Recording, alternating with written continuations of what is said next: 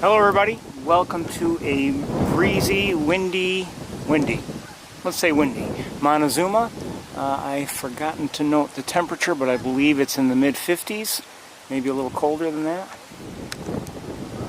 And we're out of the car right now because what I'd like to do is to see the Hudsonian godwit that is nearby. Apparently it's still in the area here near the visitor center, and so we're going to start up a little bit differently today. It's going to be a struggle with this wind, so I hope you'll bear with me.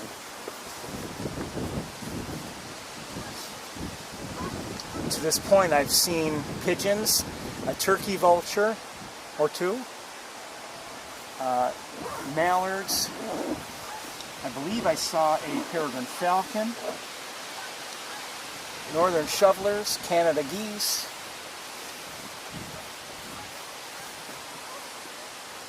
other ducks flying around. I've seen gulls, I'm not sure what kind.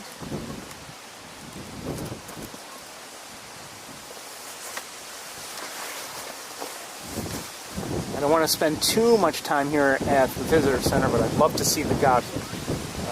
I'm concerned though that because of the wind things are going to be shaky, and there's not going to be really anything I can do about that. Shaky and noisy.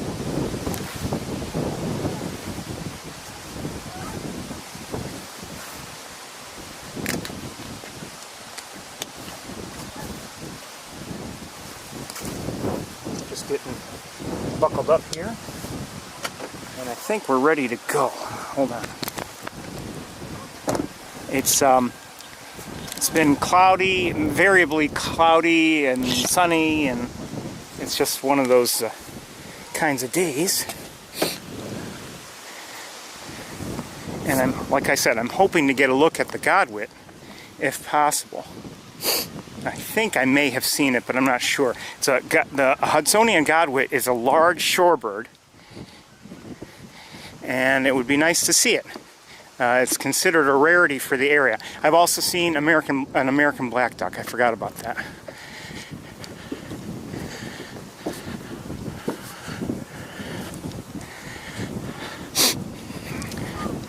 So we'll take a look as best we can.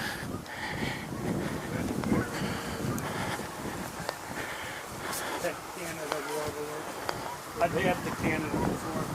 Got some really nice pictures of it. That's a nice spot. I'm not sure.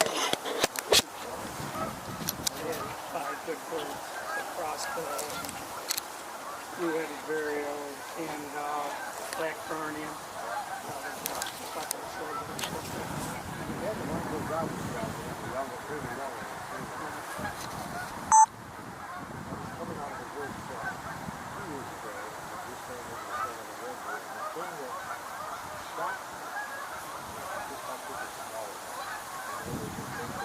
Yeah. You can hear the Canada geese. Okay, let's see if we can find the godwit. That's why I went down for the Kentucky. I got him and then did the Canada. We had they all nest there.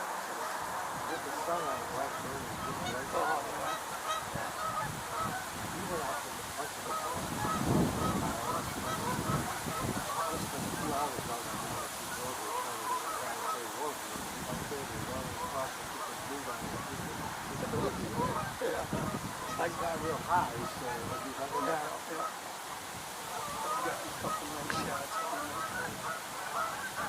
it's the only place I've ever seen it. This one is in yeah. Oh, they sent Sterling nature centers and get one, but I haven't found it.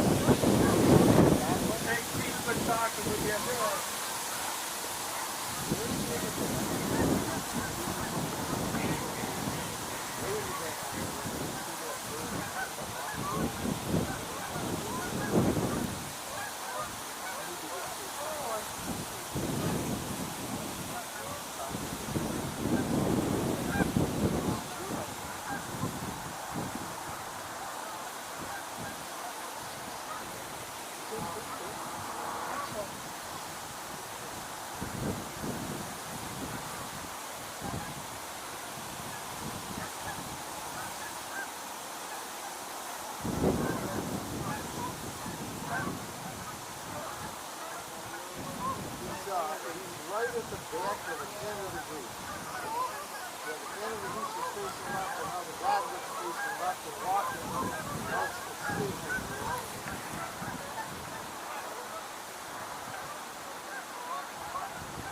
To the right of it, I think it's what's the yellow one. The Godwit is facing left, folded with its bill.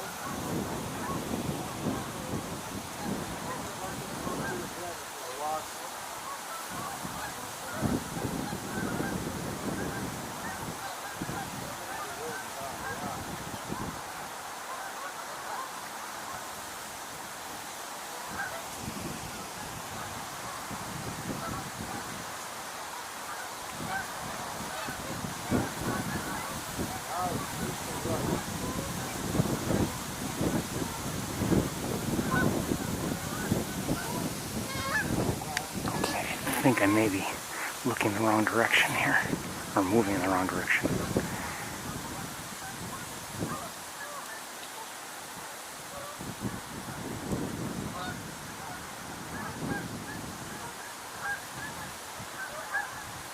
Oh, I've also seen green-winged teals.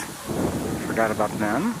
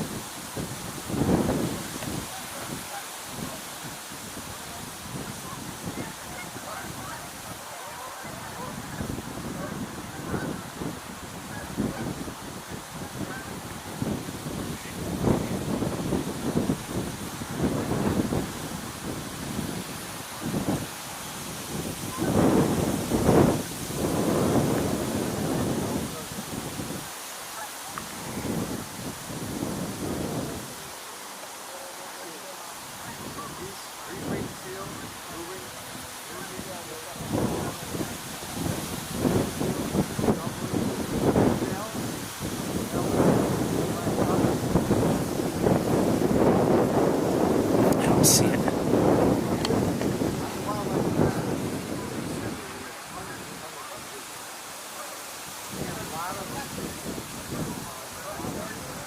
This is a turkey vulture.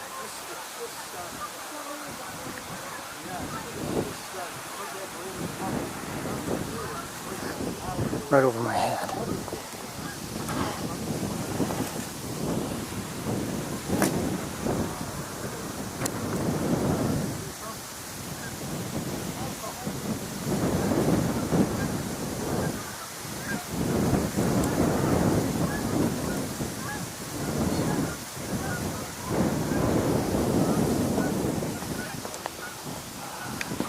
Let's resume the search for the Godwit. 1 second.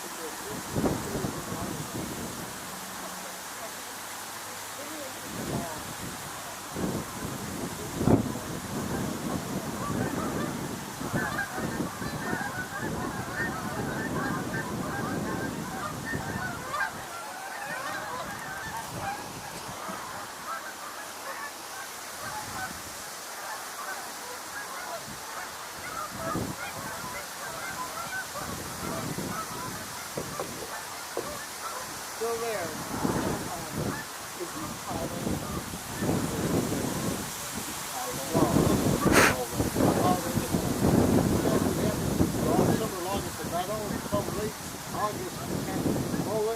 It up and partially flood it for shorebirds.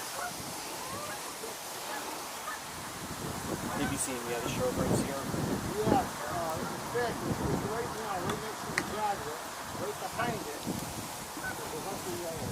But there's really other opportunities in the longer valley. But for the most part, I'm sure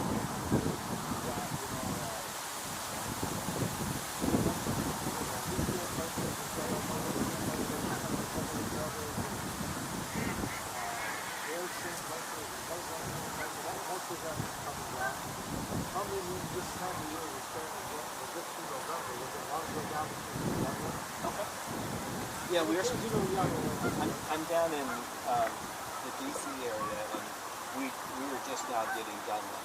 Are you really? Yeah.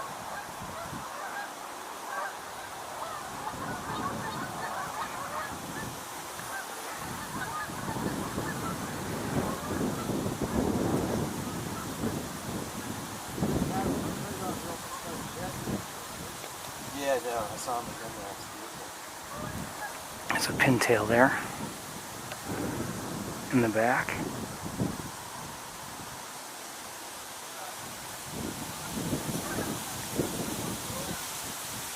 At least I thought it was.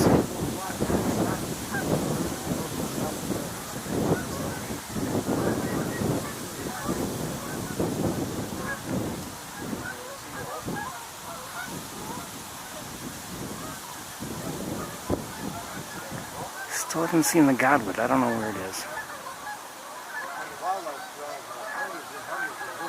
And for various reasons, I'm not going to ask.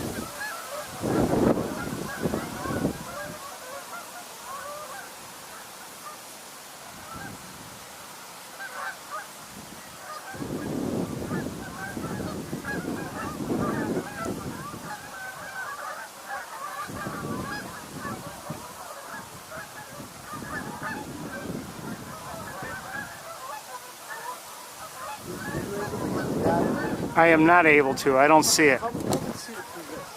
Then you can pick it up. Thank you. You're welcome. It's right in the center of the field of view. Okay. At least I have a direction. Yeah, but take a look first so you can get a sense. You see him, at least he was right in the center before. He's way in the back, too. He's way in the back. Okay.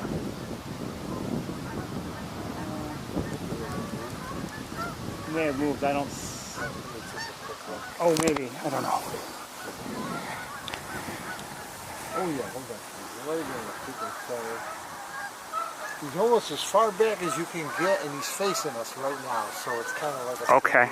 Thank you. You're welcome. I found your Dowitcher. You found the Dalmatian? Yes. Cool. Way over Oh, there in the back. It's amazing that it's by itself. I think there's two of them there.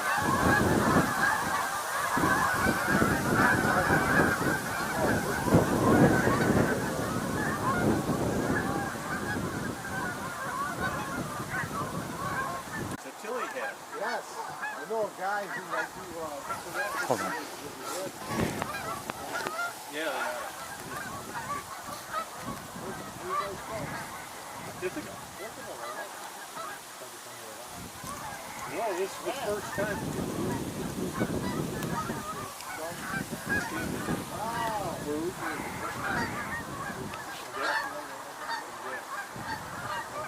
Well, south of Denver.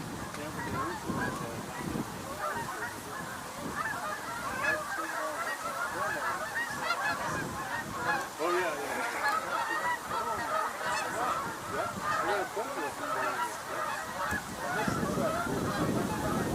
I still don't see it.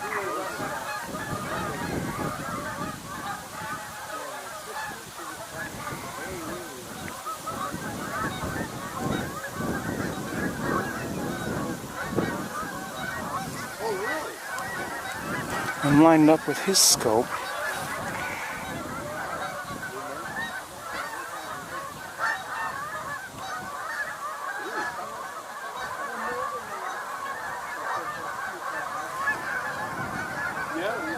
More geese coming in.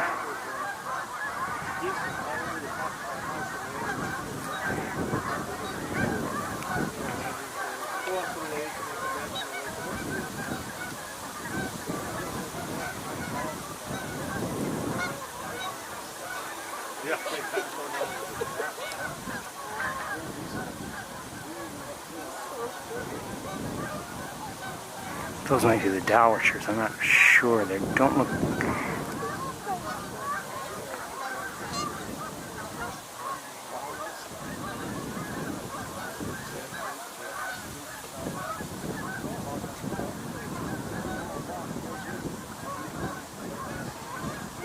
Did you get it? I don't think so. I do see a shorebird back there. It's next to a Canada goose that's standing on one leg.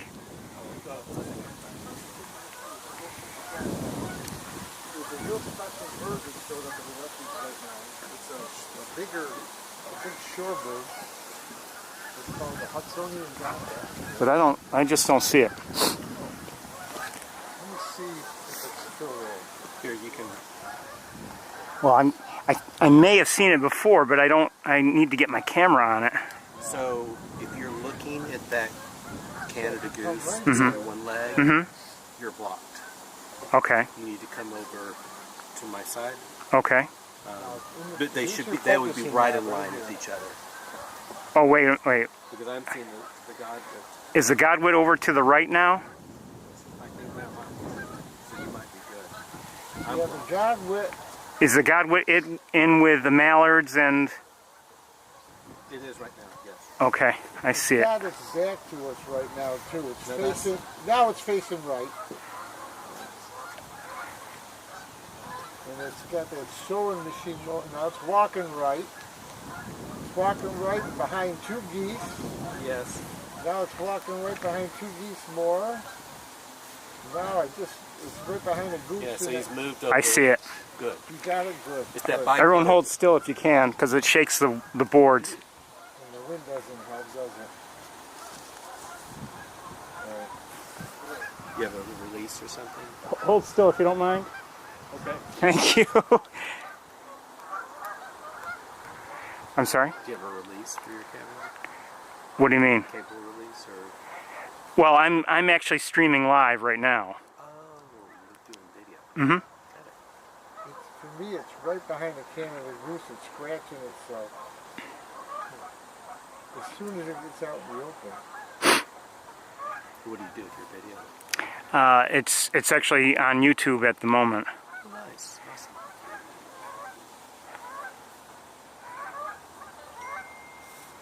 So, I mean, if you want to see it, it should be, unless I'm having a technical issue. Oh, you're actually live streaming? I'm live streaming. Oh, look at you. Again, unless I'm having a technical issue, which happens. Come on, godwit. But So the camera's talking to the phone. to the internet. If you go to that link on the right, or type in that first link, you can see what I'm seeing.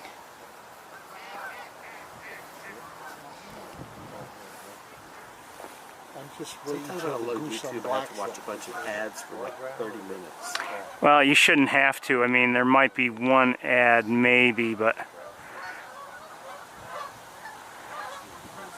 And usually you can say skip ads.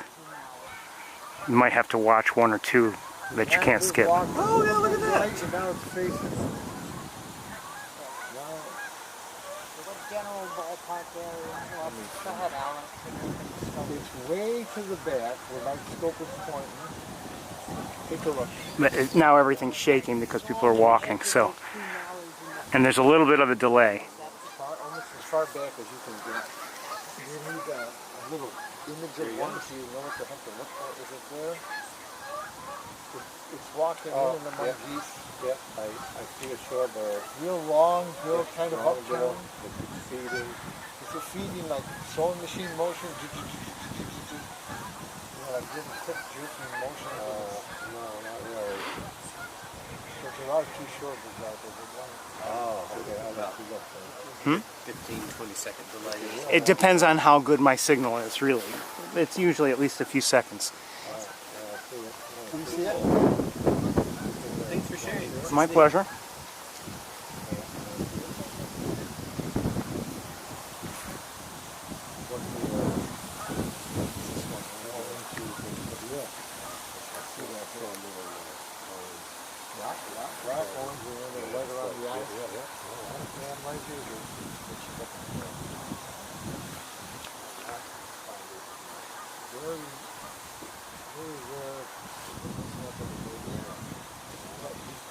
Five of them at least on the roughies. Never usually this close. Can you see it? Oh, jeez. Yeah. And here's your focusing thing, so make sure you get it good for your eye. Going that way. Oh, is it going that way? Walked out of the... Yeah, but you should use some power, that's okay.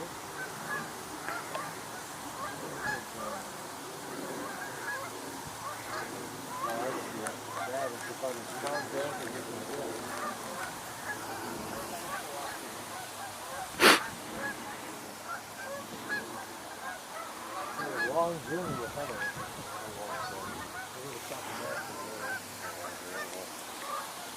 Crazy, huh? There you go. Keep right on the open. Feel free to focus and feel free to follow. You can't take those things.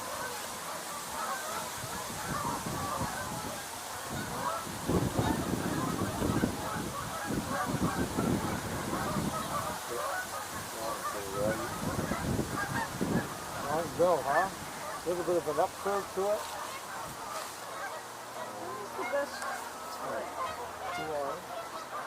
It's really species of heaven. That's the spot. I would say, end of October, If I could be sure of finding it again, I'd move so I could get away from the boards that are shaky, and that would help us a bit. Do you see it? It's walking to the right, everybody. Do you see it? went past the mallard, now it's going to the right, it's still walking. Keep it moving. Now it stops. There it is. I want to see it.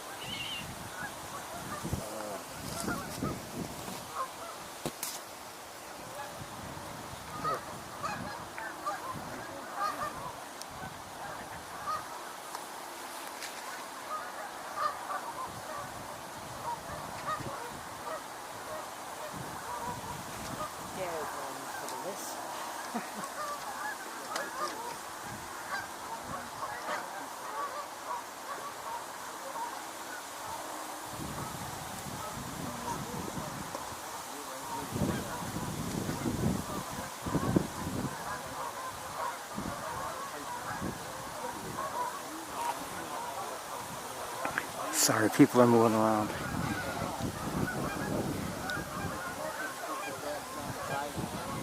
Oh, where'd it go? Uh-oh, there it is.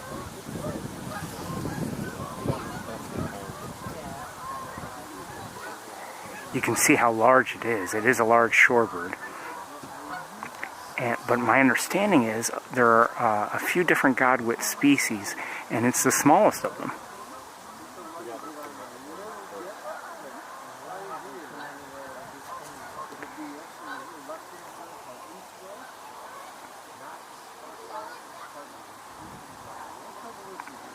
Some shovelers swimming in the foreground.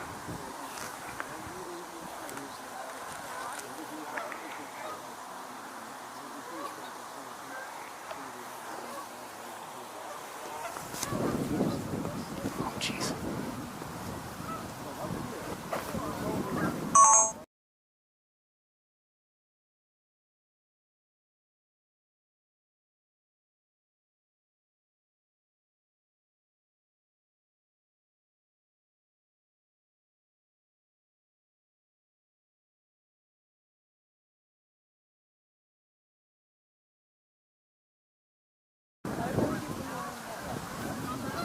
Okay, we might not be able to find the godwit again.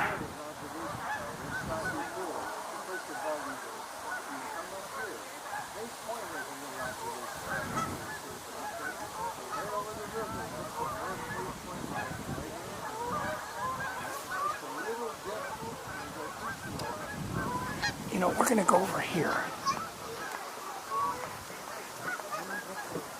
Yeah, we might get a little bit of shielding from the building. Maybe not.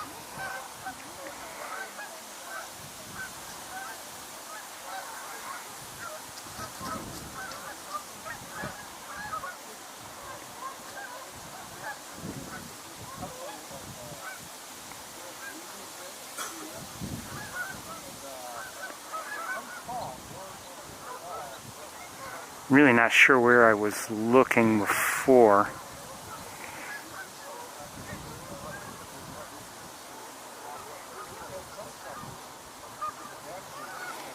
Yeah, I think I'm looking over too far.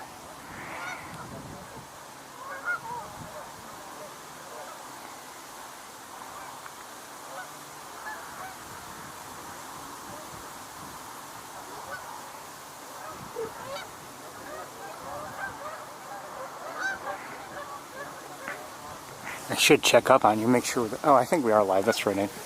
I know we are. Or at least we were.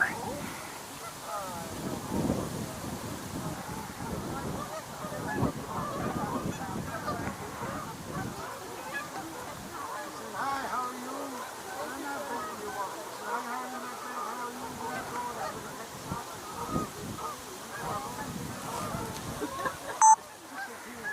are you?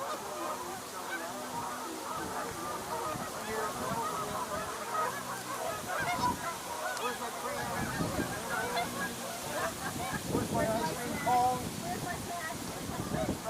the cook?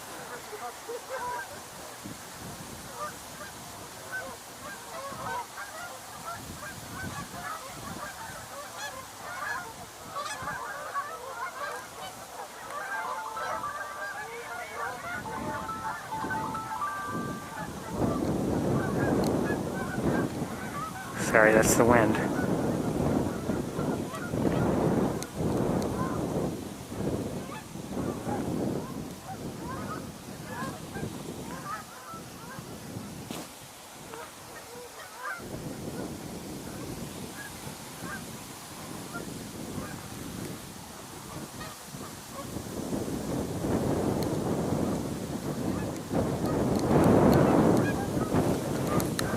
We're going to get going pretty soon, but it's good to see the godwit. We might see more from East Road.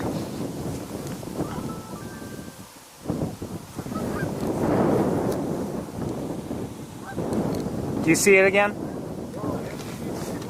If go to the, if you look at the back vegetation, all right. If you can see in my, my general direction of my scope, there's some slightly like brownish Yes, I see that. vegetation. To the right of it is some silvery vegetation. It's in front of those. Okay, good. Thank you. Actually, it's more in front of the silver. To the left end of the silver. It's in the water, and it's not at the very edge of the grass. It's in a couple feet. Mm-hmm.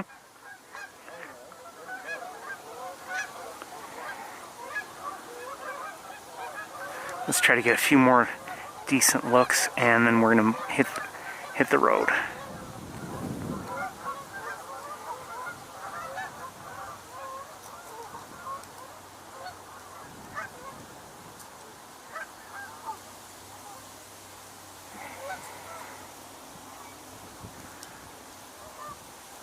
So it's behind those Canada geese right now.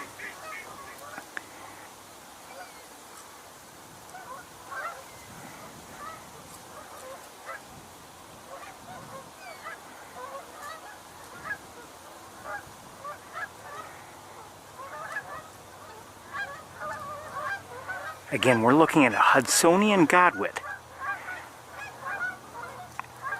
Well, behind some Canada geese.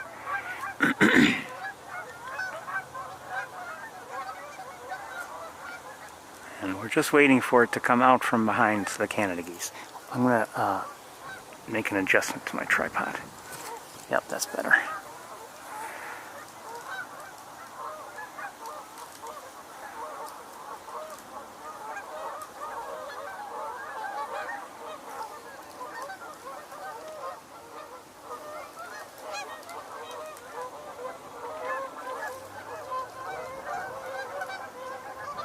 Some of the Canada geese are taking off.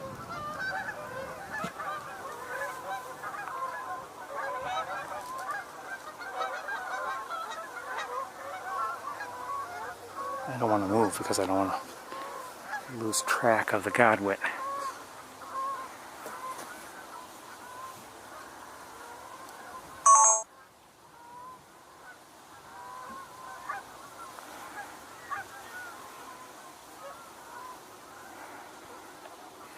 It just might move anyway.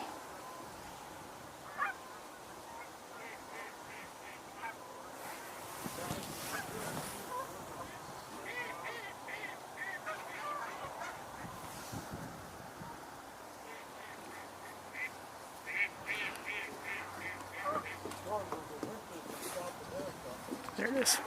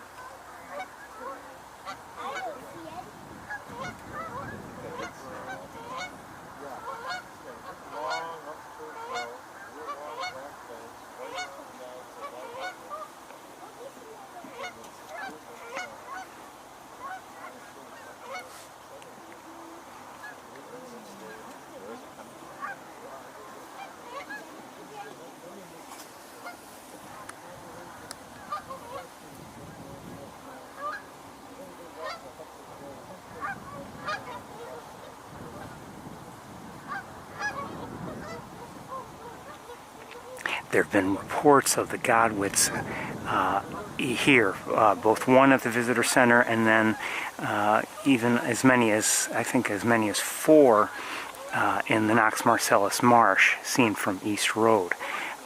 But you know, this is probably going to be the better place to see the one just because it's likely closer.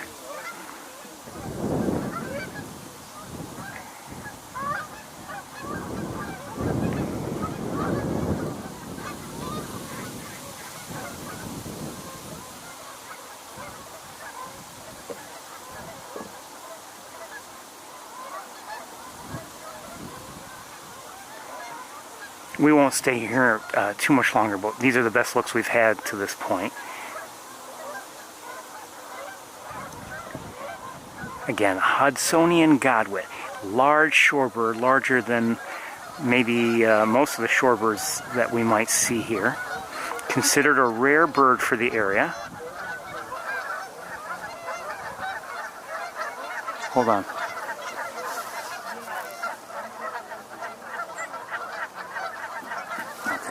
didn't know if something came through or not. Where'd the godwit go?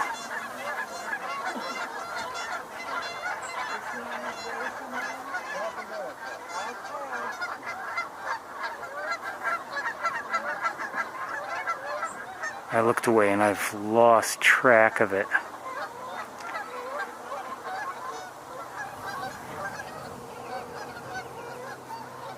I think I'm hearing greater yellowlegs. Unless it's lesser, I don't know.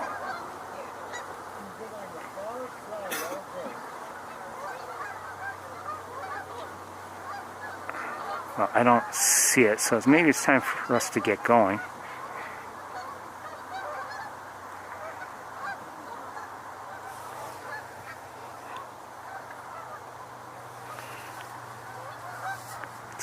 I'm guessing it's behind some other birds, and we just can't see it at the moment.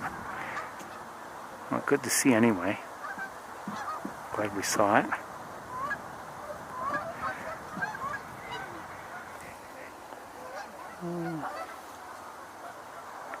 Trying to... No, I don't see it. Lost track of it. Okay, everybody, I think we're going to get to the car. We got places to go, birds to see. Let's do it. I'll need some time to convert for driving, but it's been a pleasure seeing it. Thank you. Take care. Take care.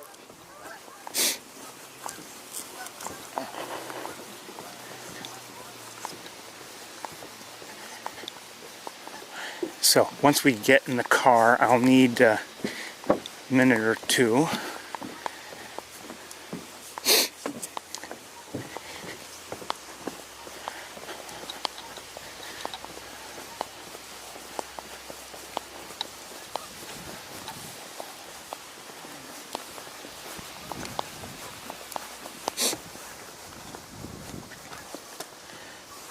Wouldn't have minded a better look, but that wasn't really too bad.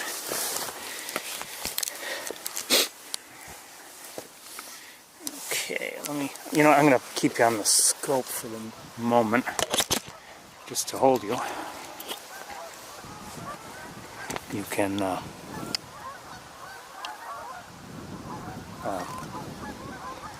don't know, nothing to point at. Okay.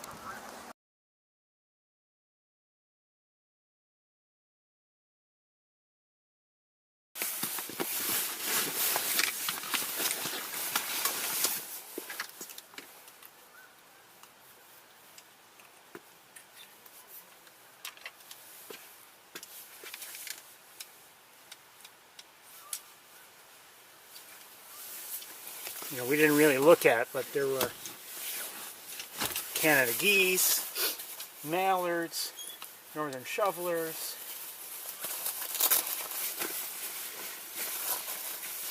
green-winged teals, gulls of various sorts. Well, I don't know if various sorts, but at least one. I didn't note the species, to be honest with you. Anyway, I'll be with you shortly.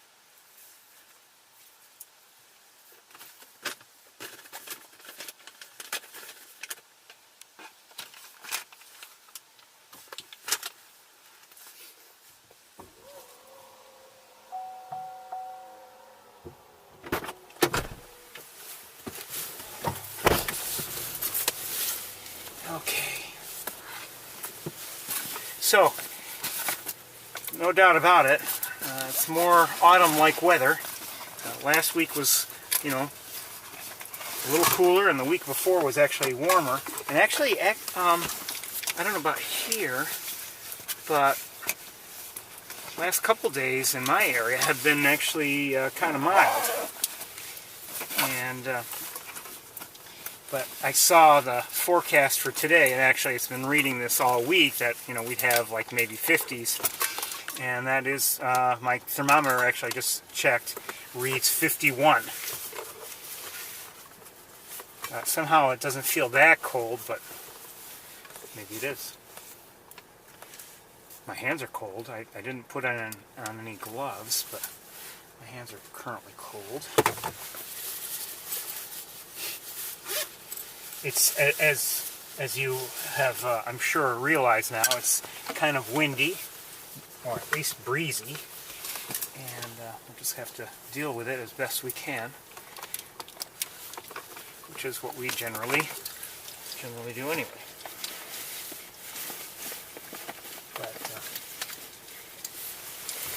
So anyway, I also earlier noted that I saw pigeons, turkey vulture, and not too much else that I noted on my way in. You know, clearly it's it's more and more like autumn. By the way, speaking of autumn and I have noticed that, you know, we're getting some color in terms of you know, leaf color, autumn colors. I wouldn't say it's going to be, I don't know, I just don't think it's going to be great, but it might be better than I had anticipated. So I don't know, we'll see. We'll see. Oh, gotta do one thing. Shoot, can't do it now.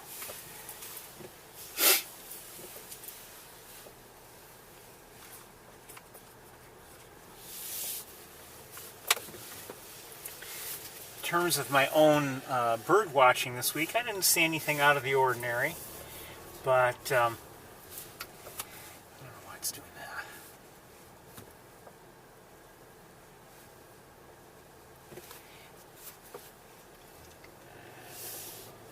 I was glad to see one of my neighboring red-tailed hawks this morning. Always feel better when I have seen one.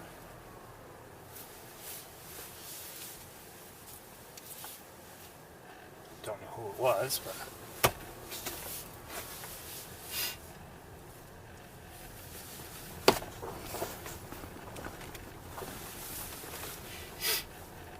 oh, come on.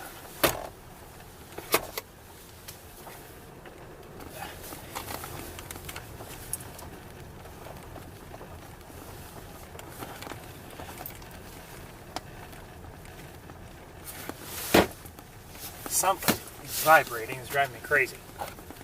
Sorry. It just is.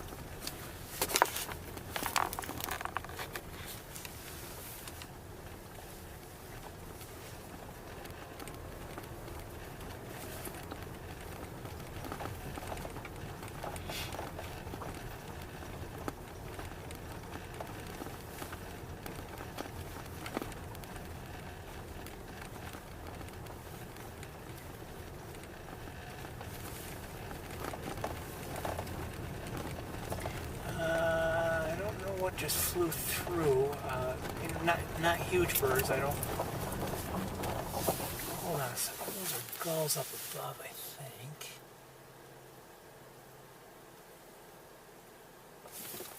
Yeah, I'm not sure what they are. Something else flew through. I don't know if they were, you know, maybe might have been red-winged blackbirds or something like that. But I mean, roughly that size. Not you know, not ducks or anything like that. But I did not see what they were, so I guess I can't say. I could make something up, but I won't do that to you.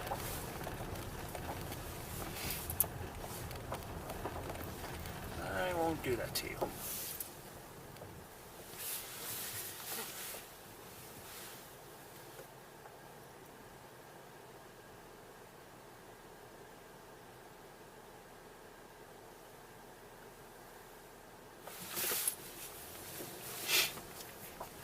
The other night, I visited, you know, that area that's not too far from me, and that I was visiting, or in the spring on a regular basis until things really choked up with vegetation and you could no longer see anything.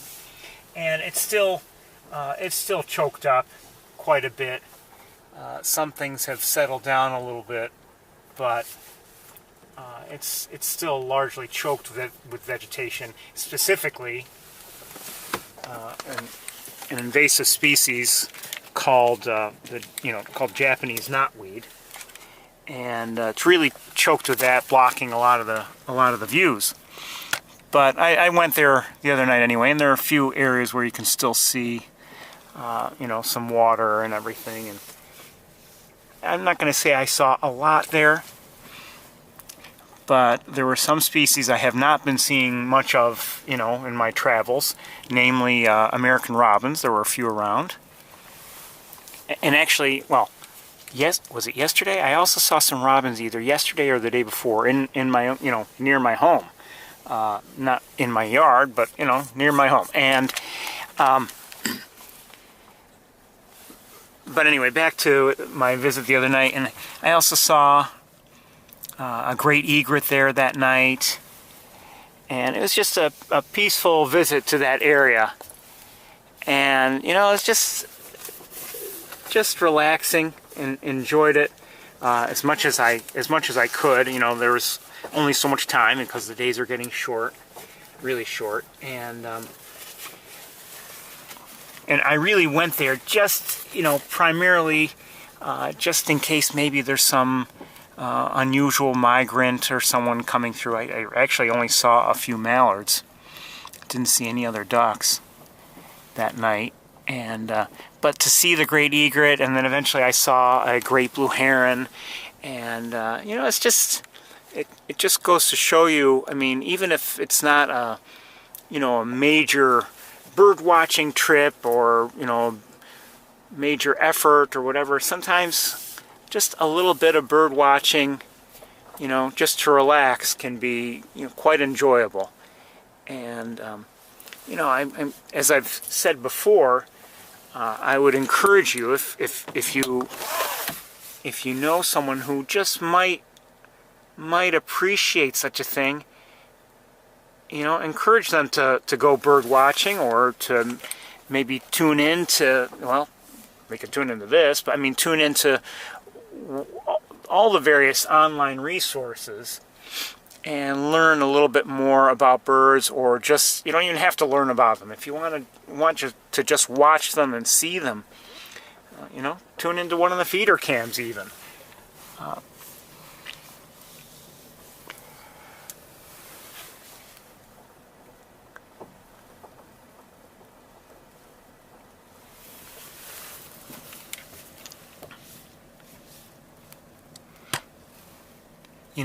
You could, someone might start to become more aware of birds and might enjoy watching them, and in some ways that could change that person's life in one way or another. I mean, if that person is one who just goes through a day and maybe does some traveling around here and there, just driving to various places, and all of a sudden they're doing the same thing, but they're also maybe watching birds, seeing birds in their travels. You never know, they might just enjoy each day that much more.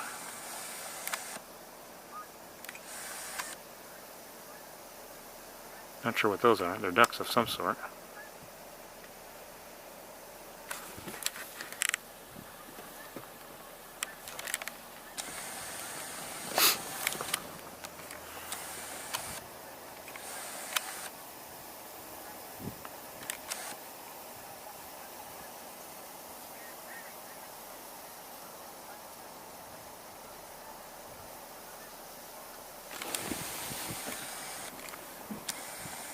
Same flock.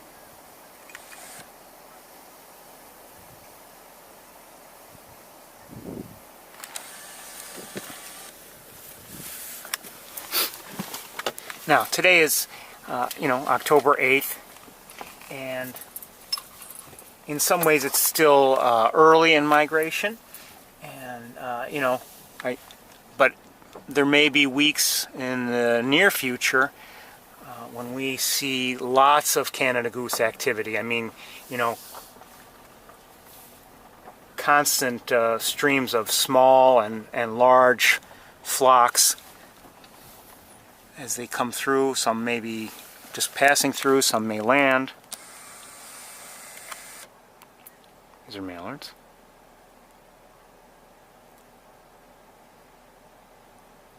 And did I see anything else? Looks like a common gallinule. Yes, a juvenile.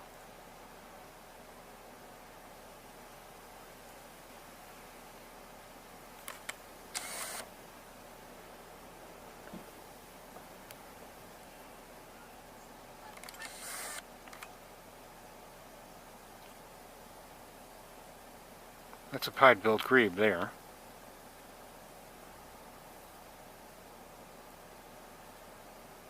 Common gallinule. Looks like another gallinule there in the grasses.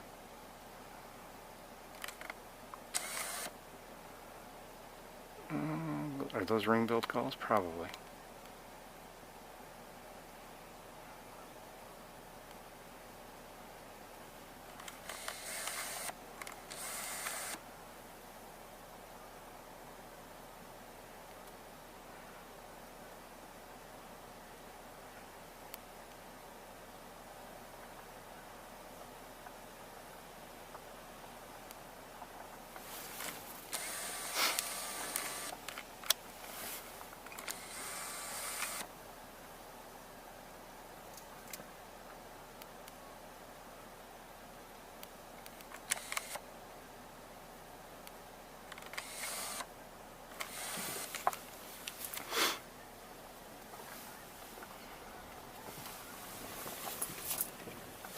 So anyway, as I'm trying to tell you, if I wouldn't want to encourage anyone to force someone else to watch birds. That's a mistake too.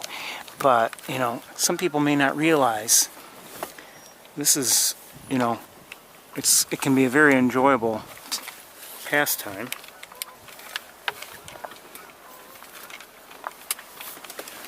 Except if you have wires driving you crazy, but that's,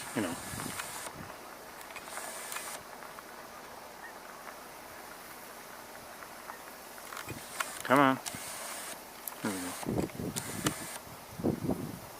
go. That's another gallinule there.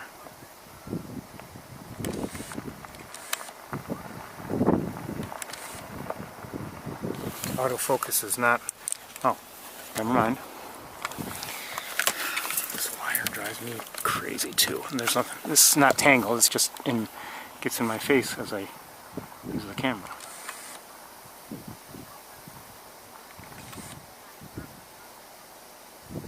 So this is a young common gallinule. It doesn't have its adult coloration.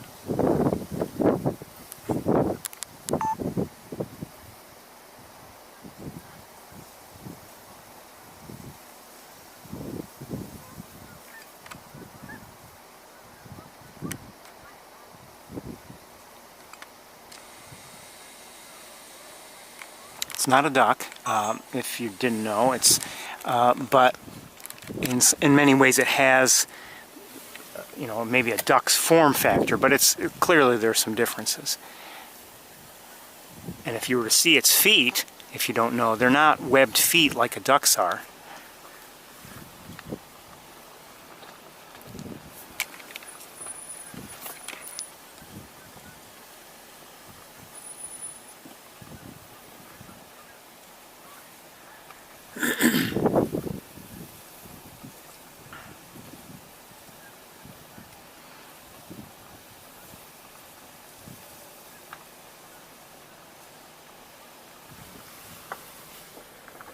I wish the Hudsonian godwit had been closer, but sometimes you gotta take what you can get.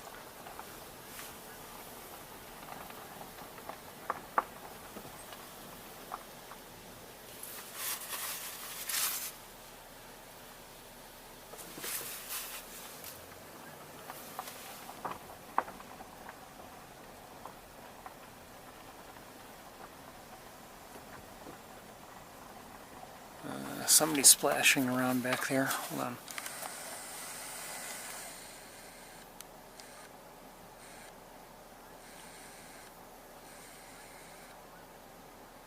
Well, they were.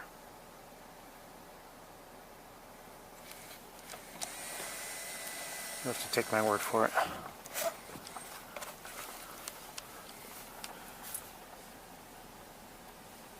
Oh, okay. I see somebody. Hold on.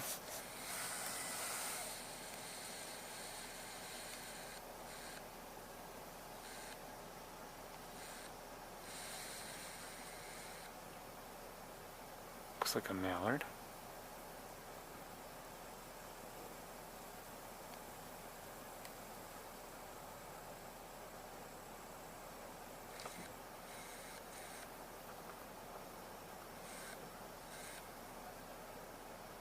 Oh, and that's a ringneck duck right there.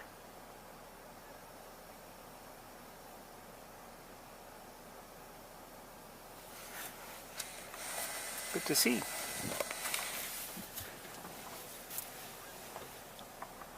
Can we see better? Maybe not.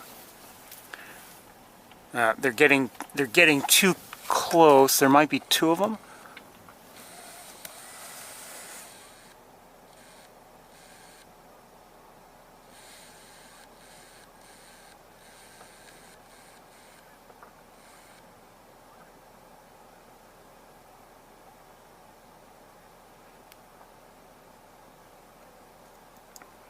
Definitely one. I don't know if I saw another one or not.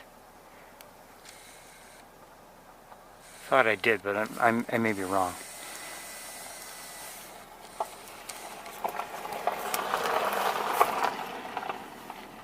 And for all I know, this is one by itself, and maybe there are, maybe there are many more on the other side of the road and out much farther or something. Who knows? That could very well be the case.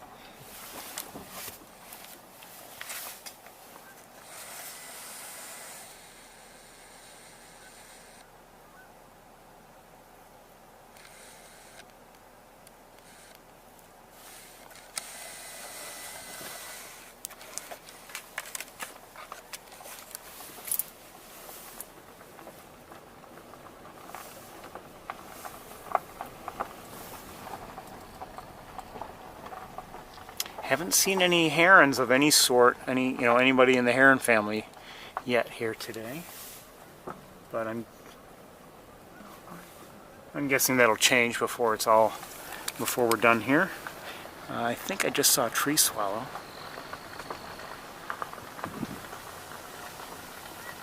I'm definitely seeing some kind of swallows.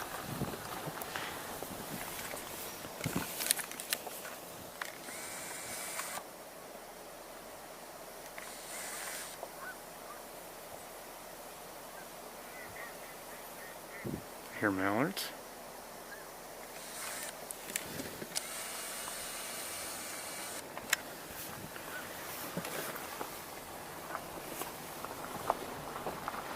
And I see, I'm not sure what they are, but I see a lot of birds in the water, or near the water.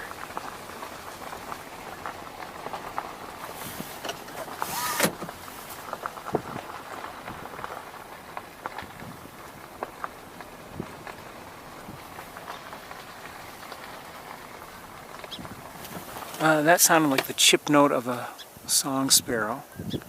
I don't see it. No, not in sight, but it's here.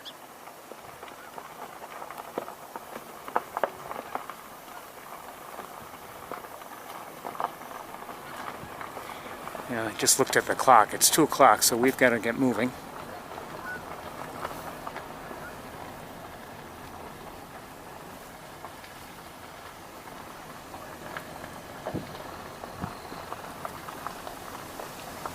we will likely not be visiting Van Dyne Spoor today. Definitely seeing a, almost definitely seeing a tree swallow right.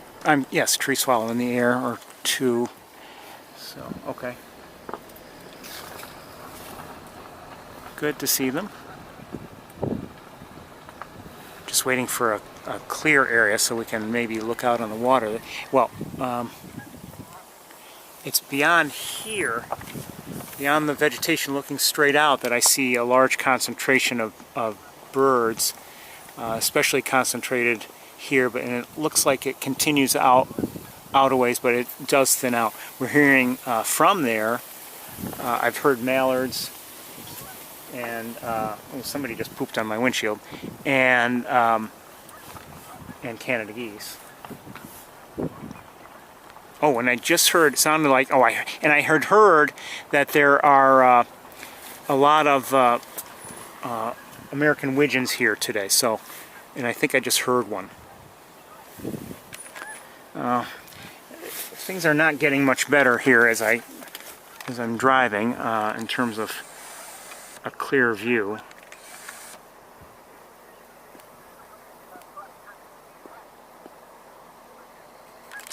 Oh, come on, autofocus. Trying to find a place, a location from which we can see. Oh, it's getting a little better. Let's look from here for a few moments.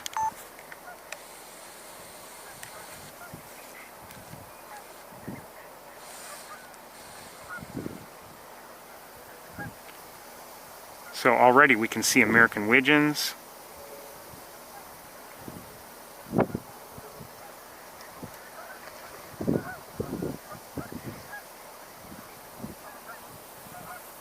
I think that's a green-winged teal there. That center.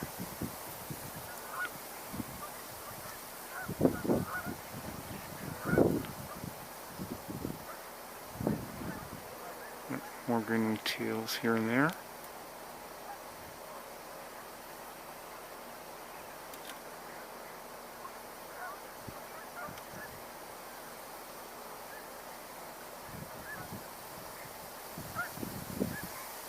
Mostly American widgeons there.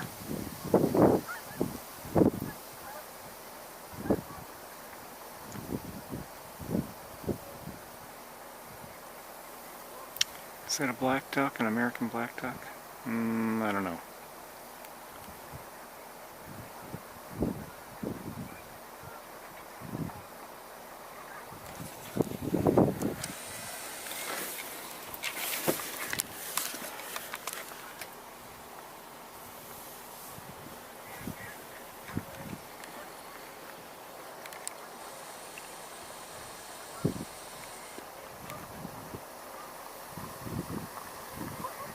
Might have some pintails there.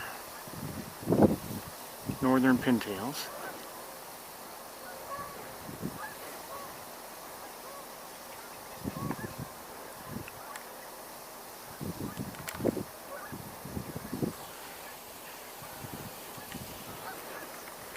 Let me just give you a broad overview of what things look like.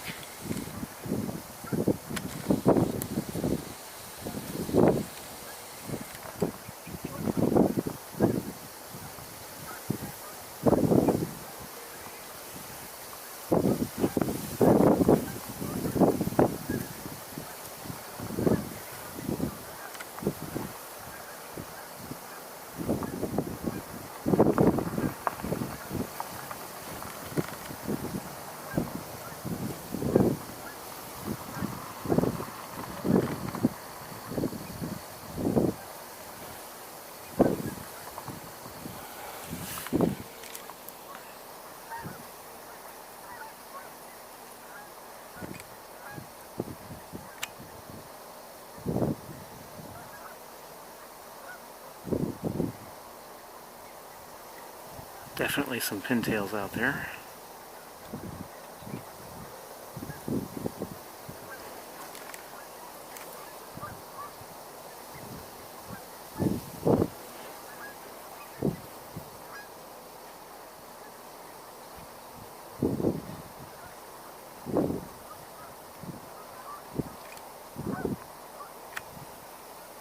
there at center, that's a male northern pintail. See, he's very close, if not, yeah, he may have his full adult coloration. In the foreground, and in front of him, it was another one, didn't look quite as far along with adult coloration, I'm sorry, with breeding coloration.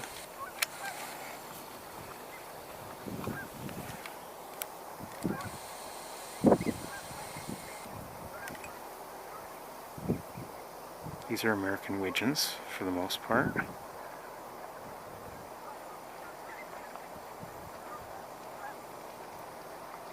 And you see a green-winged teal there at center. There are others there as well. At least one other.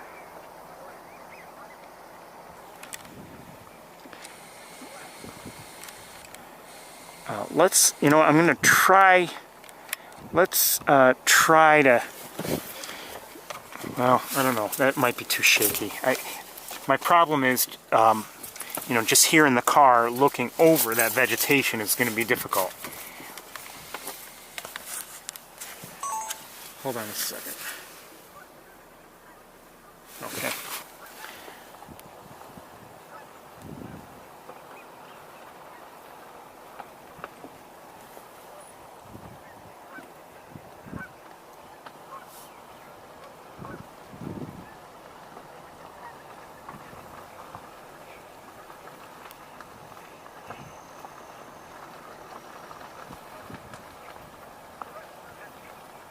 We're going to keep moving on. I mean, I'd love to give you closer looks, but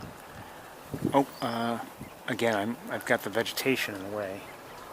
And now, as we drive, we might get some areas where the vegetation thins out and is lower, but we're getting farther and farther away from the main concentration of birds there in the water.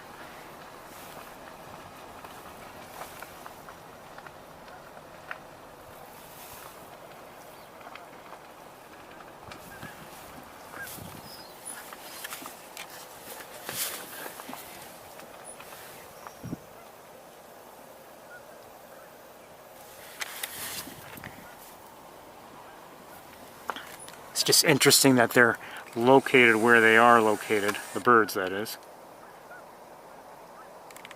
Usually they're a little bit farther along.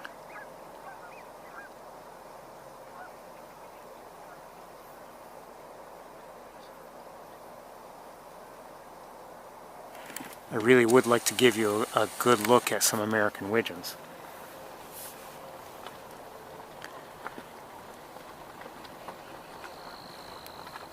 And we'll see, maybe we'll have an opportunity up ahead, who knows.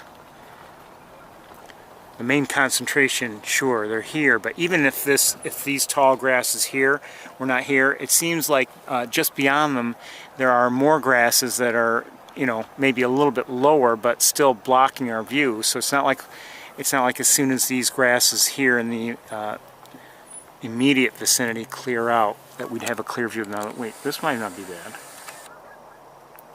Yeah, we're going to try this from here. It's not going to be great, but we'll try it.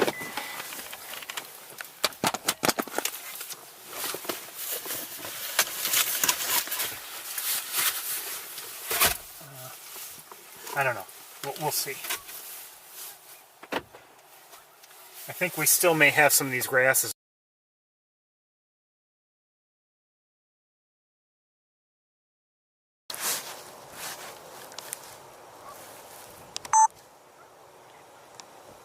Well, at least part of the way.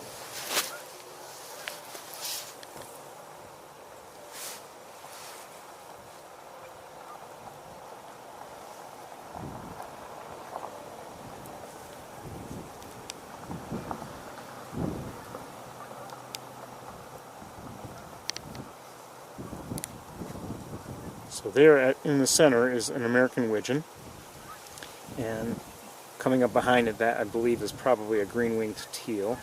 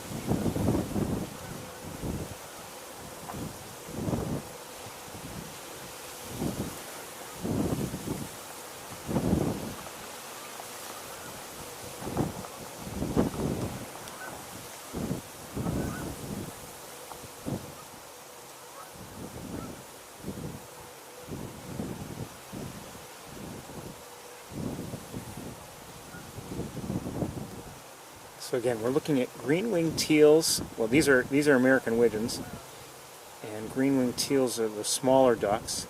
You can find one. There's one. Here's a widgeon.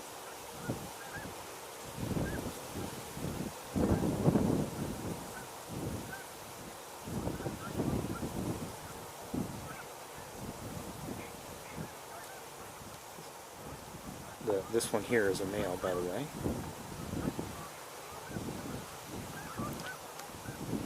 If it's not completely, it's nearing full breeding colors. Notice that creamy yellowish portion on its forehead.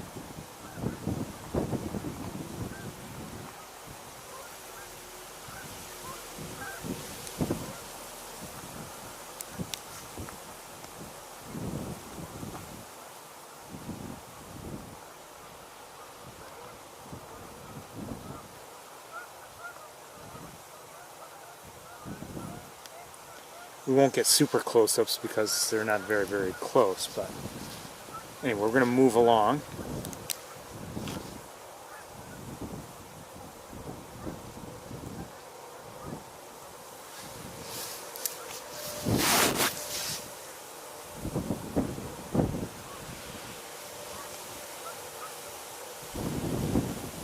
Notice the green eye stripe.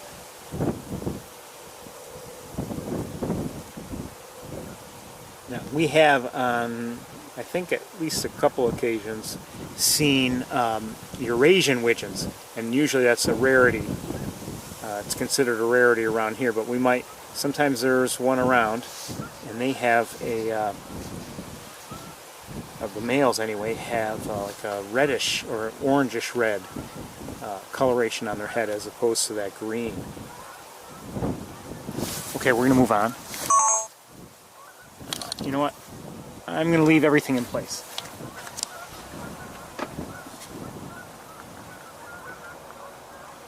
We saw a turkey vulture earlier, but we haven't seen any other raptors.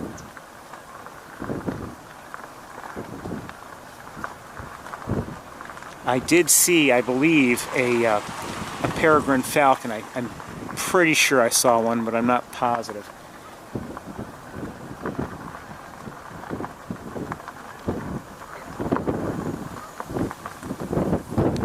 Okay, let's stop here for a moment. 1 second.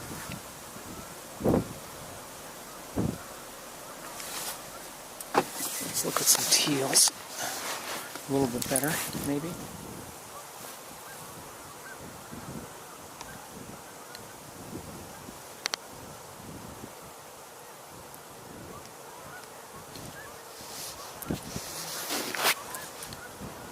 Hey.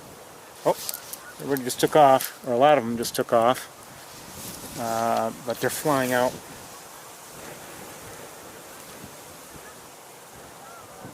Not too far. I wonder if the people behind me are scaring them because the woman had to get out of the car. It's possible. I don't know. Well, we're going to move on. Hold on, let me look around before we drive away. Farther... Oh!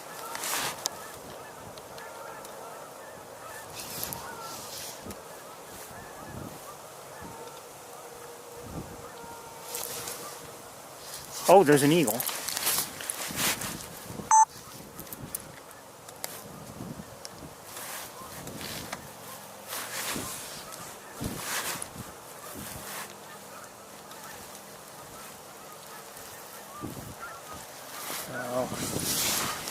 And it might, yeah, it's everybody's scattering as a result.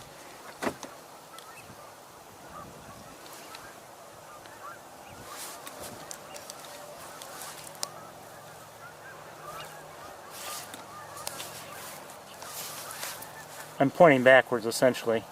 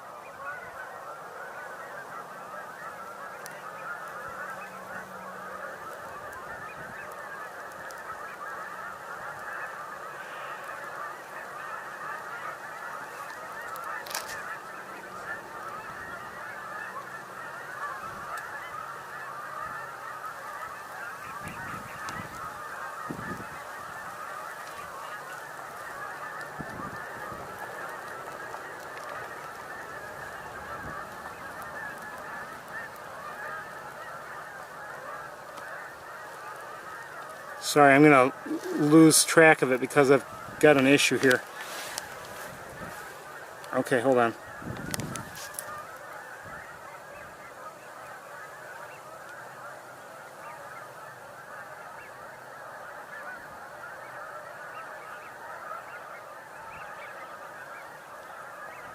There's a lot going on.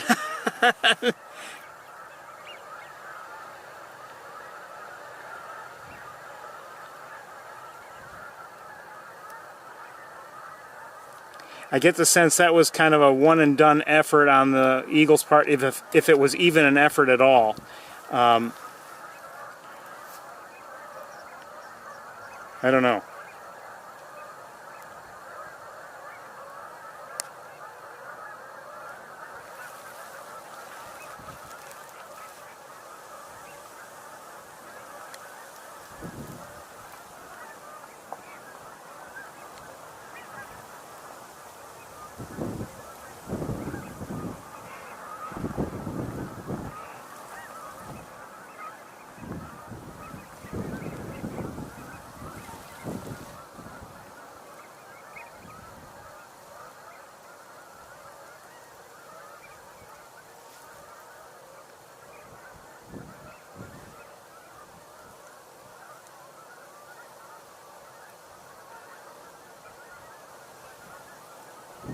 I'm not sure where the eagle is in terms of my seeing it with the naked eye.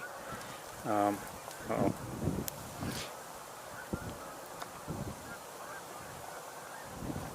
Oh, I think I know. Okay.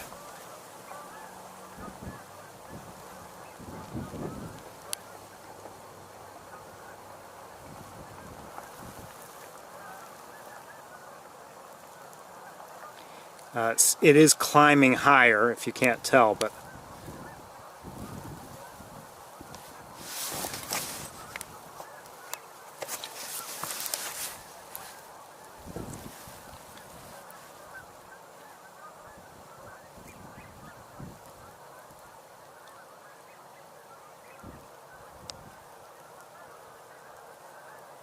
either it was climbing higher or getting closer, so I had to point the camera upwards.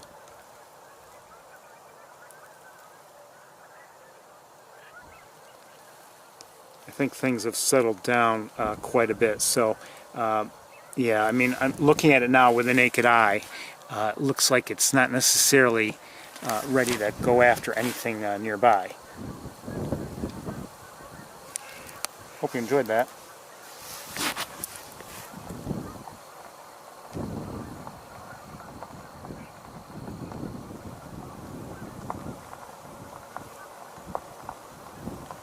Okay, we're going to move on.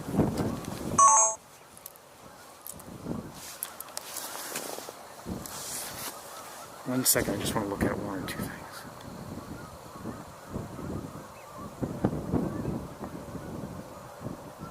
I think I see a dead Canada goose.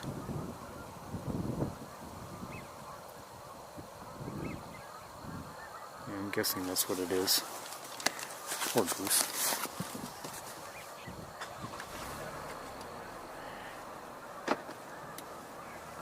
You know, we see these birds in migration and everything, and I'm not sure that is if it was a factor for the Canada goose, but you know, migration's tough. I mean, it requires a lot of energy. It's birds do get injured en route, and it's you know, it's not an easy thing. And it is important for the birds to be able to stop and rest and feed in various locations. But even if they can do that, I mean, there's a lot to it. I mean, it's not an easy thing by any means. Who's this?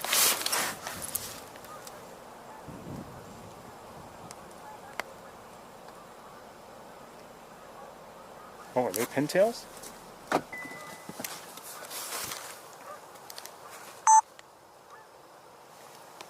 Not full breeding colors by the looks of it, but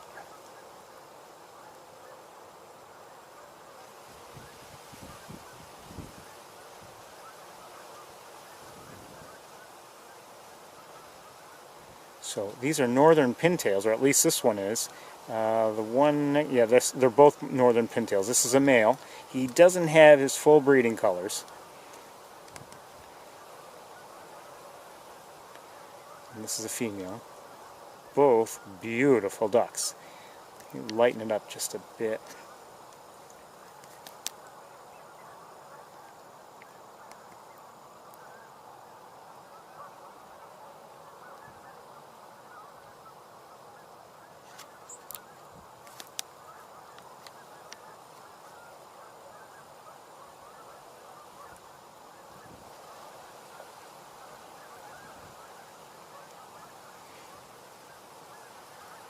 Very elegant looking ducks.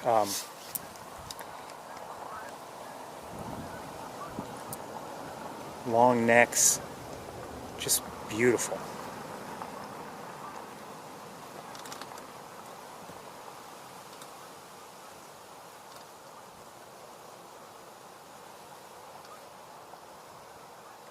We're going to move on.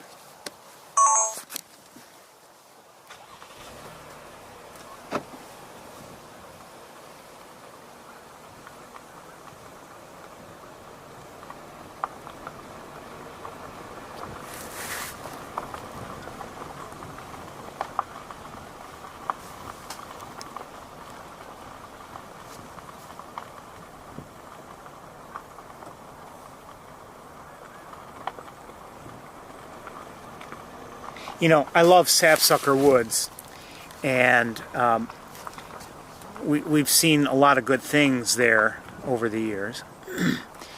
But there are some things you just don't see there that you can see here in terms of the scale of everything. I mean, and I'm talking about number of birds. Here you'll see large flocks of birds.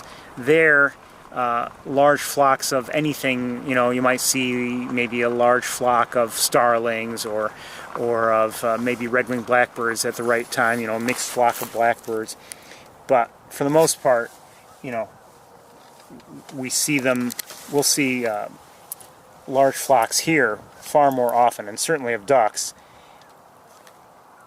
You might see good numbers of Canada geese at the right time of day and everything there, and the right time of year. But again, in terms of just the scale of everything, Montezuma is a better place to be if you want larger numbers. Looks like I've seen some pintails or two, you know, and maybe some American Widgeons, maybe in there. I would say yes, American Widgeons too.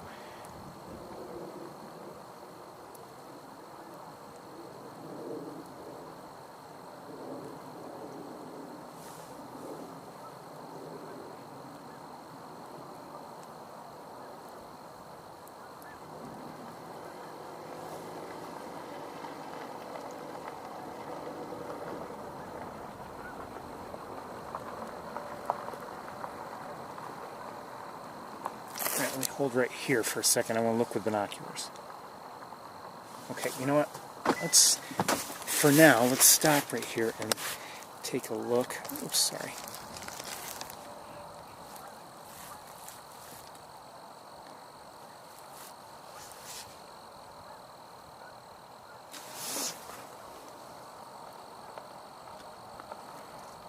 Might be mostly more of the same. Northern pintails, and I love pintails, boy. They are just beautiful ducks.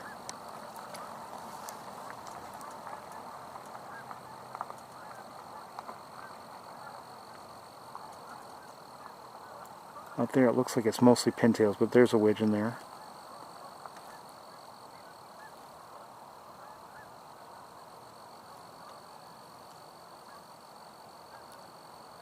See the white breast on that one here, this one on the center screen? That's often a good sign of a pintail. The male has a, you know, especially in breeding colors. I'm not sure. I think when it's out of breeding colors it may lose that, but look at the white breast. Good indicator.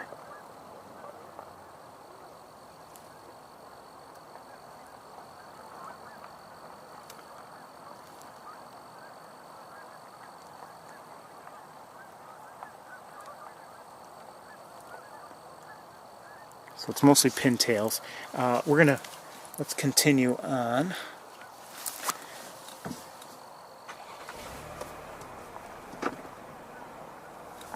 Hold on a second. Oh, I see a couple bald eagles up ahead in that dead tree to the side of the road. Two of them.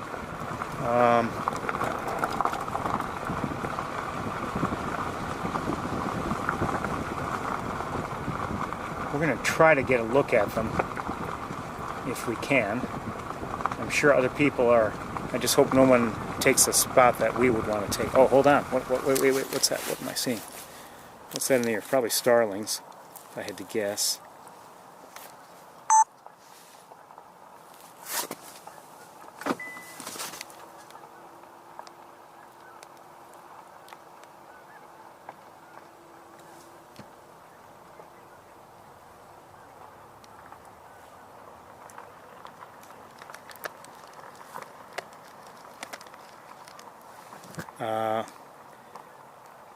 Hard to focus on them at this distance, and now I don't see them. What I saw was, it almost looked like, to my eyes, it looked like some smoke that was moving around independent of the wind.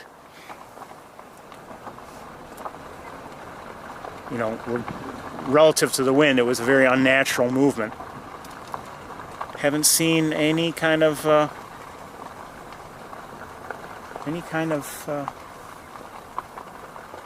anybody from the heron family yet.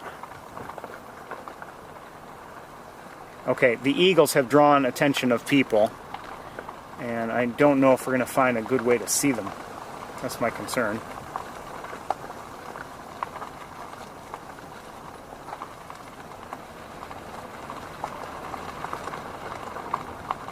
At least I think they've drawn the attention.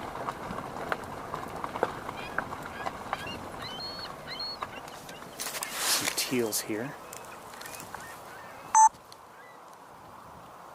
Oh, wait a minute. We may have blue-winged teals here as well. I think we do. Yes. That. Not in breeding colors yet, but hey, everybody, hold on. What heaven? Oh, we've got one of the eagles took off. One of the eagles is no longer in a tree, and this battery's almost dead. Oh, come on. I think the eagle just spooked everybody, but I'm not sure. Hold on.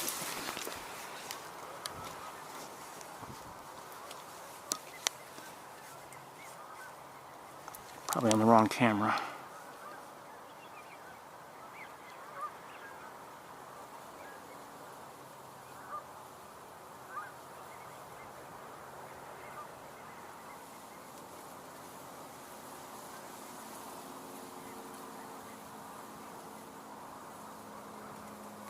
Okay, hold on.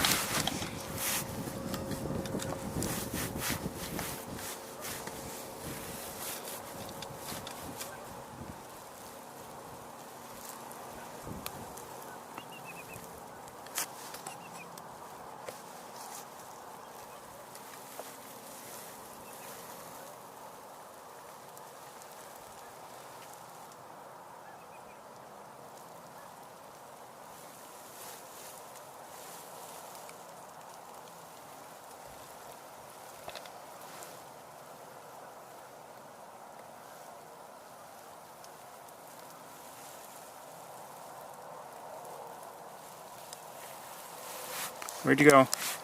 Oh, it's going after something. Or at least it did. Sorry I missed it. That's what happens when you're in the car trying to get it, keep on a moving bird. Did seem to dive down.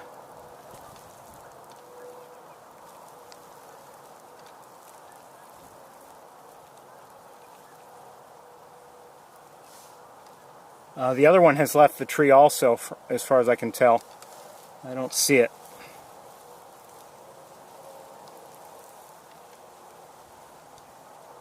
Okay. Where is the other one? I don't see the other one. They both left the tree. I was hoping to give you a look at them in the tree, but now that's not going to happen. And all the just about everybody who was nearby is no longer nearby. Here's a pied-billed grebe.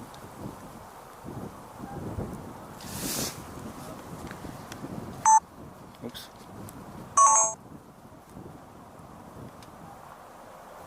So there were a lot of birds nearby, and now they're essentially elsewhere. I just saw some, looked like yellow legs flying by, but I'm not sure what kind.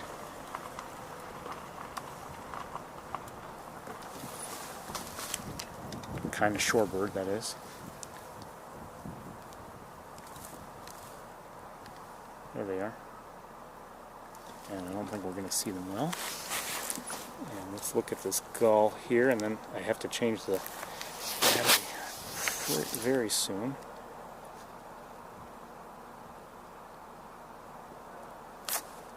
Guessing it's a ring-billed.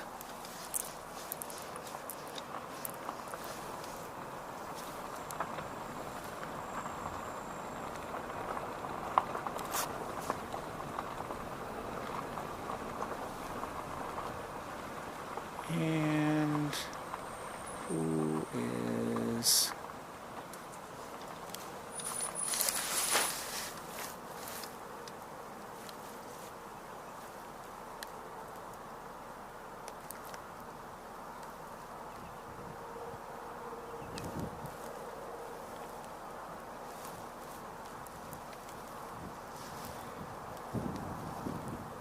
I think this is a blue-winged teal.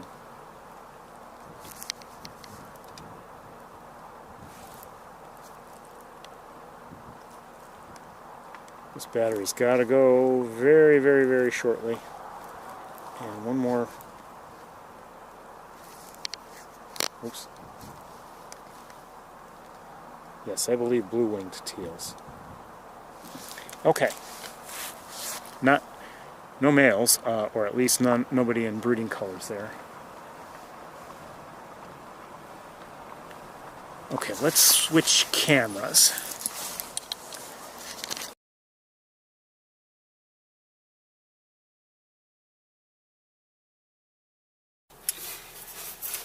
And while you're looking there, I need to switch batteries.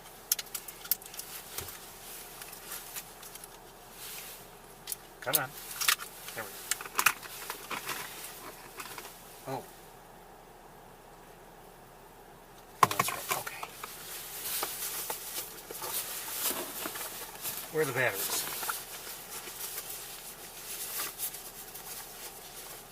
Someone hand me the batteries? Okay, thank you.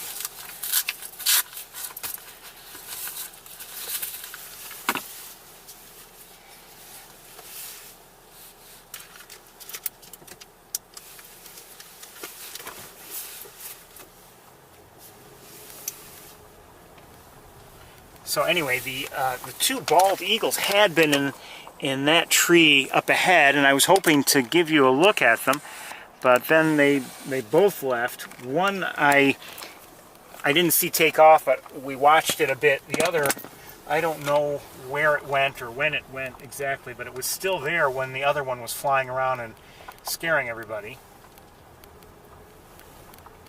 Then I looked back up and it was gone as well. So I have no idea where it is.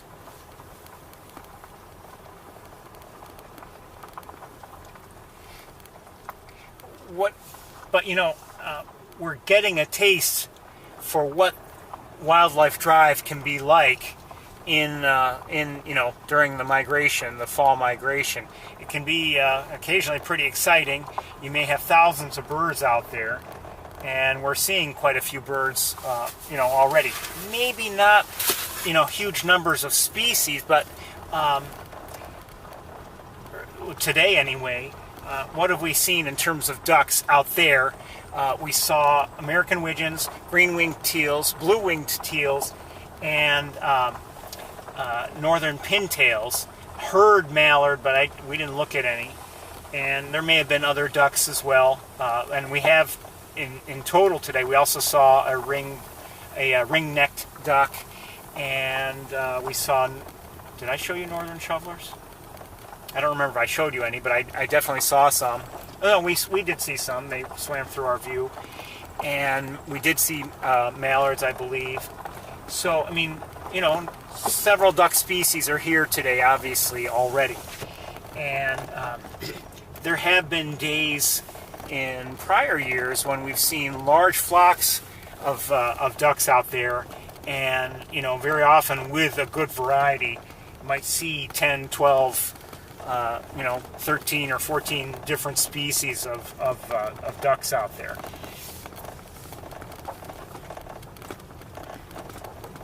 And sometimes, you know, you come here and you may see thousands of ducks, but it's all one, maybe two species. That can happen as well, certainly.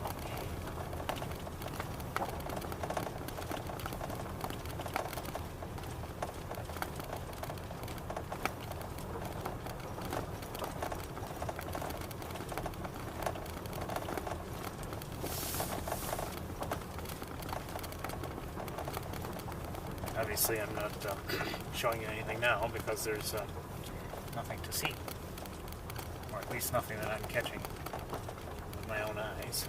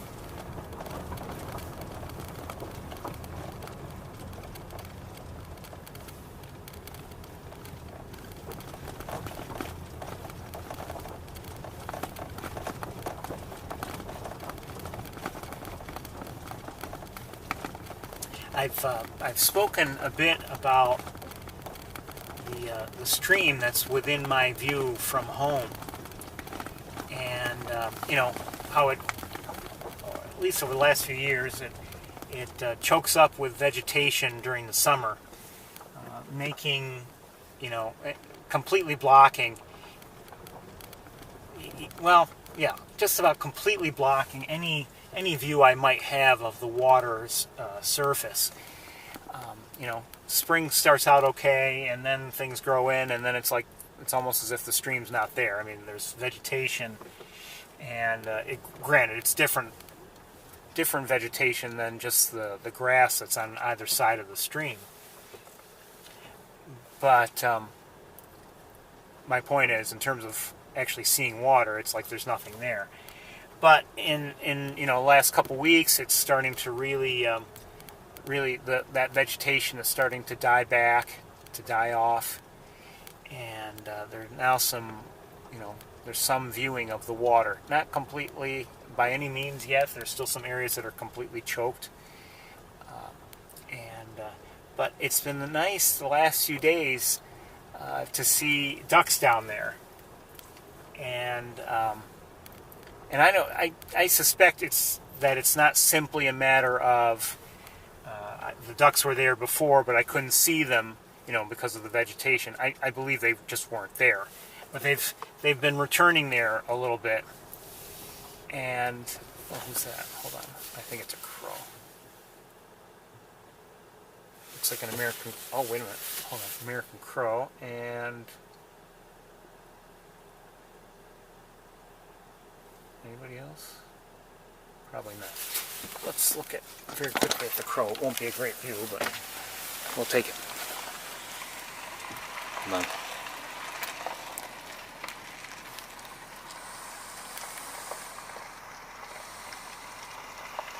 There's the crow.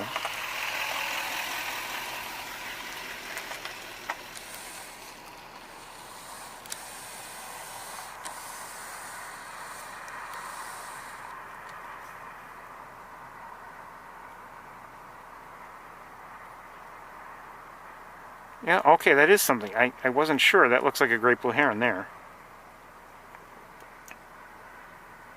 So our first heron of the day. Not near any water, it's just chilling out there by the looks of things. Hi heron. Hi crow. And I think up ahead there might be some other birds. We're looking at the Benning Marsh, which doesn't have much water, but there's some Canada geese.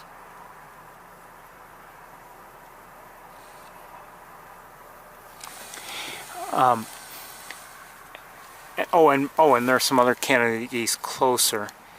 Oh, and there was another crow, second crow. Now it's joined the first. Or the other way around, the first joined the second. I don't know.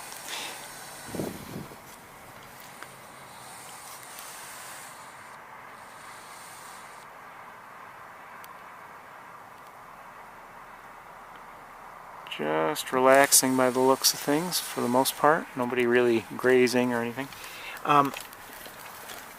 Anyway, I looked down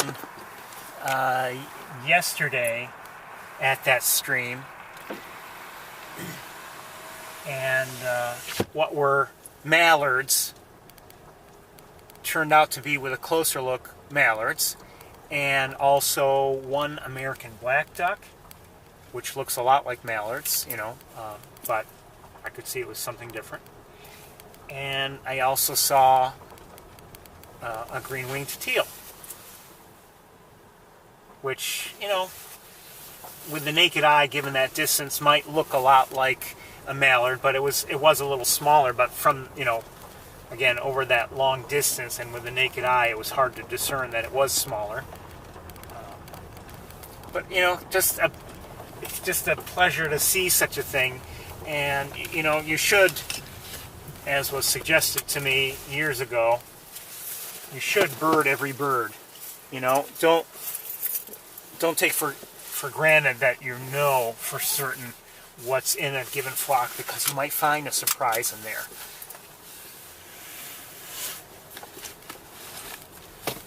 And it was just a few, actually, oh, I think I see one of those woolly bear caterpillars. It's probably going to get run over. Not by me, but... you know, you never know what you might see in a given you know, grouping of birds. Obviously, especially a large flock, but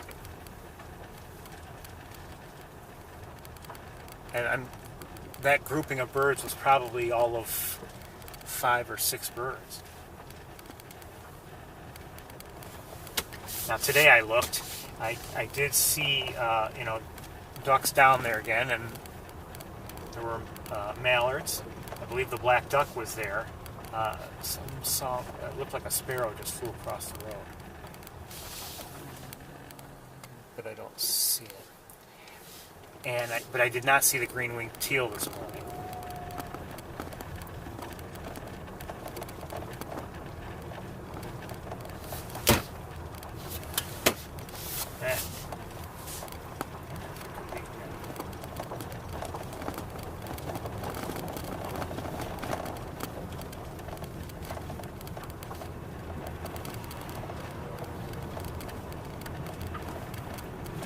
It was nice to look down. Oh, and also I've seen some great blue heron activity along that stream lately. And this morning I did see a great blue heron down there. I saw the ducks that I mentioned, and it was nice because this was my first look out the window. I also saw in what I consider one of the regular perches, certainly one that I check often. There was one of my red-tailed hawks.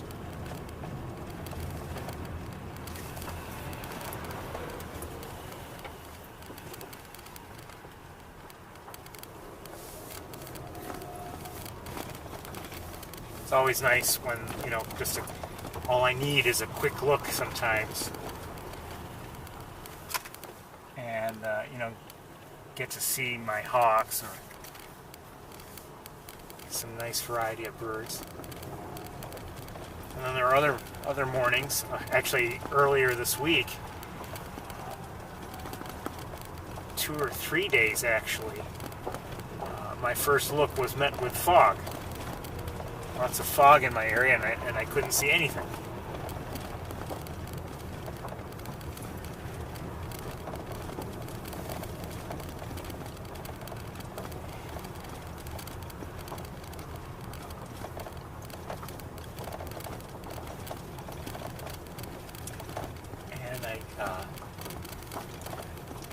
The other day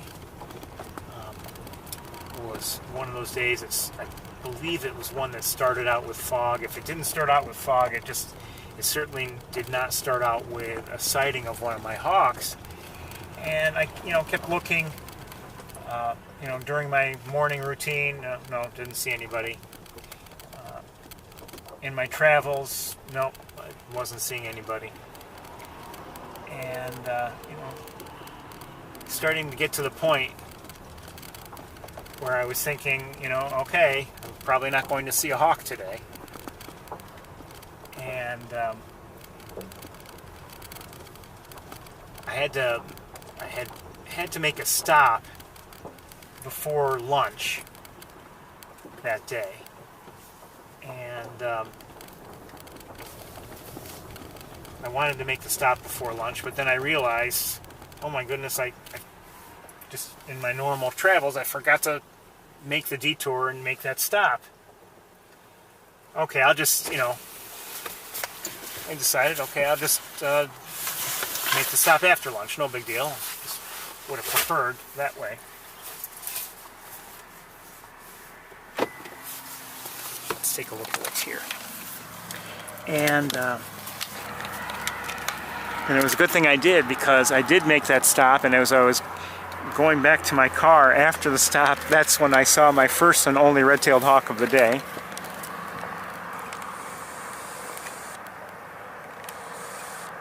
And I have to say I was thrilled. I'm not sure who these guys are. I'd guess mallards, but you never know. And we're gonna try to take a closer look at them. Oh, and across the way, I'm guessing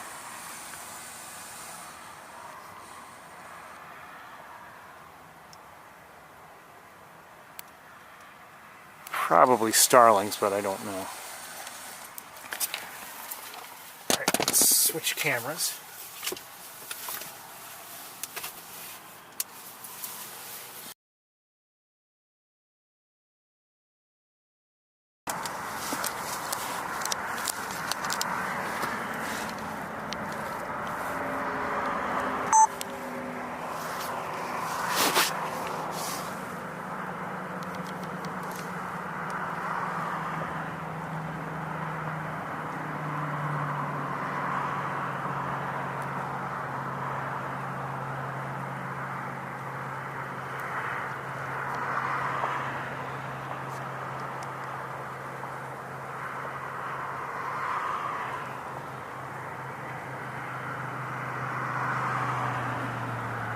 They're about as active as decoys.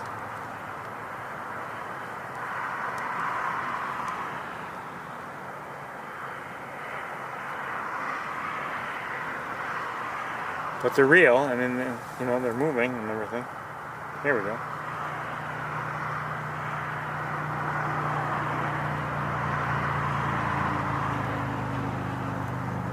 I'm not sure what they are. Alright, let's look at the others that are farther away. Maybe somebody will be kind enough to,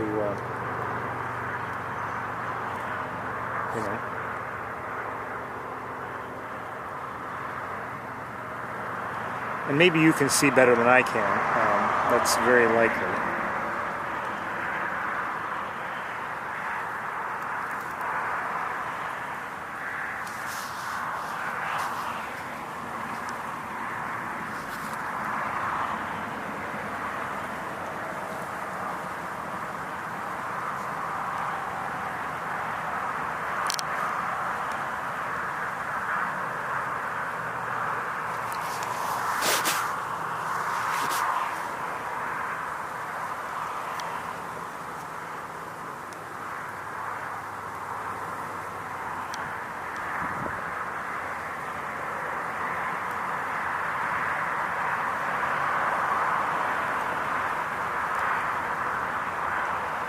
I'm not sure what they are. It might, oh, that might be a gadwall there.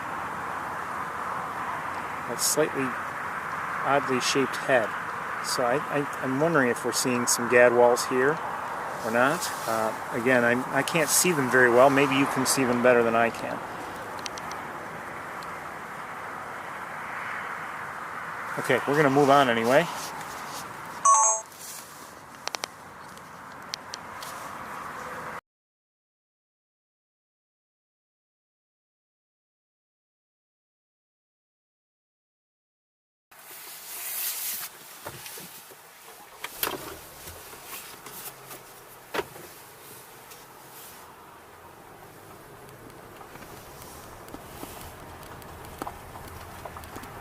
Oh, some of them just like, they didn't take off, but they left the water, they flew, and then just, had a slight relocation, but maybe we would have, I don't know. Okay, let's look across the road very briefly, see if we can determine what we're seeing over here.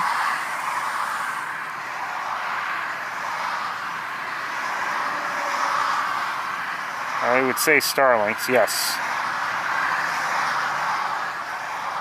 Now I can't see the colors all that well. I could brighten things, maybe we would see the colors better. And I can hear them a little bit, but even setting that aside, let's say we can't hear them. Look, see that pointed bill, the thin pointed bill?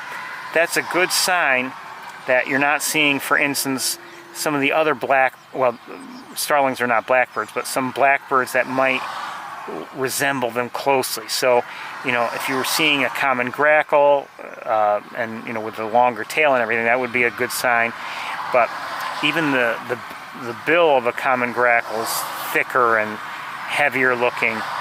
Same thing with a red-winged blackbird, more conical shape than this thin pointed bill that the starlings have.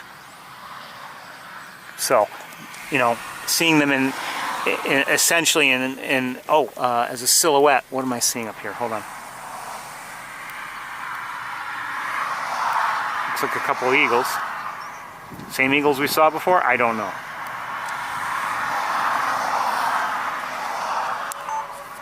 This is through the windshield at an angle, sorry.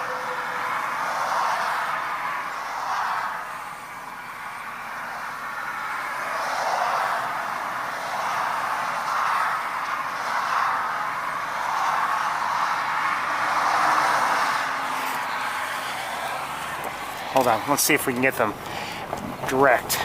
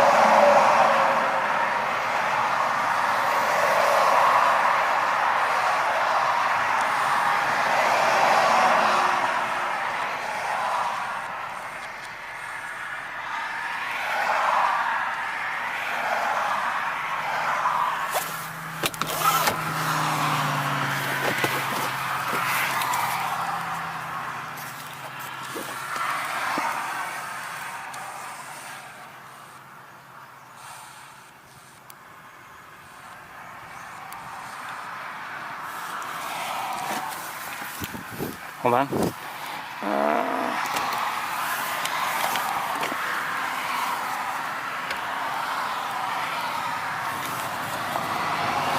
Oh, is that all you can move? Never mind.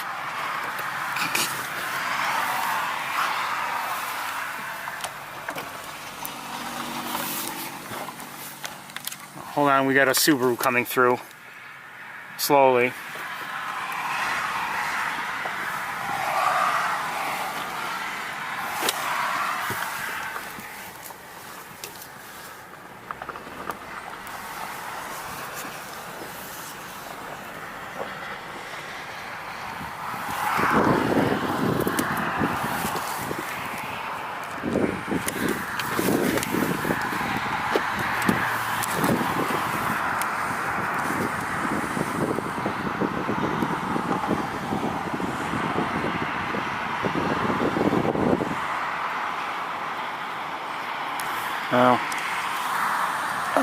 one, they're very difficult where they are.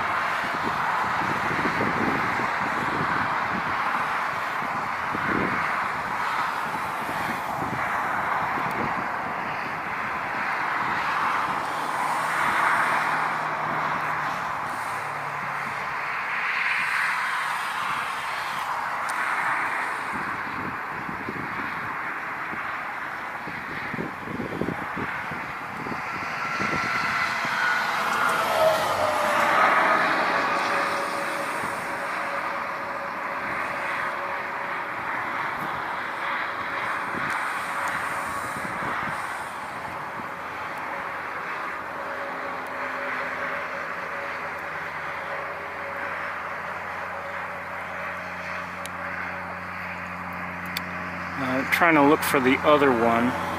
Oh, I see it.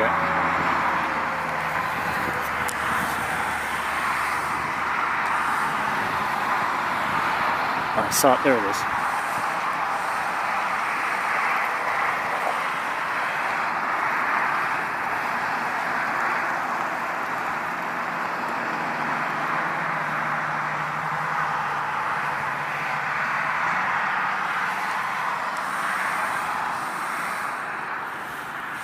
Okay, they're both pretty high up now.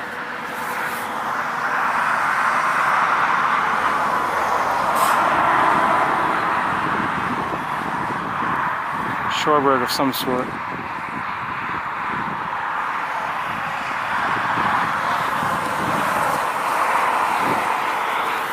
Okay, one more look at one of the eagles. Where is it?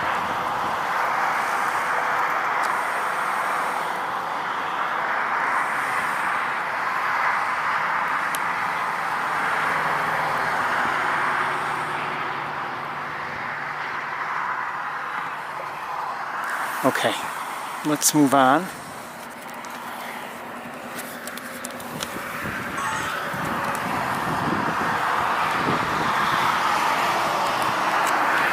Didn't work out quite as well as I would have liked, but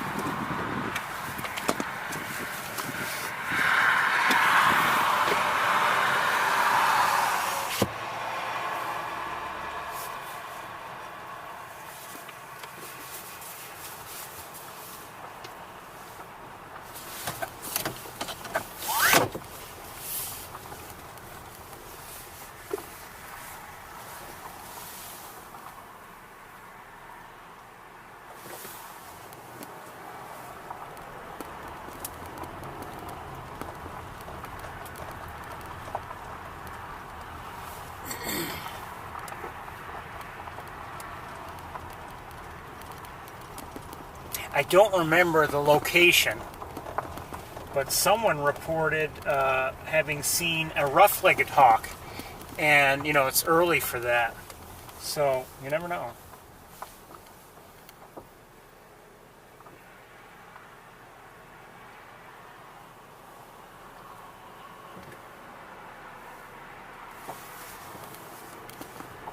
Anyway, that was on an eBird alert.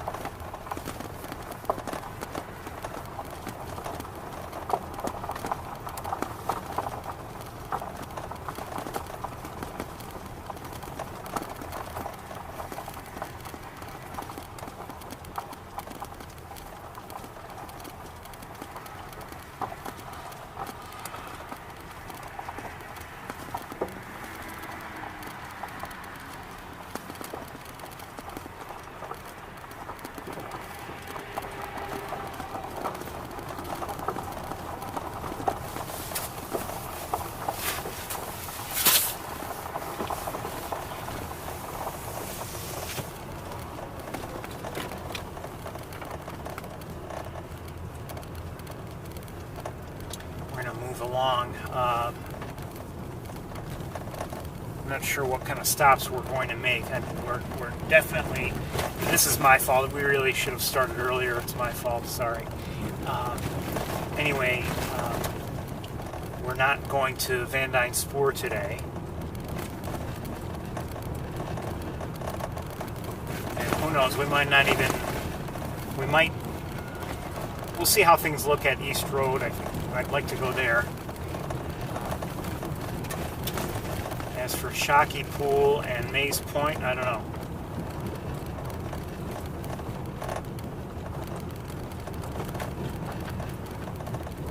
You know, even if you don't go looking yourself for some things, you can kind of, in a way, you can get a sense of what's migrating through from the eBird alerts. A sense. I mean, it's not, you know, it's not perfect, but for instance, I was seeing a lot of eBird alerts for warblers of various sorts, and now I'm not. Last couple days it's been primarily Hudsonian godwits, and that's primarily it. And you know, other things here and there. There have been some warblers in a few days ago, but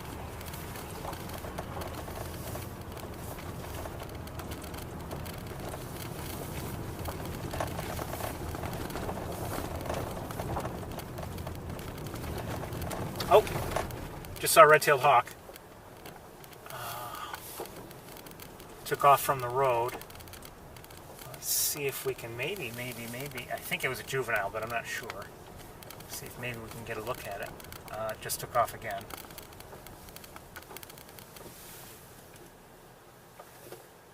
Okay, and it went back a ways. But I believe that was a red-tailed hawk. I don't think I got anything.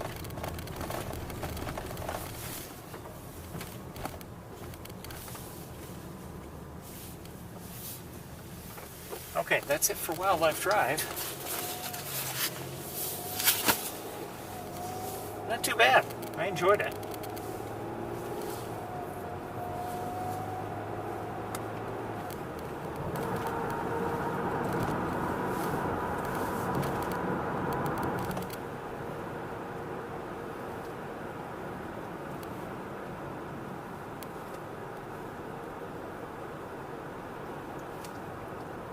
I don't know if the wind has settled down or not. It might have, but I bet it's still breezy up there on that tower. Even though it's not like it's that high, that Shockey Pool that is. It's not that it's that high, but it always seems quite breezy up there. And well, the sun's coming out, at least for now. I don't know what kind of you know, how much luck we'd have there at Shockey Pool. Let's head, let's look around a little bit.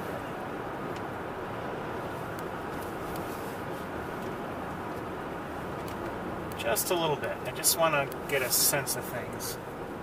And I think I just saw a cormorant or two to my left. American crow. More cormorants.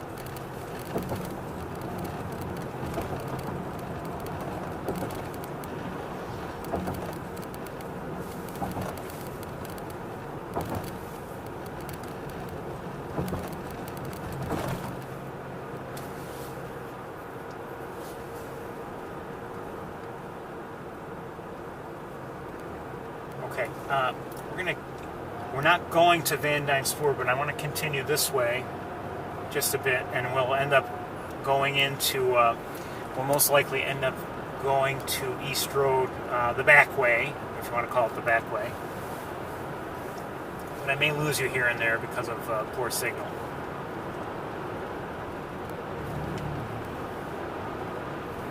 Not sure who that is flying up above.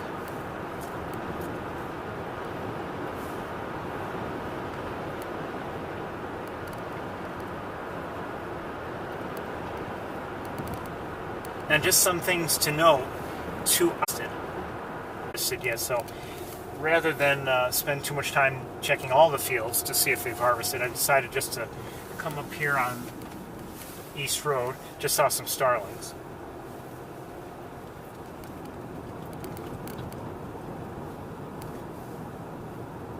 European starlings.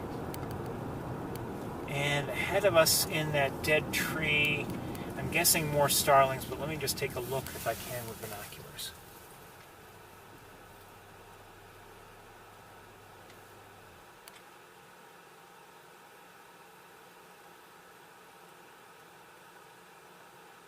Probably, but I'm not sure.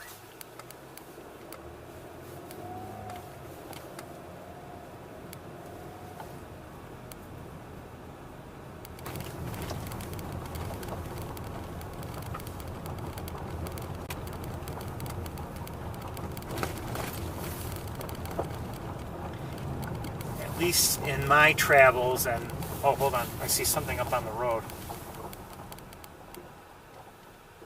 It's a cat. Yeah. Sorry. Anyway, in my experience, you start to see, the larger, flocking and murmuration behavior from the European starlings. Really, this time of year, you see it all the time, and it seems like, especially on the nicer days, nicer weather days, that is, you'll see a fair amount of activity on their part, murmuration type activity, or at least large flocking, large flock behavior. There's somebody. Oh, someone just flew over the road. I don't know who it was. Almost looked like, I don't know. Could have been a finch, but I don't know.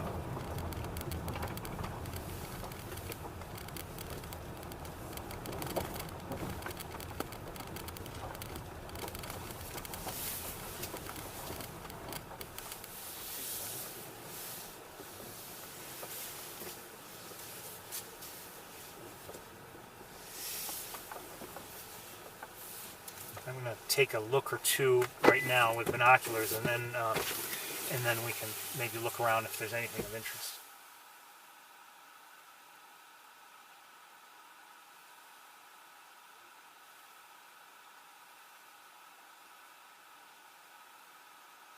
I do see great egrets and great blue herons.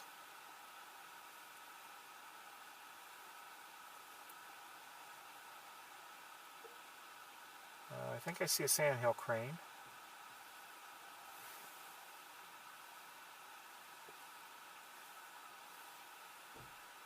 Oh, I see a few Sandhill cranes.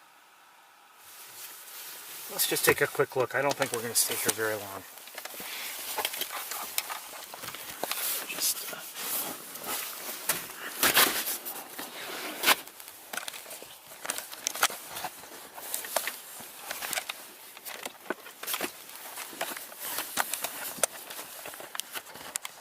Ooh, didn't want that. Hold on. How'd that happen?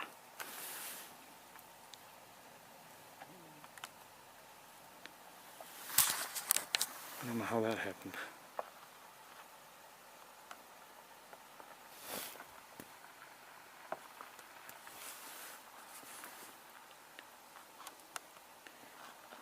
Probably would be helpful one day if I learned how to use this camera.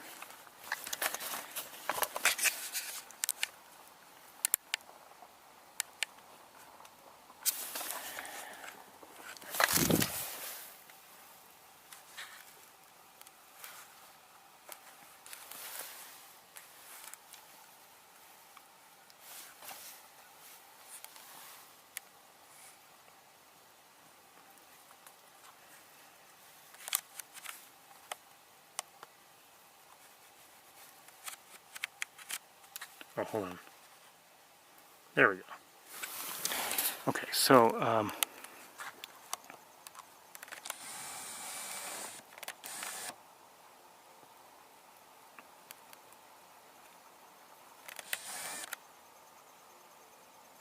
can see some Sandhill cranes there. There are 4. I thought I saw another one.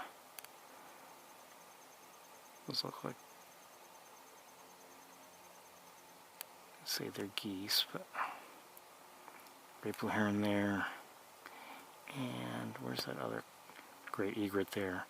Oh, more cranes here.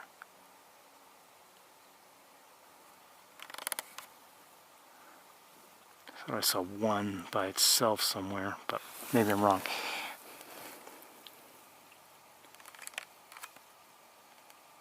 Great blue heron. Heron.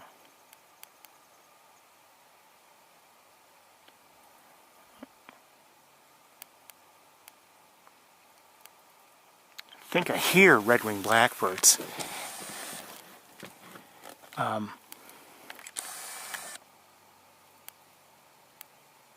See the great egrets. Is there a Hudsonian godwit here? Maybe. Did we already see it? Possibly.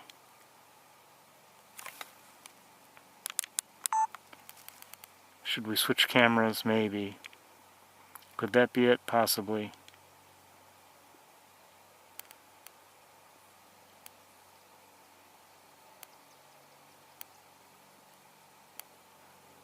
I've seen reports for as many as 4 of them over the last couple days.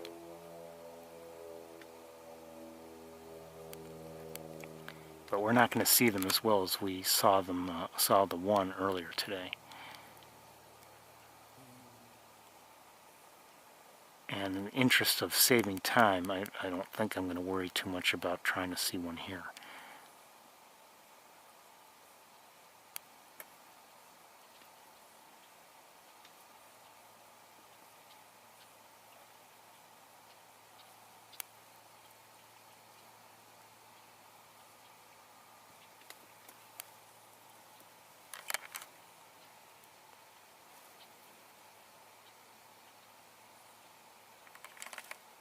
Oh, more cranes there.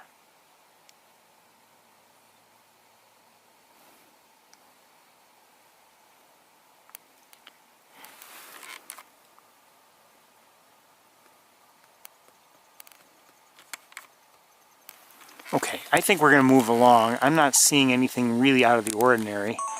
The conditions aren't as bad as they could be. In fact, in general, while there's some sunshine in the distance, right now things are kind of in shade. It's actually pretty good, but everything is far away. That's the problem. Let me look with binoculars one more time, and we'll see if there's anything else of interest, but I think we're probably going to move along.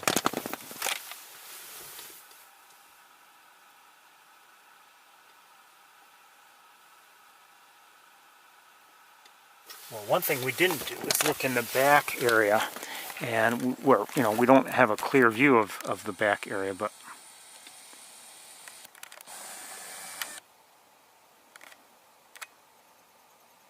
looks like it's primarily Canada geese back there. Is that a snow goose by any chance?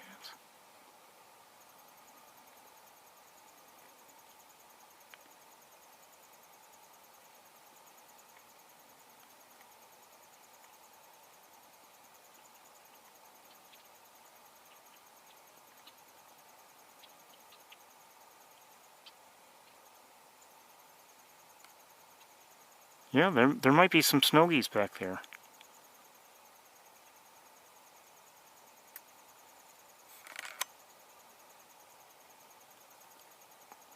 I'm not sure. I thought I saw one stretch its wings and maybe flash some black wingtips, but I'm not sure.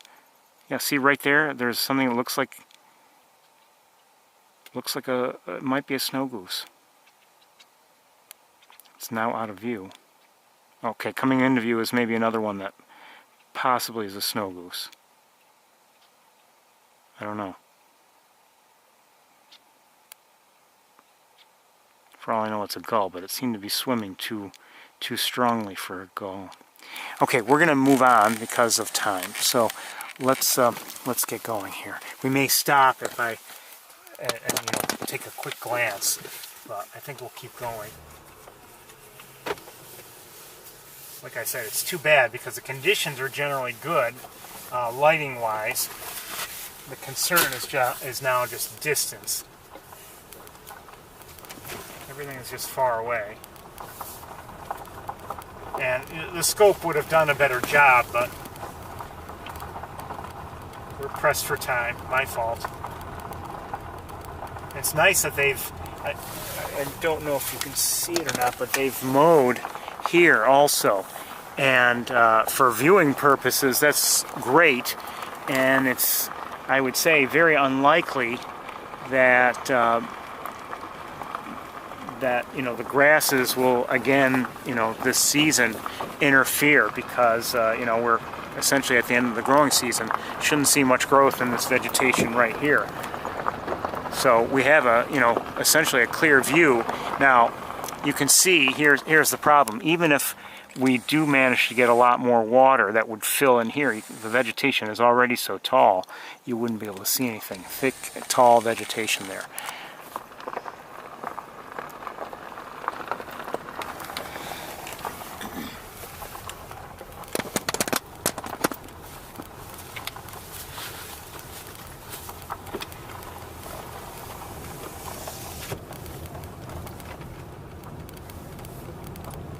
That's, this is largely a result of the fact that, we've had some dry seasons, and not just this year, I would say, over the course of a couple years, and taller vegetation has managed to establish itself, and, now it takes a lot more to knock it down and get it so that even if there's water there, it would be essentially a clear view. Much of the Knox Marcellus marsh has been filled in with taller vegetation,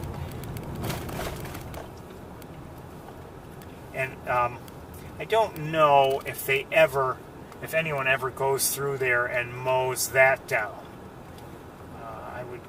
I would guess. Well, I don't know.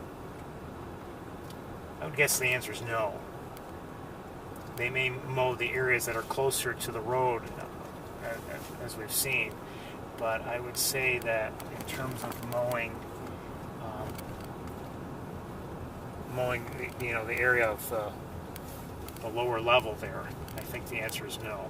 And if you're wondering, to my knowledge, the marsh is filled naturally. They don't dry it out. They don't, not deliberately. No one dries it out. No one fills it up. It's just left to nature's own devices.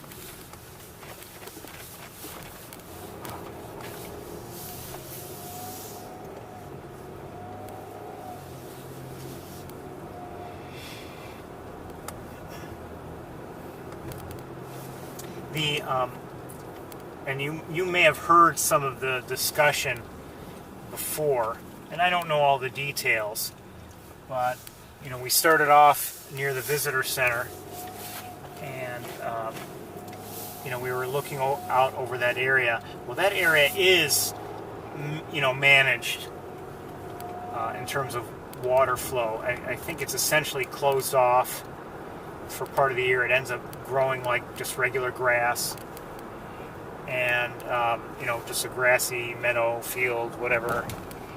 And then come late summer, early autumn, they allow it to refill.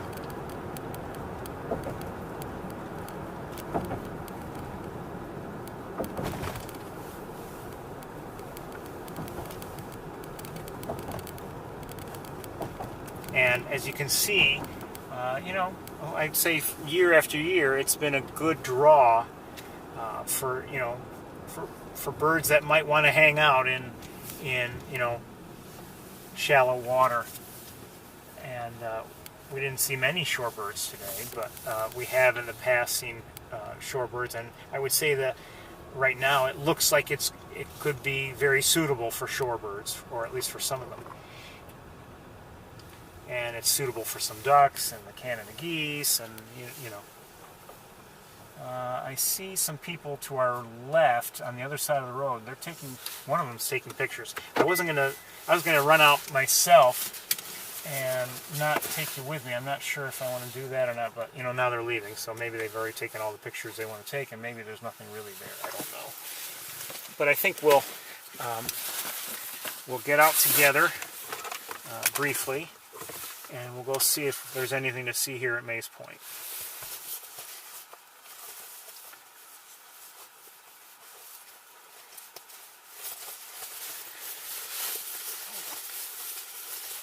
One second. It's 55 degrees, by the way, so not exactly warm. Not terrible either. And, you know, there might come a point in a month or two, maybe next month, when 55 will seem absolutely wonderful, you know?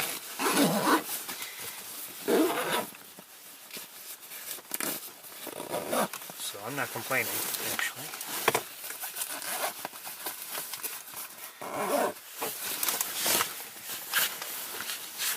I don't mind winter, but I don't like it when it's extremely cold or extremely snowy or whatever.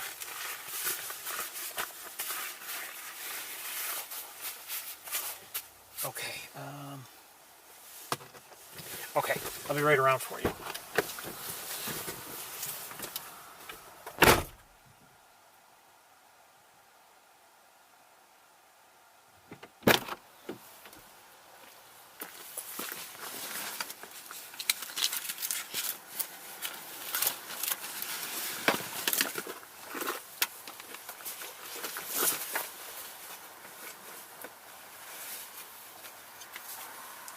Not sure what I'm hearing.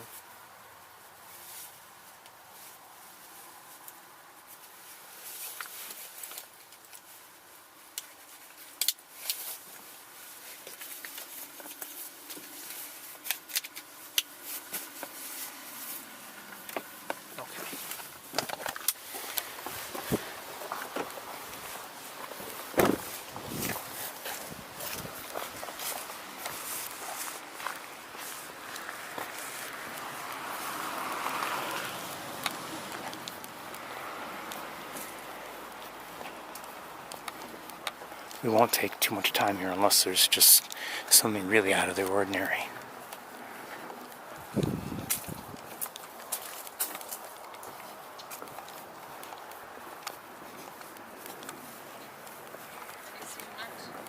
Not anything out of the ordinary, but if you go to Wildlife Drive, there's a lot of activity there.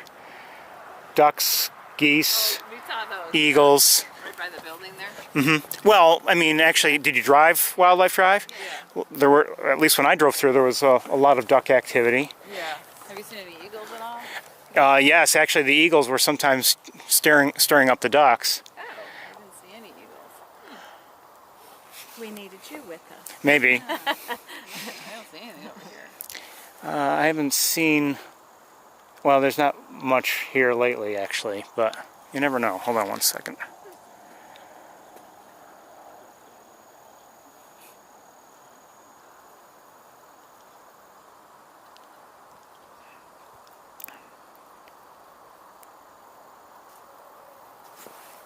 Have you gone to Shockey Pool? No, where's that? That's if you head back that way, it'll be the first right, Oh. and that's the one where it has a tower. Oh, That's Yeah, we saw that when yeah, we saw the drove in that tower way. place. We haven't been there. okay. Often, I mean, you know, they won't necessarily be close, but often that can be a good spot for eagles. Oh, good. Well, thank you.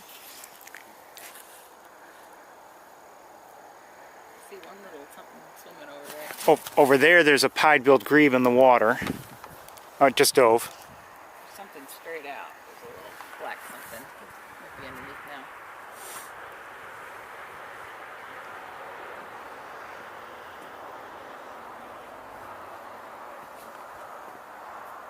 Well, you want to try the tower and then head back? Yeah, that sounds good. Where's the something? I don't know. I can't see it now. There's a little black something. Looked like. Oh, Little black thing? okay. I just saw something dive. Did you see something? It's if you straight back behind the some of the grasses. Yeah. Yeah, in that area back in there. I'm not sure what it is. I just saw it again. Yeah. Yeah. Well, good luck. Thank you. You too. Yeah, thank you.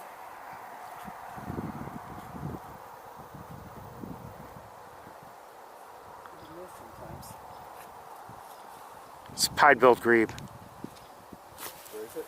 It's if you look at these grasses here, between the thin grasses between, and then you have the thicker grasses. It's in between them somewhere. There it is. Might be two birds out there. Do you see it? It just dove again. It's a bird that dies often. Okay, yeah. Do you know what a pied-billed grebe is? No, I don't.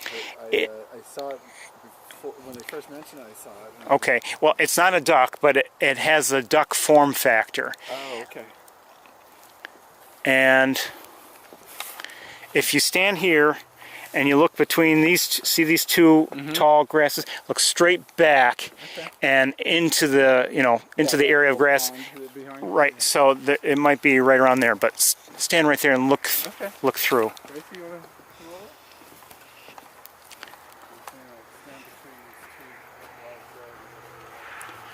And I think I'm hearing a red-bellied woodpecker. Maybe. I believe so. And something maybe two of them. Yeah, there's one definitely, maybe a second.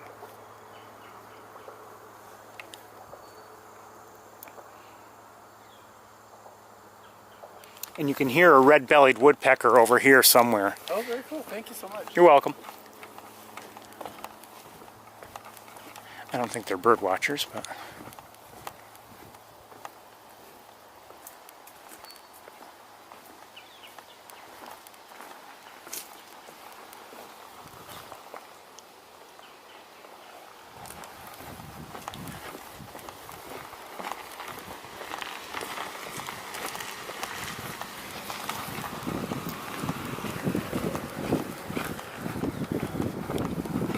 Just take a quick look here. We're not going to walk down the road or anything.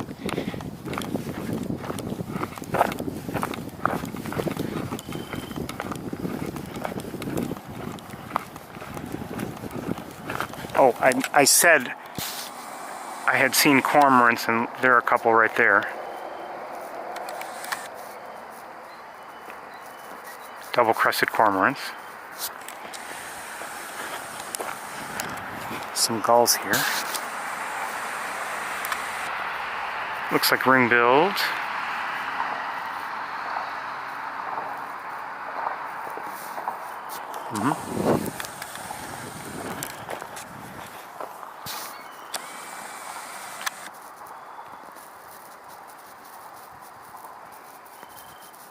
Come on, autofocus.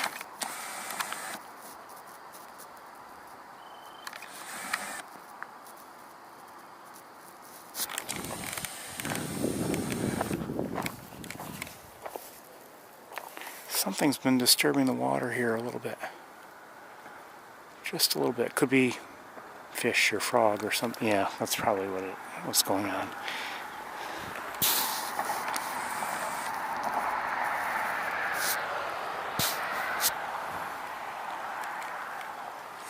Just heard a mourning dove, the flight of one. Meaning its wings that I heard.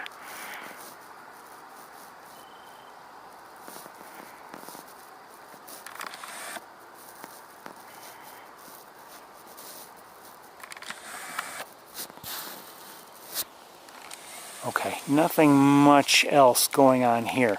Let's, hold on. I think we'll go quickly to Shockey Pool and we'll take a look around, and then we'll probably take a break as I drive to Ithaca. Quiet here at Maze Point. Not much really to look at.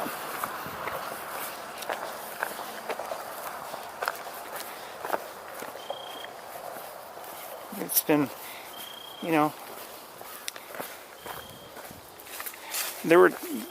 there have been times in the last couple years when it's been good, actually. A lot of green heron activity one night last year. I remember I was here, looking for either the stork or the roseate spoonbill, and that would be one of the stops. But other than that, not too much there lately. Be right with you.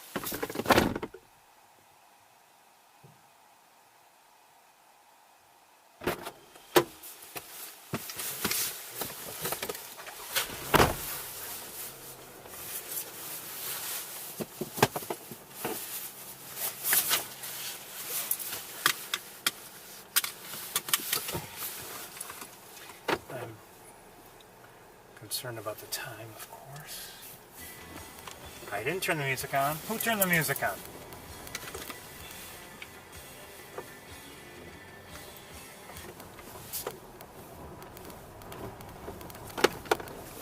So that seems to be what's going on with the music. It keeps happening. You know, we start the car, shut off the car, start the car, shut off the car.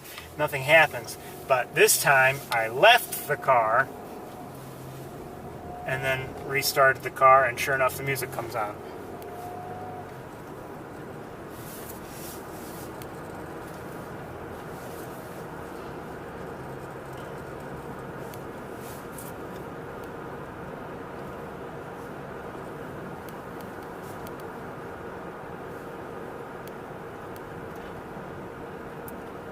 So this will likely be a quick stop also.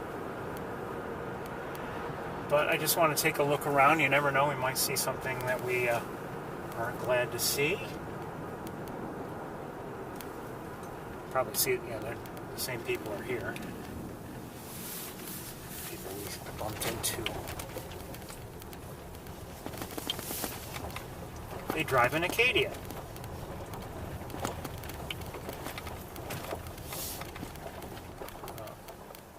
Slightly older model than mine. Anyway, I'll be right around.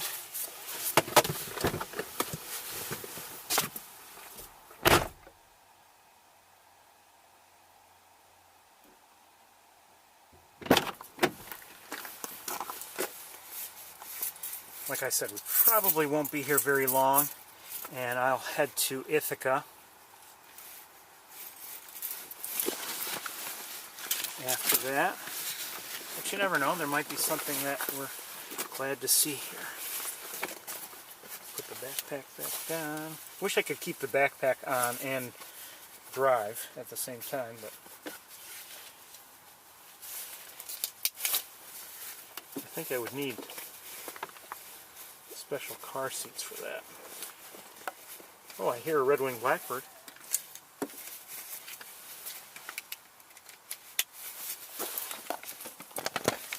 Sounded like it was singing. Yeah, I'm hearing one sing.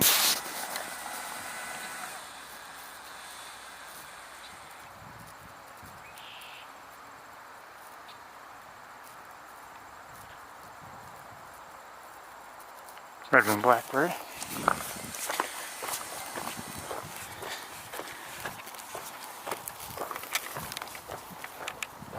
Didn't see anything?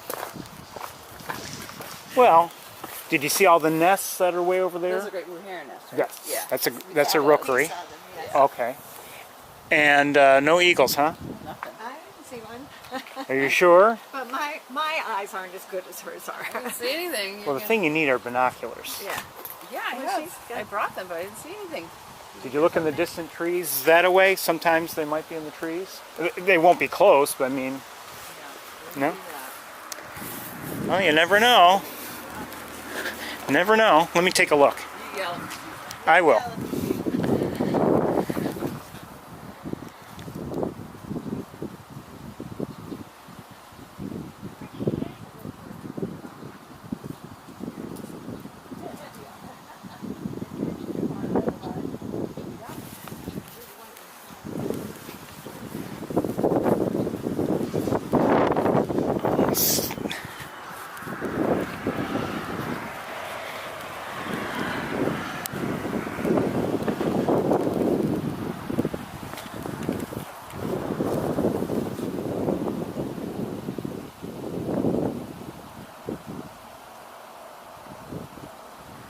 No, I don't see anybody. Sorry. Good luck.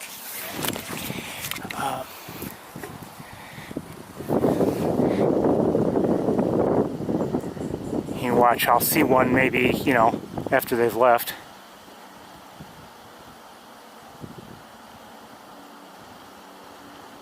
I think I see one. Oh, I see some kind of raptor. May have been a harrier, I'm not sure. Looked a little bit too light to be a... yeah, I've lost track of it. It looked too light to be an eagle. Certainly not an adult.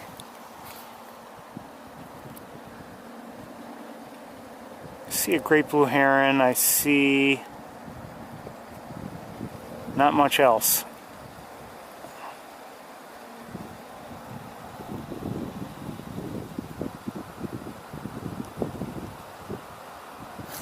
Might be some turkey vultures way out there.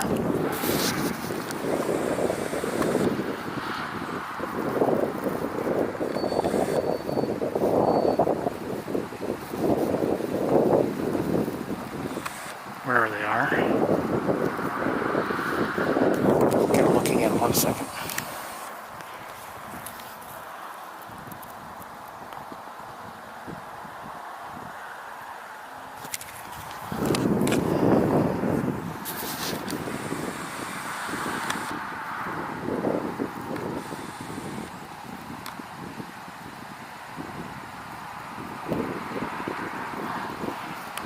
Look like turkey vultures to me, most likely.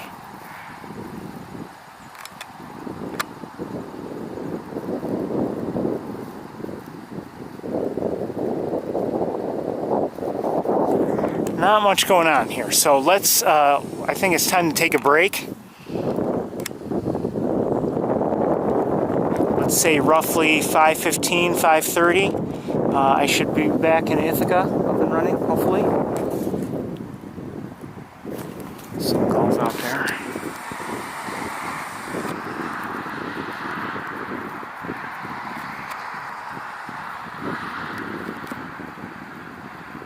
Well, there's some ducks too. I'm not sure what they are. Not many, but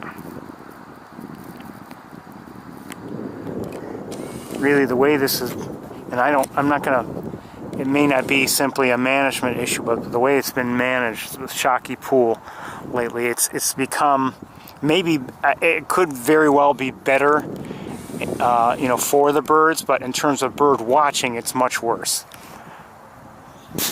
Much, much worse. Anyway, let me see if you received the message, and I expect to be, oh, hold on, there's somebody a little closer over here.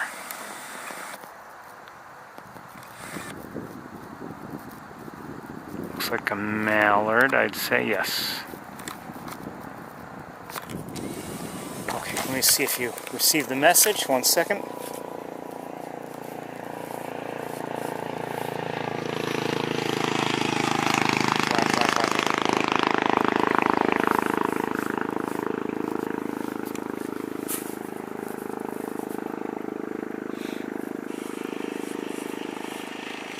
Okay, I guess you received the message, so we'll see you all maybe 5:15, 5:30. Okay, everybody? All right, bye-bye.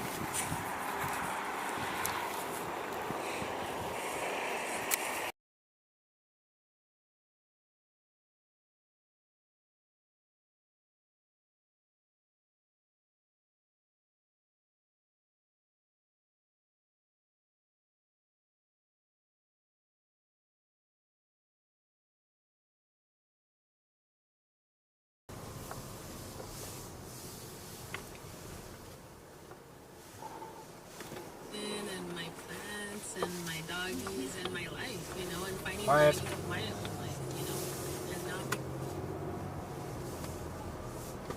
Hello, everybody. Should be live and broadcasting from the campus, the Cornell campus. Welcome. It's 53 degrees. I would say mostly sunny. We're going to look around here for a little while, and then we'll head to Sapsucker Woods.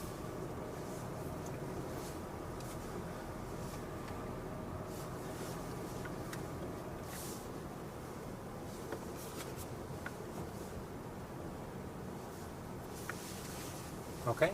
Okay.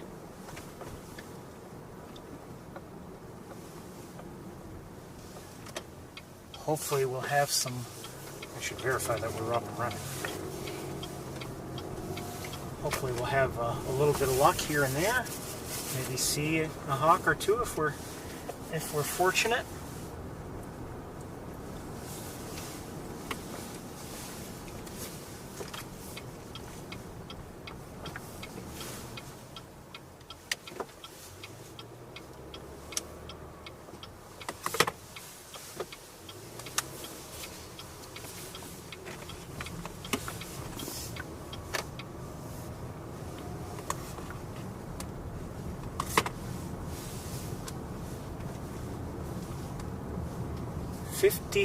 As I say, 53 degrees.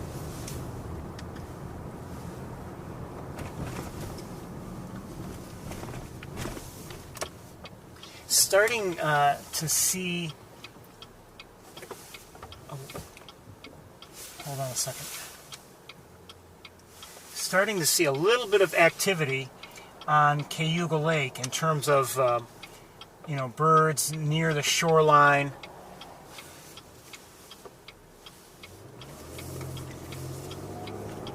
As I was driving by, ducks here and there. Not a lot of activity, but some. I didn't stop to look at any of it, to be honest with you. I was hoping to get here and get things underway.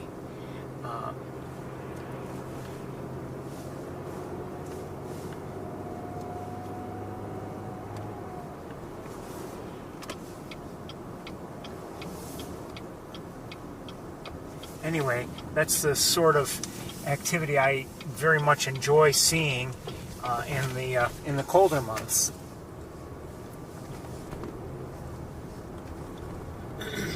And there are times driving between Montezuma and Ithaca that, in the winter have some of the best sightings that we might have.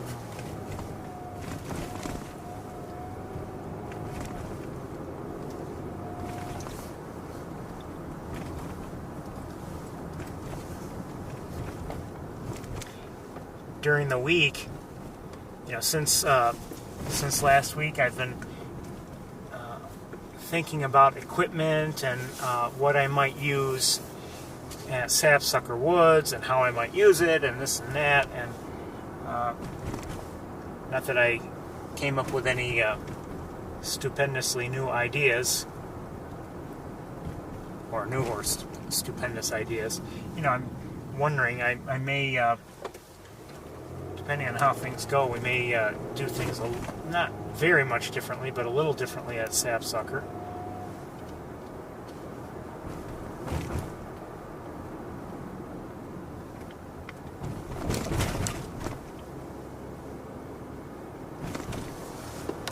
The sun is bright in the eyes, that's for sure.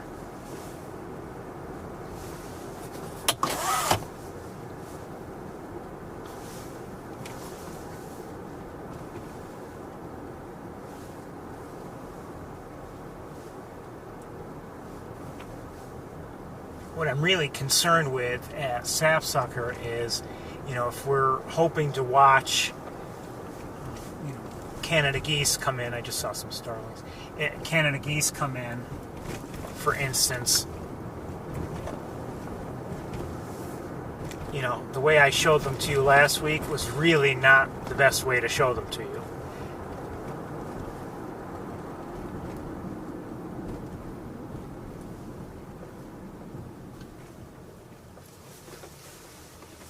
For a number of reasons, but mostly because we were using the scope, and that's fine to see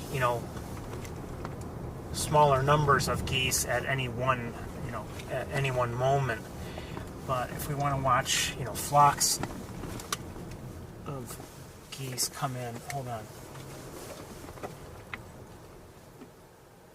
There's a person. I wonder what she's looking at. I'm not saying she's a bird watcher, but she's looking at something up in a tree.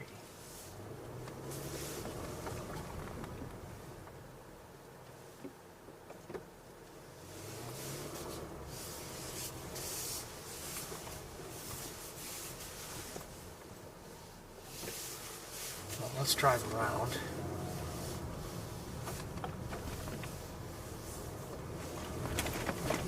She may have just been looking at some leaves up in that tree. I don't know, but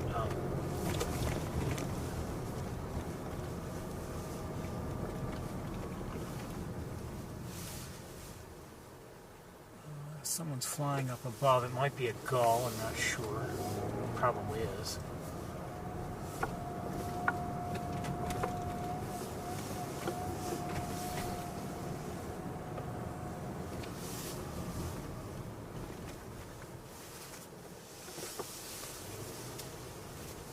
Don't see it any longer.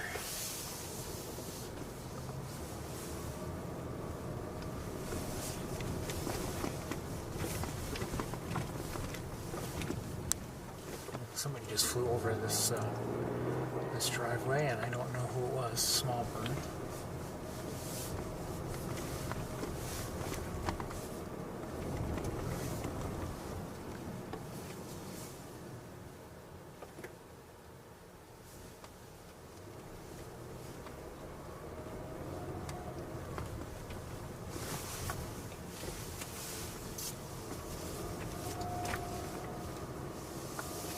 I don't know what activities might be going on here on the campus today. Chances are there's some sort of sporting event or something, but you never know. Maybe nothing. Who was that? Was that a robin I just saw? Possibly.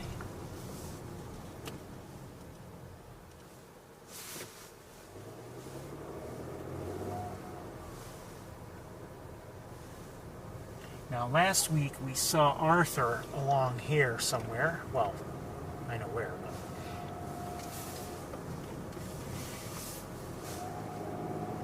And I saw one of the juvenile hawks last week, but by the time we circled around, and we didn't dilly-dally, by the time we circled around to get a better look at the juvenile, it was gone.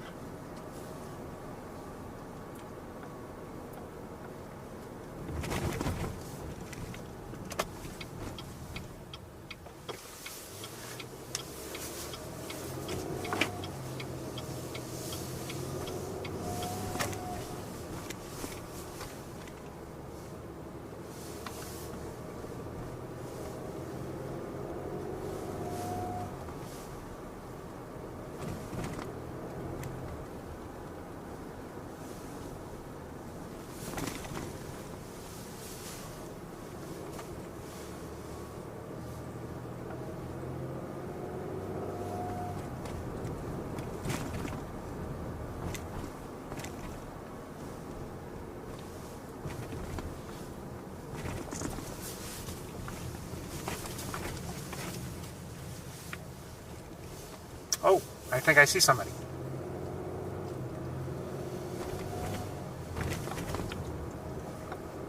I think I see somebody. It's a matter of finding a spot from which to see our somebody. Yeah, that's a hawk.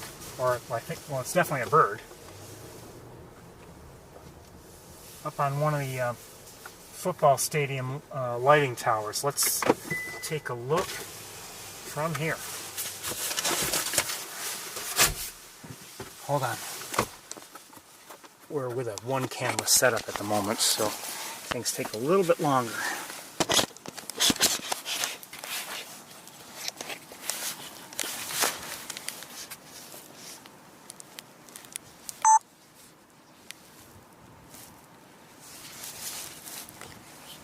Oh, come on. Just dove to the, well, saw something apparently. I see a hot air balloon, by the way. No idea where it went. Well, I kind of have an idea. Let's wait here.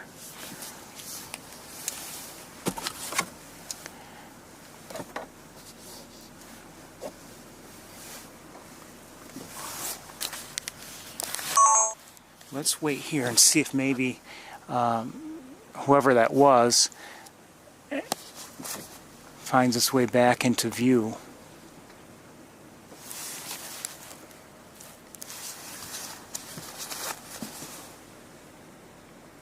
See another gull.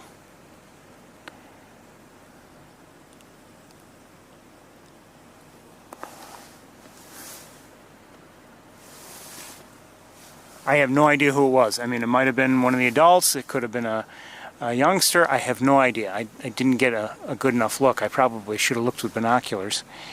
But I wanted to get things I wanted you to see right away. All right, we're going to. All right, let's. Let's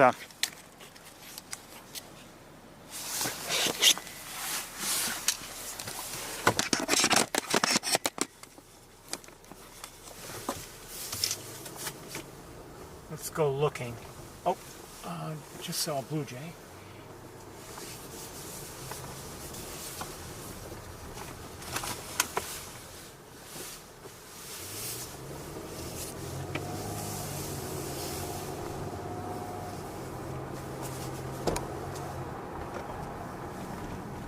Oh, I see another. I see a hawk, I think. In the air, in the air, in the air. Maybe heading up to that. I don't know.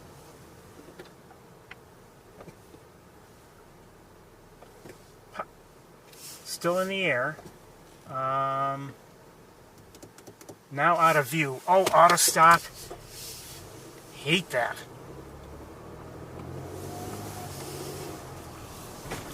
Absolutely hate it. Okay, so I saw somebody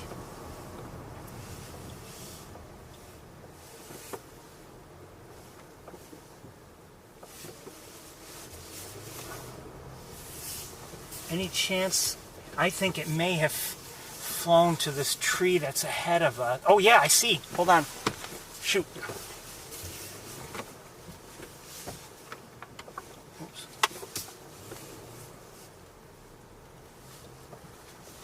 I think I might be able to have, yeah, I might get a line of sight for you.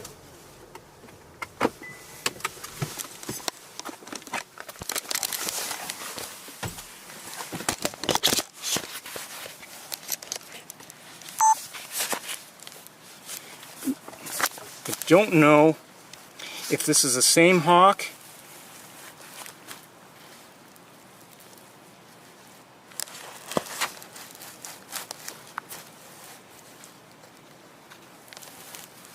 Sorry, I'm shaky here.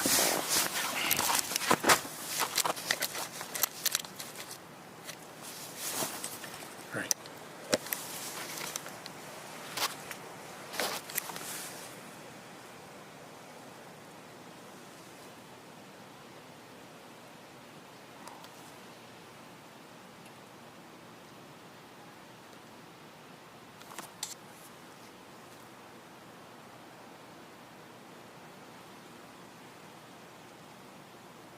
Let's lighten things up just so we can see the tail color.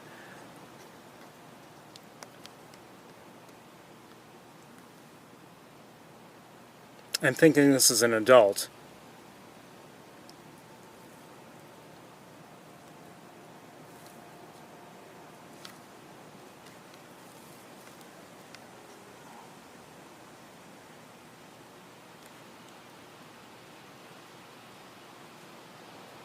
Is that Big Red? I believe so. Hi, baby. Good to see you.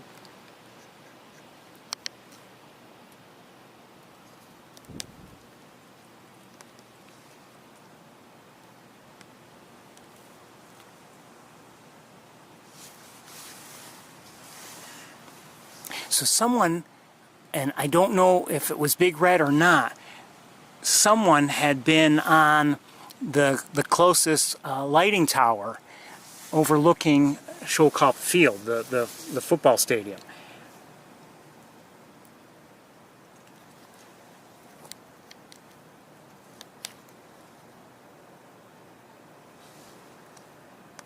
Again, I don't know if it was Big Red or not, but whoever it was took off while we were just getting set to look, and took off to our left, I believe, and went to the trees. Hold on, I'm seeing something else here.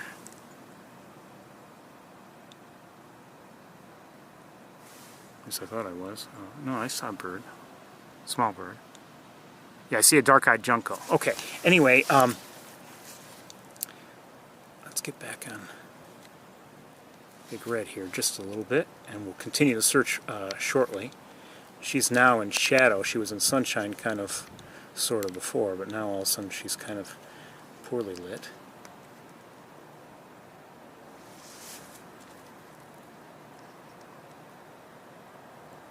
Good to see her. We haven't seen her ourselves on the tour in a few weeks.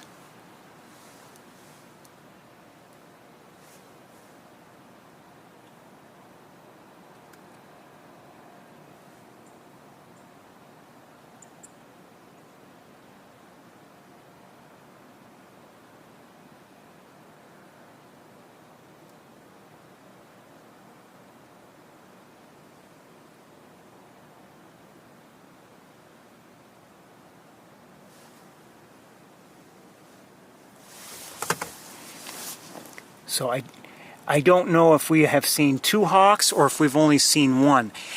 I'm kind of thinking we've seen two hawks, just based on where the first hawk we saw went. That first hawk dove, it looked like down towards the trees that are, if we could see it, but we have the official band center building in our way, seemed to fly towards the trees and in the kind of fashion that would indicate at least that it was going after some prey. And then when I saw Big Red, she was flying through the parking lot here behind me and then flew up. I thought she might even decide to fly up towards the lighting tower, but ended up flying towards the tree. So that's where we stand. Now you're up to date if you missed any of that. We're going to continue on very shortly. I want to see if we have, if we can find anybody else. And the way she's been looking around, or at least focusing most of her attention, I wonder if somebody is off to our left.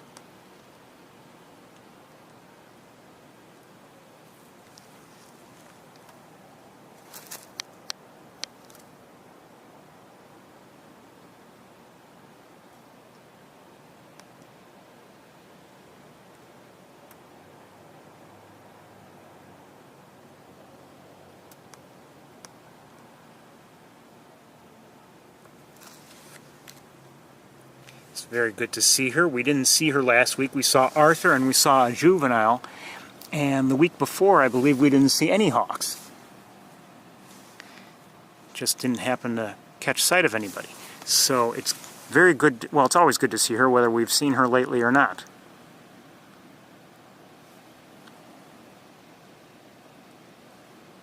Okay, we're going to move along and see if we can find somebody else. Good to see you.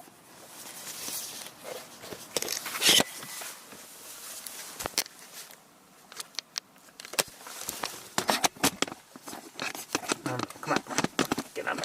There we go. All right.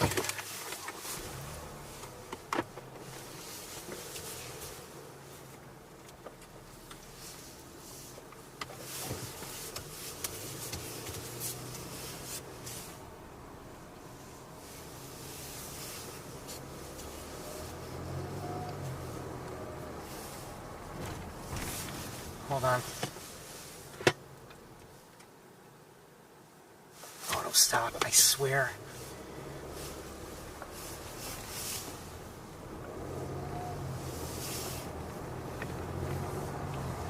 It doesn't save any gas, I don't care what they say. It causes more wear and tear on the engine and the various, the various mechanisms that start the engine.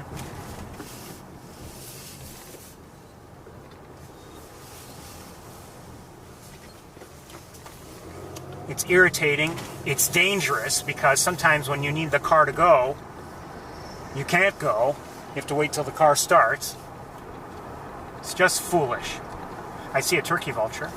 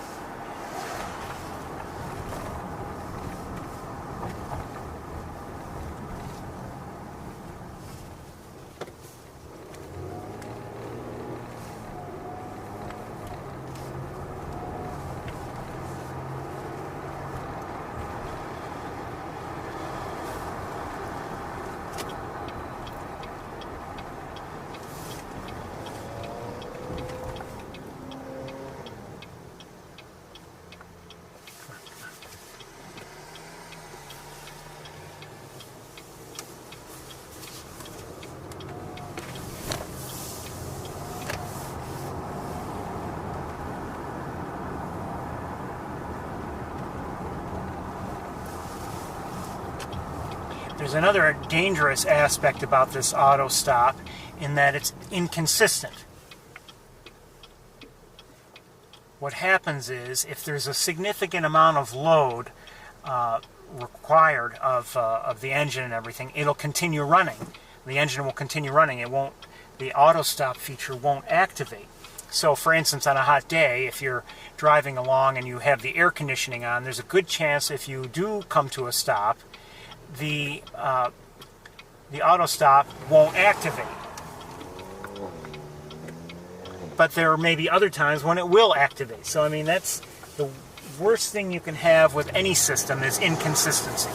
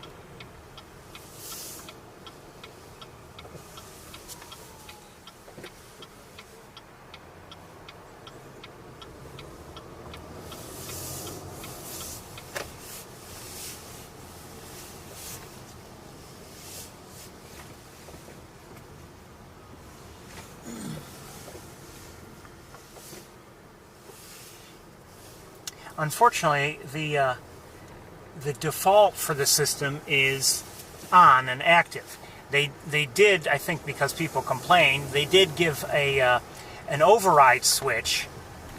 They did provide that, and you might think, oh, great, all you have to do is turn it off. Well, that's fine, except what happens is every time you actually shut off the car deliberately, it resets to the default.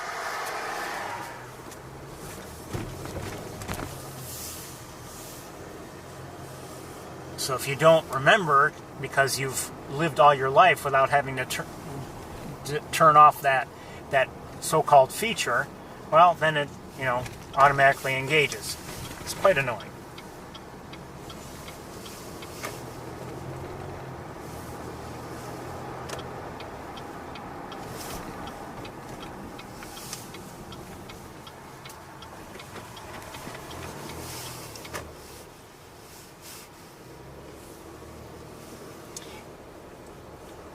I could buy something that permanently shuts off that nonsense.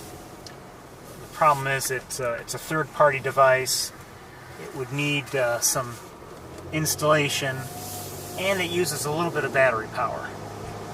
The car's battery, that is. So I've given it thought, but I haven't yet pulled the trigger. No, let's go this way. Wasn't going to, but let's go this way.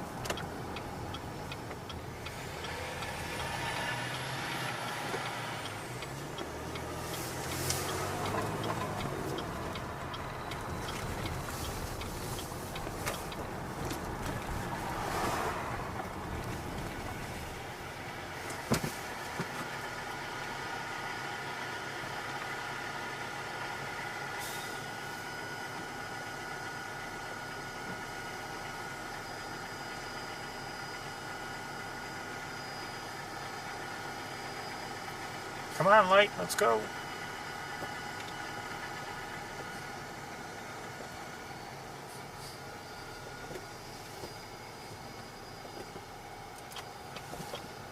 I was going to go look at Sage Hall, but I think I'm not going to.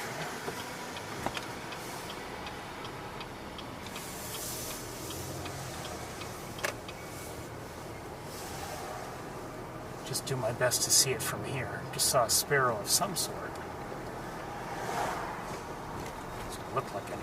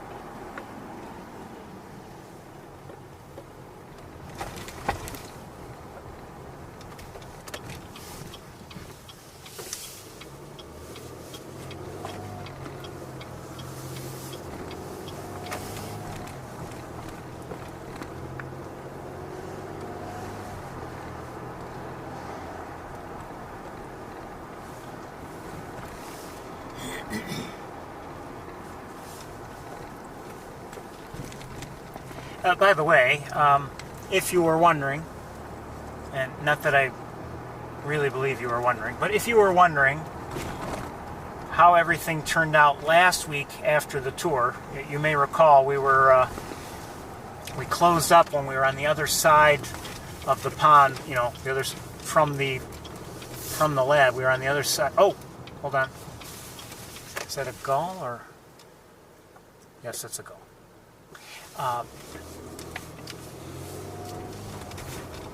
We were watching the cannon of geese come in, and it was getting dark, and we closed up, and then I, ended up walking back to the car, and obviously I survived because I'm here, but just heard a blue jay again. I was able to walk back without the use of any light, flashlight or anything whatsoever. I guess I could have used my phone if I really wanted to.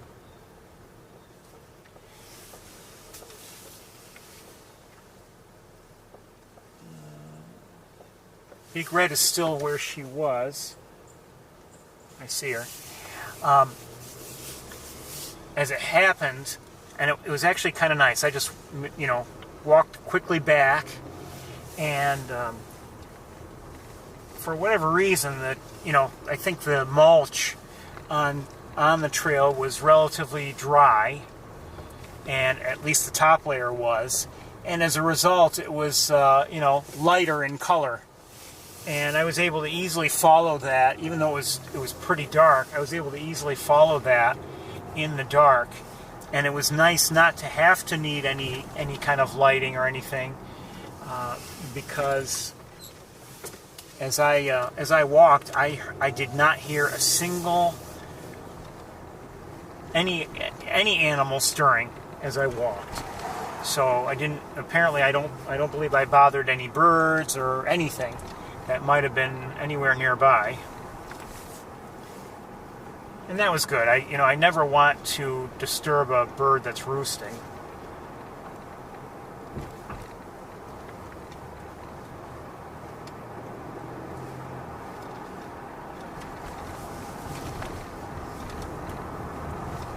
roosting, or maybe settled in for the for the evening, kind of just before finding a definite roosting spot, but maybe just kind of hanging out in one place or another. It's don't want to disturb anybody.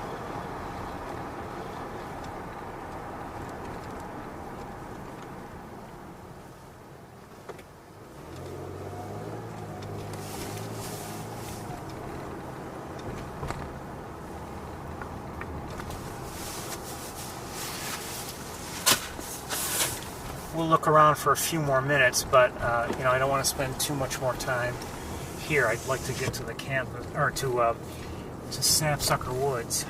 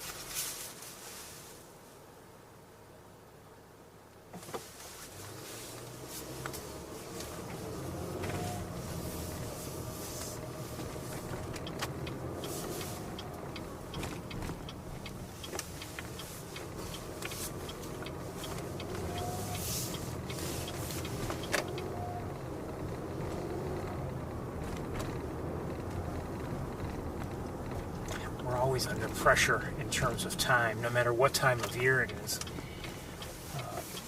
But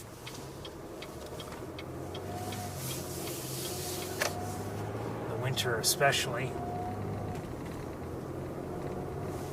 they'll do the time change in a few weeks.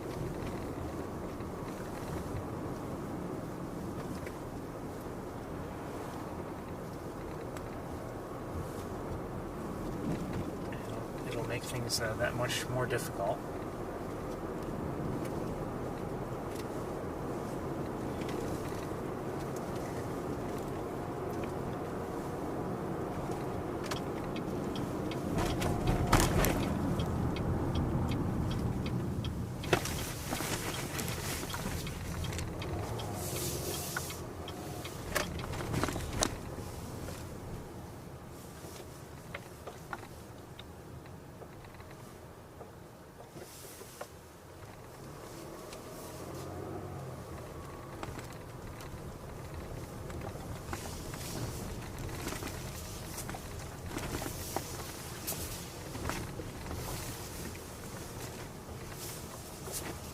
They really should end all the daylight savings time nonsense.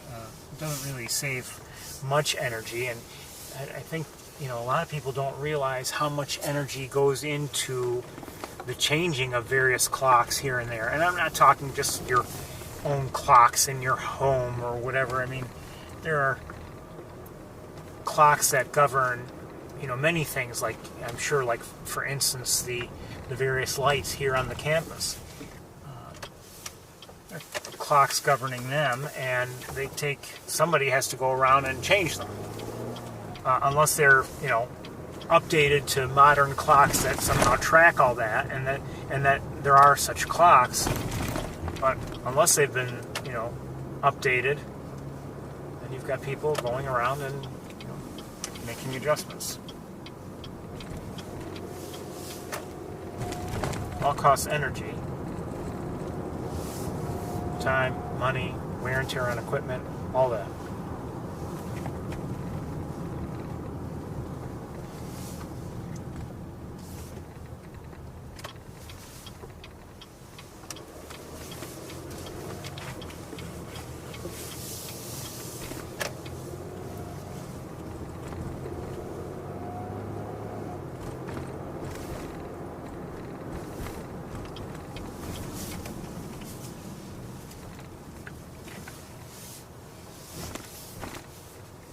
So we've seen big red. We may have seen another hawk. I'm not sure.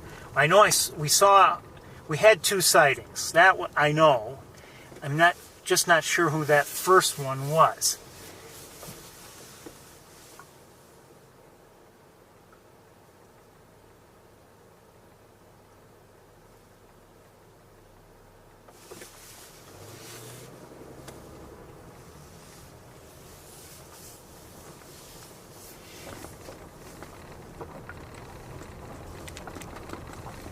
I don't know if it was Arthur. I don't know if it was... Might have been Big Red. I mean, I don't know. I somehow doubt it, but it could have been.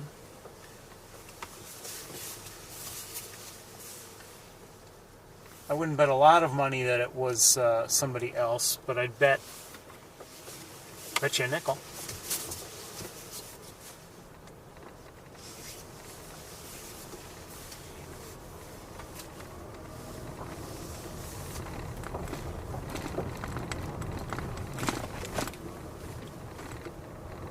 One of the reasons why I believe it was probably somebody else is that, first of all, the direction from which Big Red seemed to arrive, for one, and I find it unlikely that she would essentially circle around and go back up to the same general area where she had been already. It's very possible, and I've seen hawks do that, but it's, I would say, less likely.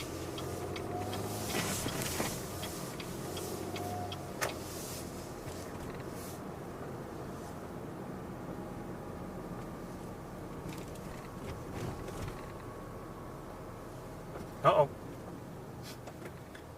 There's a dog to our right. I don't know if you saw it. All of a sudden, he or she chased after a squirrel, but the squirrel got away.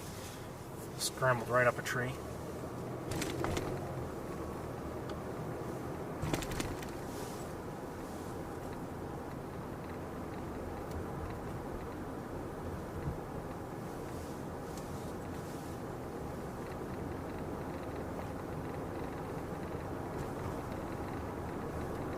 Well, we're going to start making our way towards Sapsucker, I think.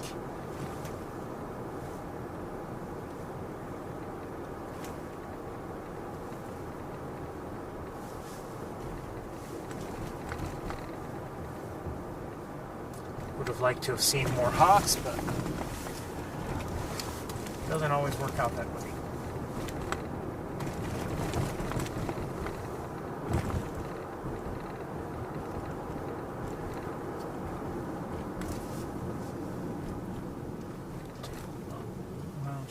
Left here and keep looking. Let's just take a left here and look around just a little bit more.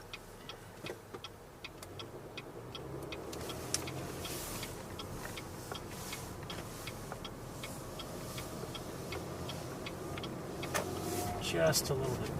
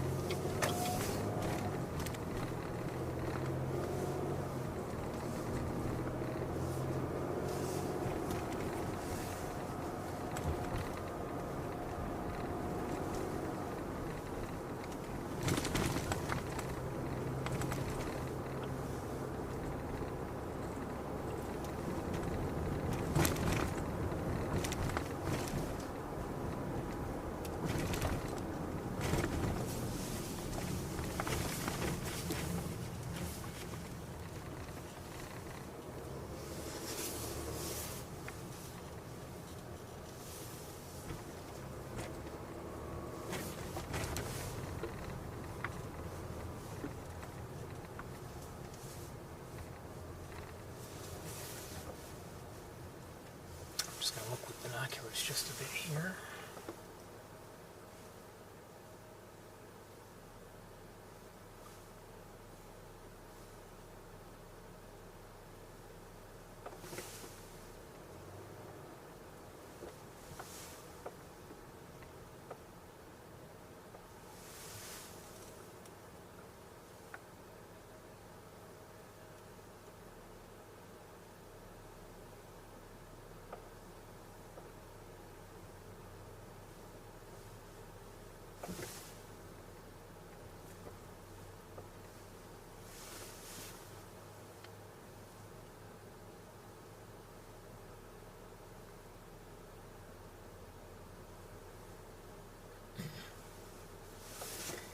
I don't see anybody.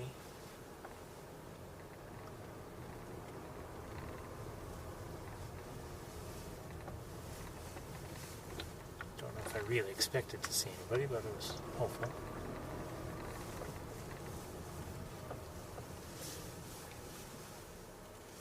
I think I just saw a crow. Oh, and it looks like... I think that's the same branch where Big Red had been. I don't see her now. No, I believe she's moved on elsewhere.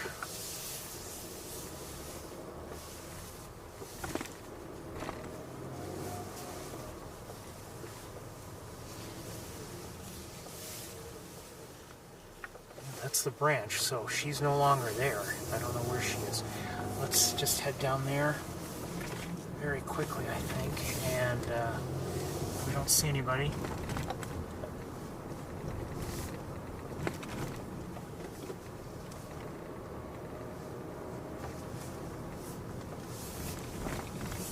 You know what, I think, well, we're gonna just head to Sapsucker. I'm concerned about the time.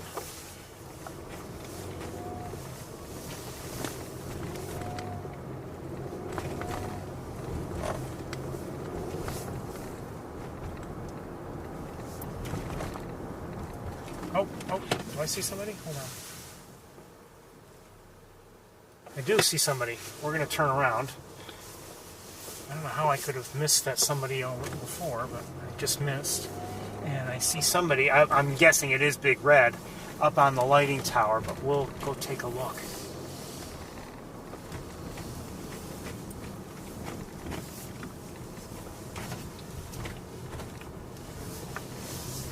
The lighting towers, like many other objects, can be difficult. You know, you could be looking right at the lighting tower, but some strut or lamp or something could be in the way, and you know there could be a hawk right there, and you just can't see it. And I guess the same is true. You know, we're used to that if you think about it. I mean, how often are we at Sapsucker Woods, for instance, and we know there's a bird present, but it's on the other side of a tree or something.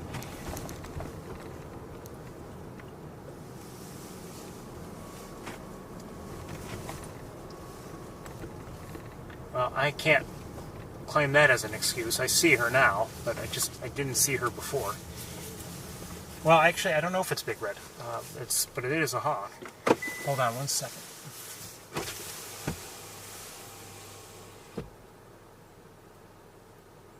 It looks like her. Let's take a quick look, and then we're going to head to Sapsucker.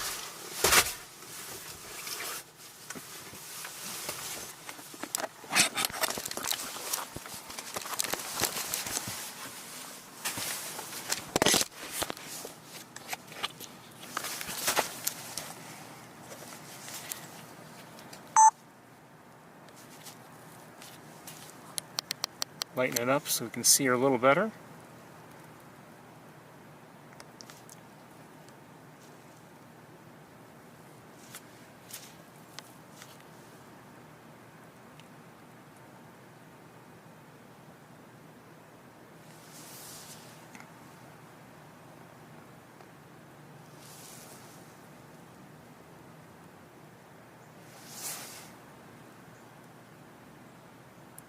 It's the tower moving, not the camera, not the car. Good to see Big Red again.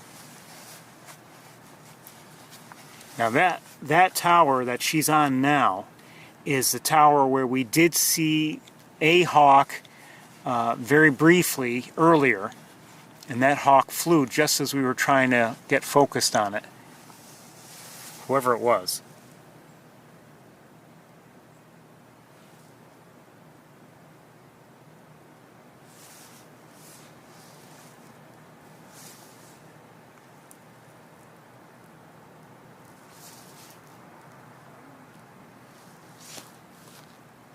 Sorry.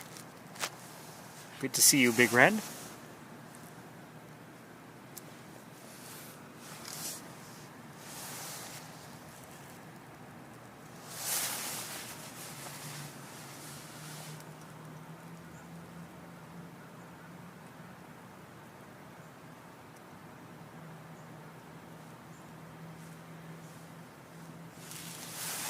Okay, it's time for us to head to Sapsucker Woods.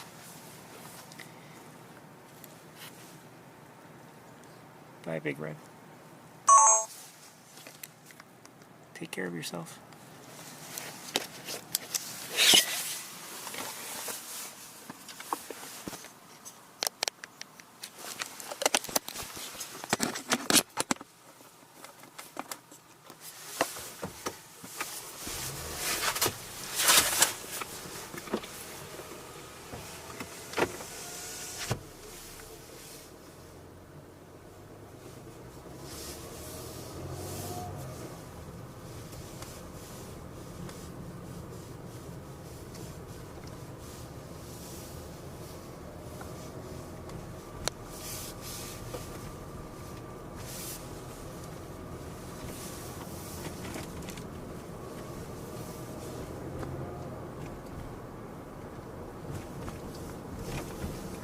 I feel like we didn't watch her enough, we didn't look around enough in a way, I mean, but we only have so much time.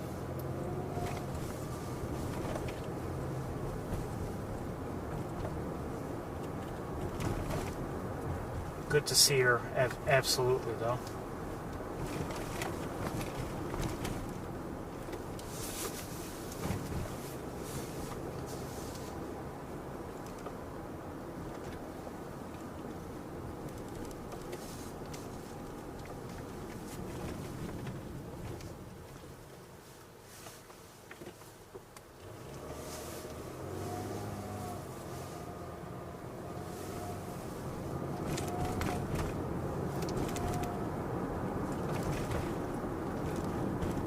Come on, squirrel, out of the road.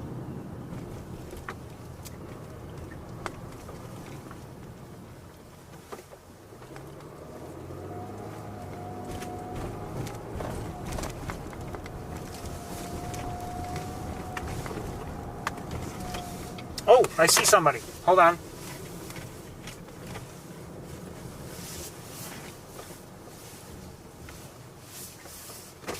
Hold on. Up on Sage Hall.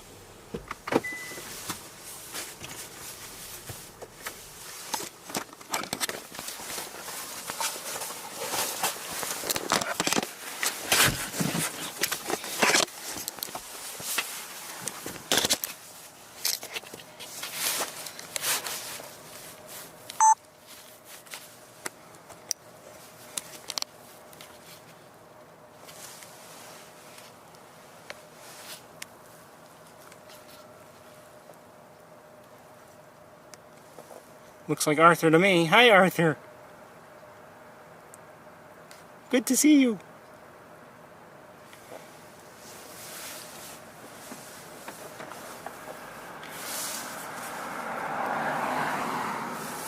Good to see you.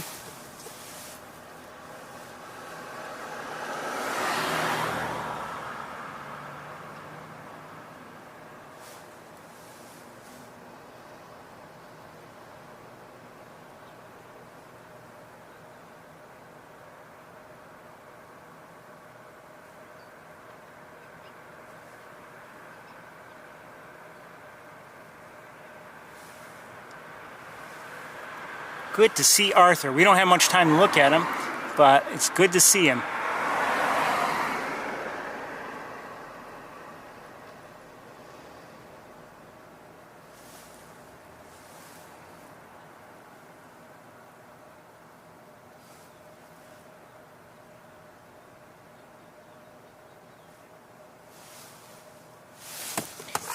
Let's zoom in just a bit more, and then we've got to get going. But absolutely pleasure to see Arthur.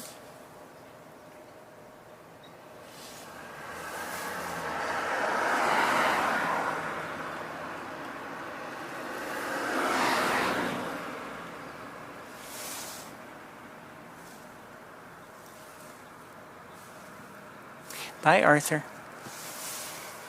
Bye, Big Red. Okay, we've got to get going. Let me just make some adjustments here. You know, when we see him like this and I just drive away, it feels like I'm taking a sighting for granted. I'm not. You know, we just don't have time, unfortunately.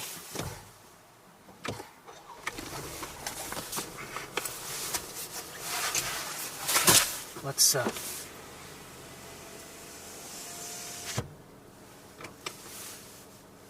come on.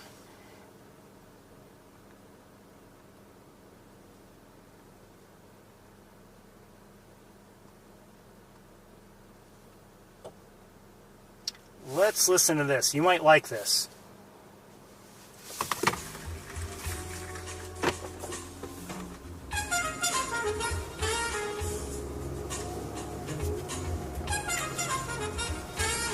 Probably won't hear the whole song before we reach Sapsucker, though.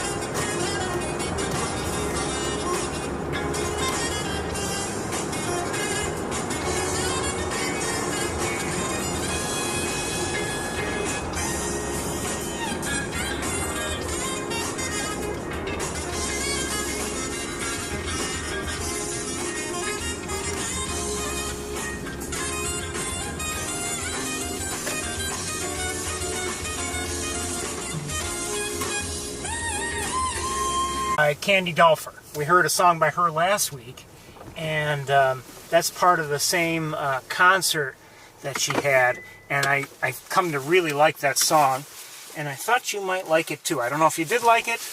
I'm not looking at the chat room right now, but hopefully you did.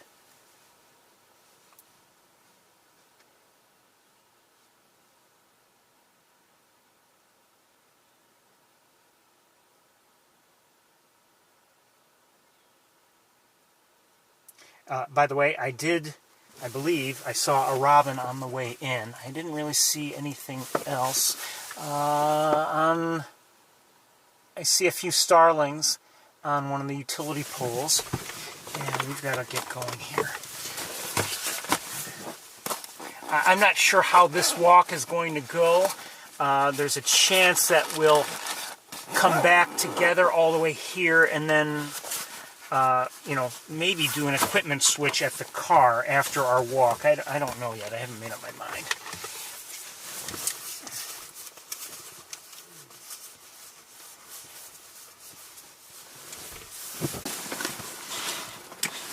Sorry, I don't know what you missed. What you said. I believe I saw a robin on the way in.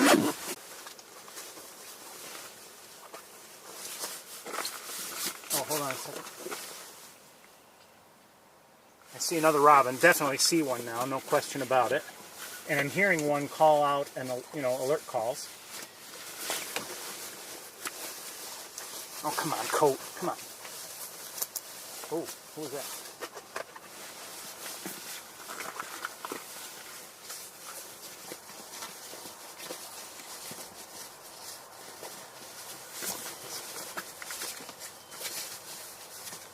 that?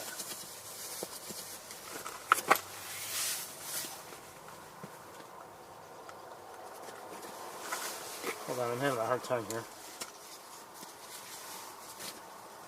For some reason.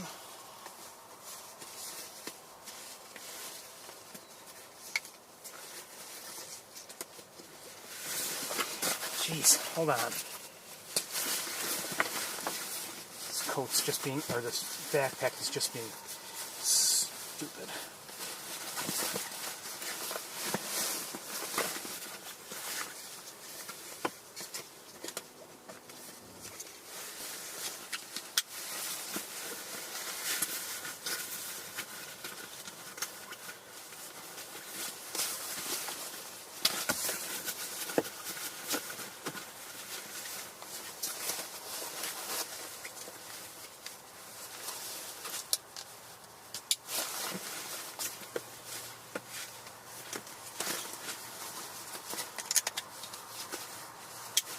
Okay, I think we're ready to go. Sorry.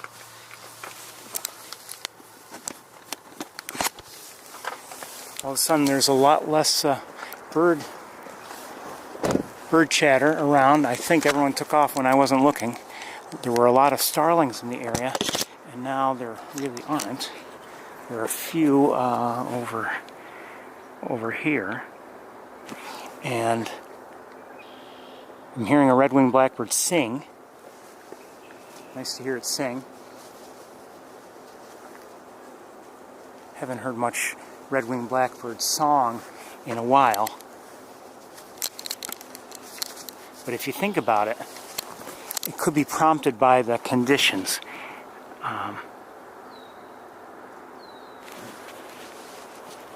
What's that?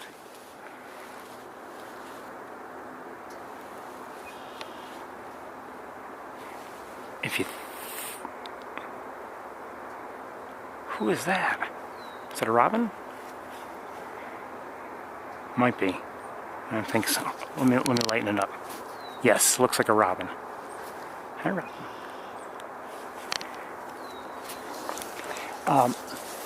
If you think about it, you know, it's October, and we're getting to that point in the year where it's kind of like spring.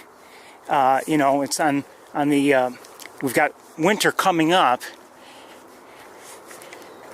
and we're, in terms of length of the days and weather and everything, it's kind of spring-like in a way. And, you know, it's colder. Oh, someone just flew by. May have been, I don't know if it was a flicker or not.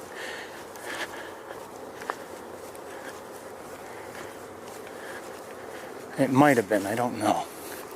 Oh, I forgot something. I've got to go get it. I'm sorry. I have to get it.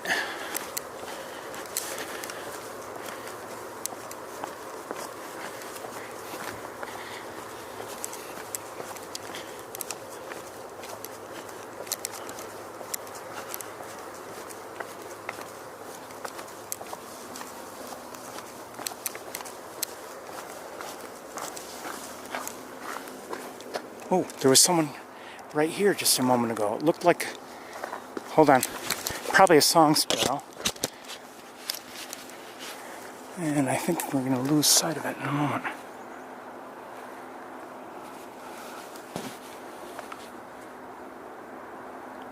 Where are you?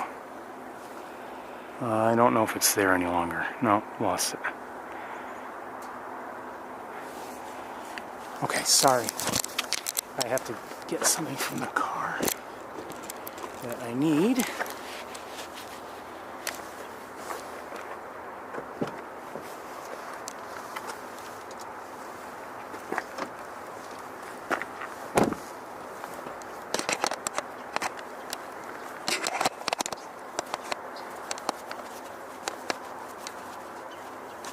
Oh, I think I hear a red-bellied woodpecker.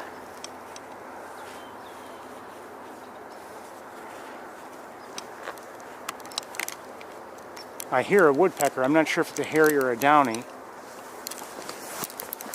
thought I heard a red-bellied.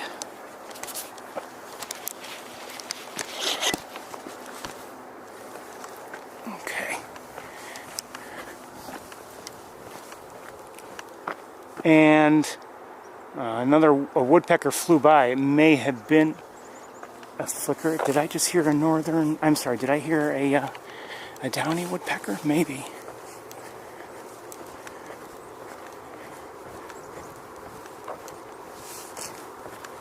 We're here late. We don't have much time. I think I just heard a chickadee.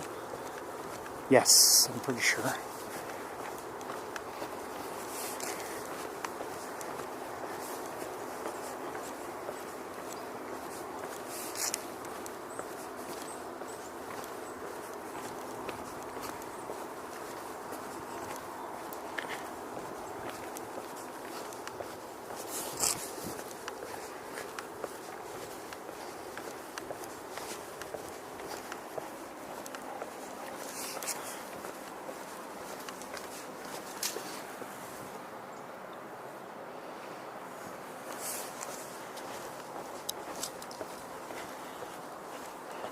I hope you heard the whole song. I like it, and I told you what song it was when we arrived. It was Strasbourg / Saint-Denis or Saint Denis. I'm not sure how it's pronounced. You know how they decide it's pronounced, but by Candy Dulfer. And we heard a song by her last week, and it was from the same concert. And, you know, there were two, was that a mourning dove? There were two, I think it was. We're hearing the chip note of a cardinal right now. And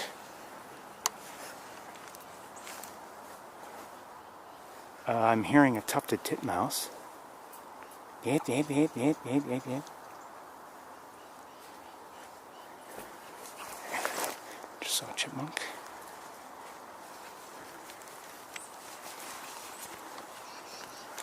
And I see a mourning dove on the ground.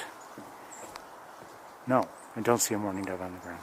I see a squirrel on the ground over there. And we're going to keep moving on here.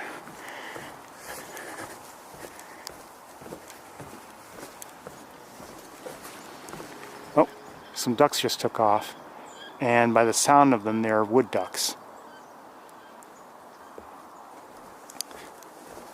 I don't know if we frightened them or if that other person frightened them. I'm guessing she did, but we probably would have ourselves eventually. And I hear a mallard.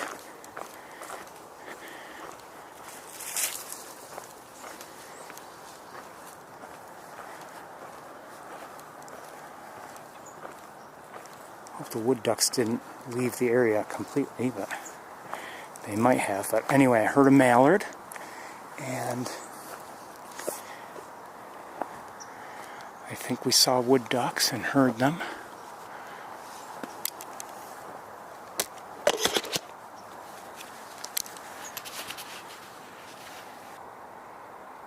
Don't know where they are, but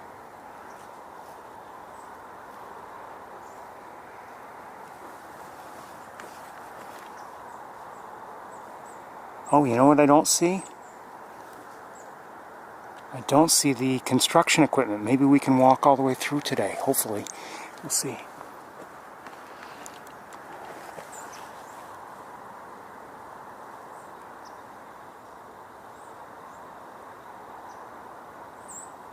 And I believe we might be hearing white-throated sparrows. Oh.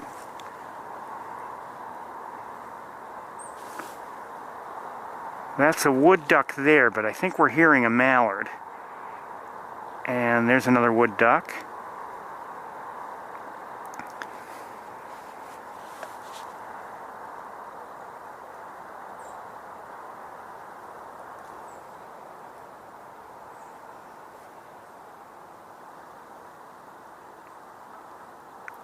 And there was a male and female pairing over there, so I think we've seen at least 2 males and a female. We saw 3 males last week, and at least.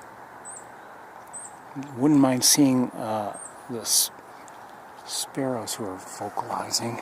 I just saw somebody over here somewhere.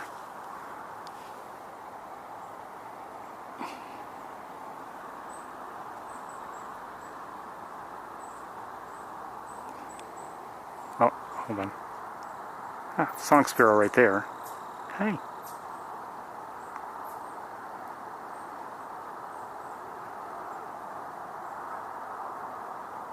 I think I just heard a Canada goose.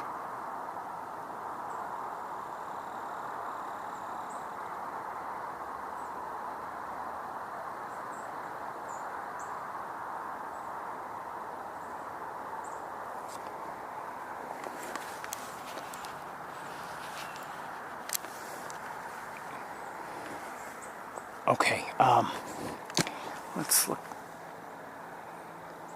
look out here a little bit.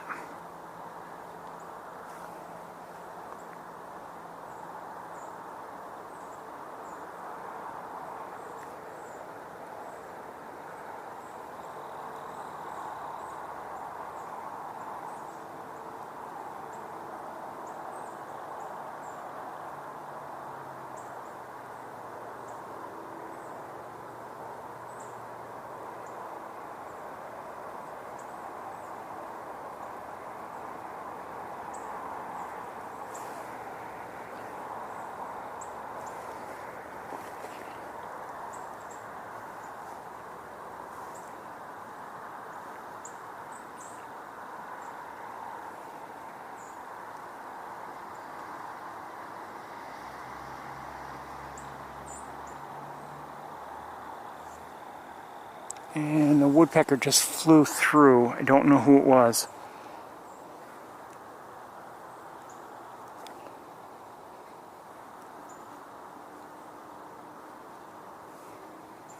Alright, we're going to get to the trails before it gets too dark to see.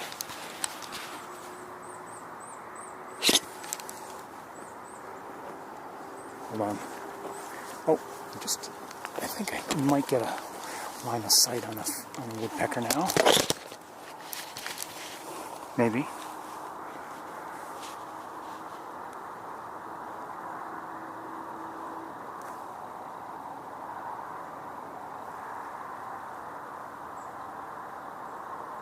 I think I might be hearing a Vulture kingfisher.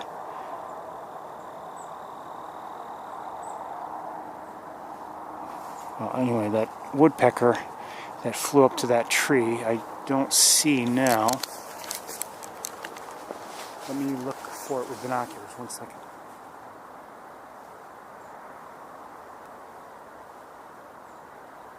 No, I don't see it.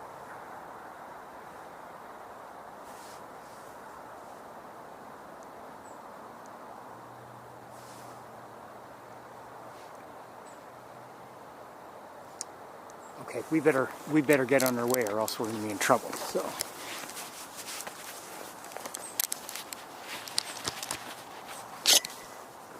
let's go.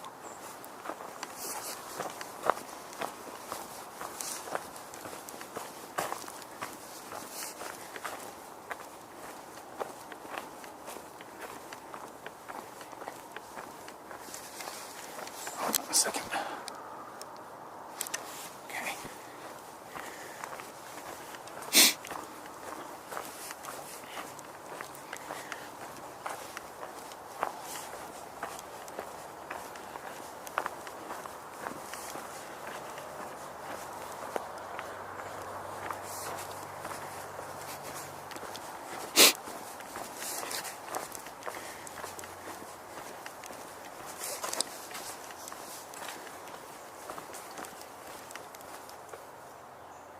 Hear that? That, I believe, is a Carolina wren from the other side of the road.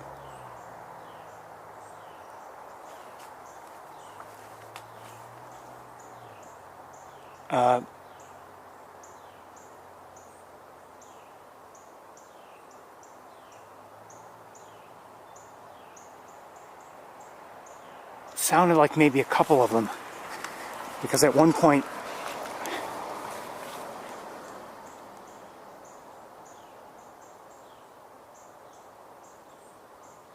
the source seemed to change locations very quickly.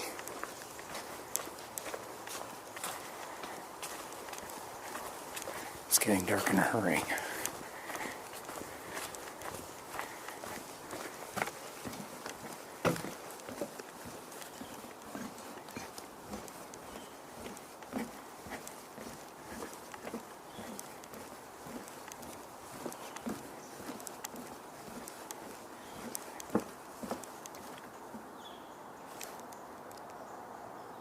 I think that's a northern flicker.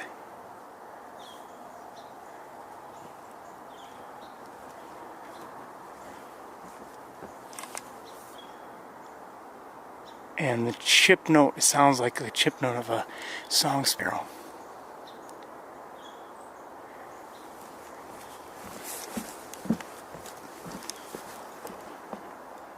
It's like just yesterday we were here and we would be looking up at that tree to hopefully catch sight of the red-bellied woodpeckers that seem to be nesting up there. We saw them mate up there. Don't know if they ended up nesting there or not, or if they were... Oh, I think I heard a swamp sparrow. Sorry, I have no idea why that happened. Oh, maybe I do have an idea. No. Could it be? Maybe. Hold on a second.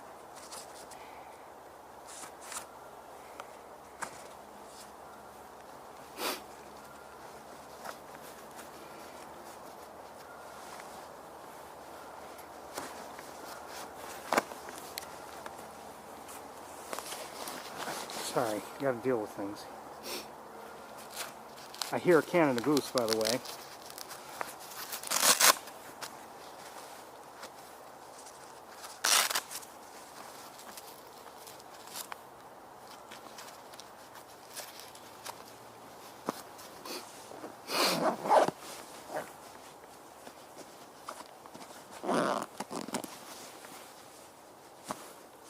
Drop my glove. Just because of this thing. Jeez. Sorry, everybody. I just need a moment.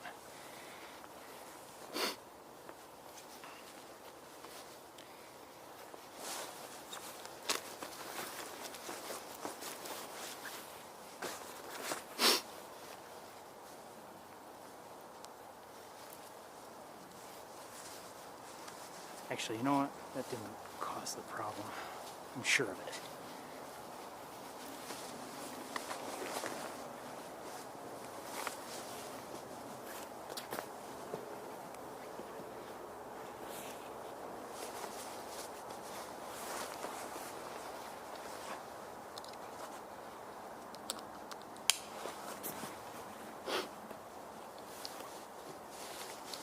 Every time we have a disconnection, I have to take off the backpack, look at things and check things out, and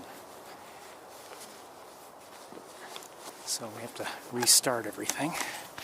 Okay, let's continue walking. Sorry about that. You can see how dark it is. Hold on, let me lighten it up.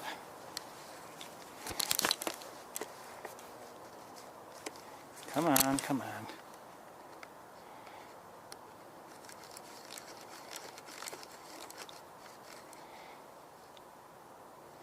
Oh boy, we're in trouble if it's that dark and I'm not even attached to the scope. Anyway, it's how dark it is here in the woods. Maybe it's good that we stopped because it had me realize just how dark in fact it is.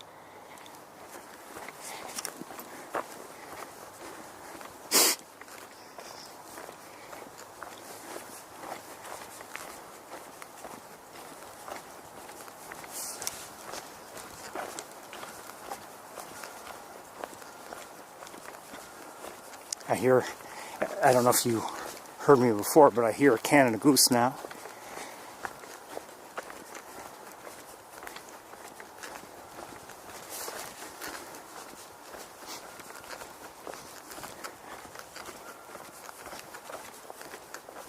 The way I'm hearing it, it almost sounds like it's already here and on the water.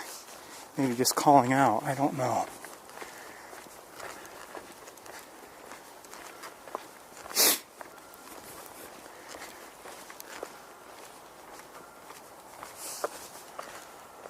It doesn't sound like it's, you know, in flight.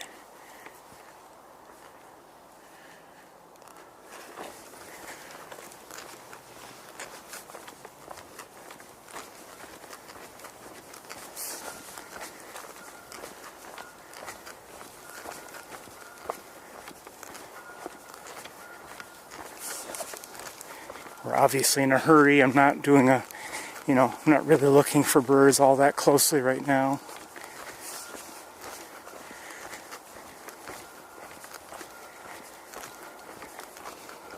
Really, you know, coming to it, reasons to come here first. We chose the campus. At least we got to see 2 hawks, at least 2.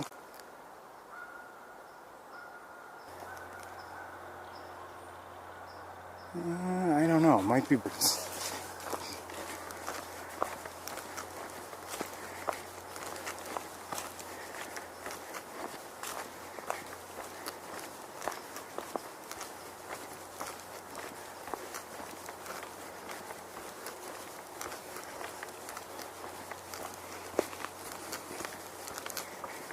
Pretty soon I'll need boots here. It's always a pleasure, I have to admit, even though I like winter, some aspects of winter, it's always a pleasure when I'm able to switch back, hello, you know, the winter boots to regular shoes. I just heard, I believe, a white-throated sparrow. Let me look quickly with binoculars here. Ooh, what's that? What is that? Who vocalized like that?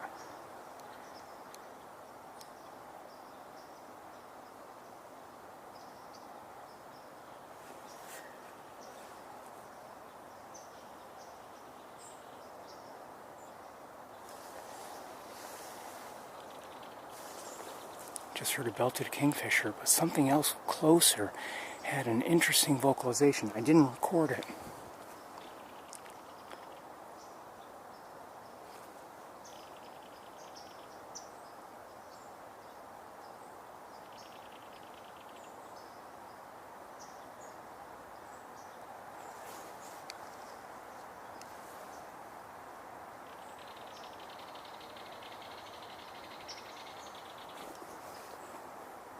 We better keep moving.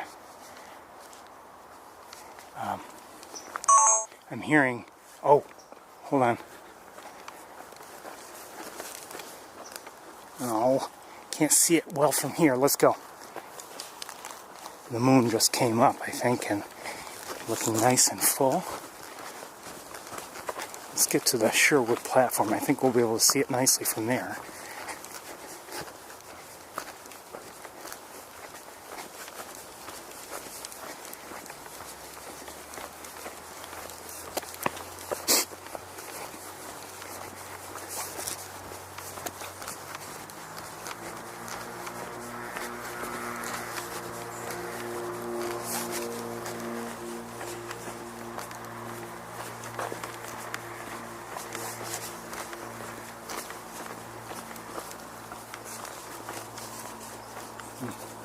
Oh, you know, they just cut down a tree that we just passed.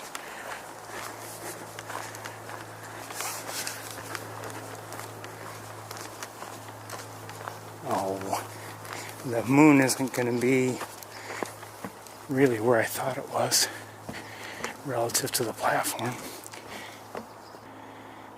You're hearing bird vocalizations.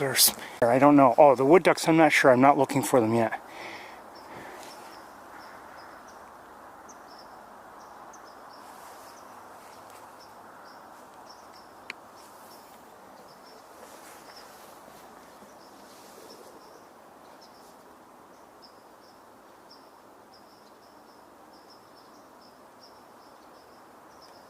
Take care. You too. Good luck.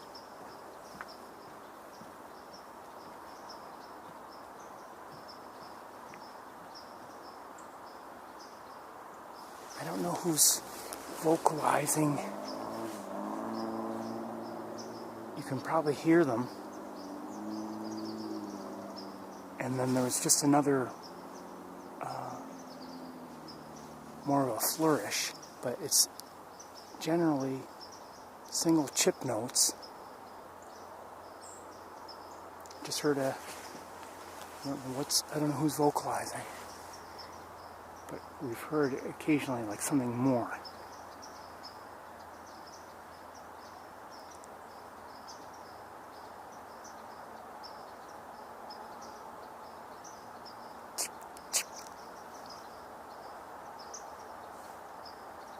And no one's really close, so I can't see anybody.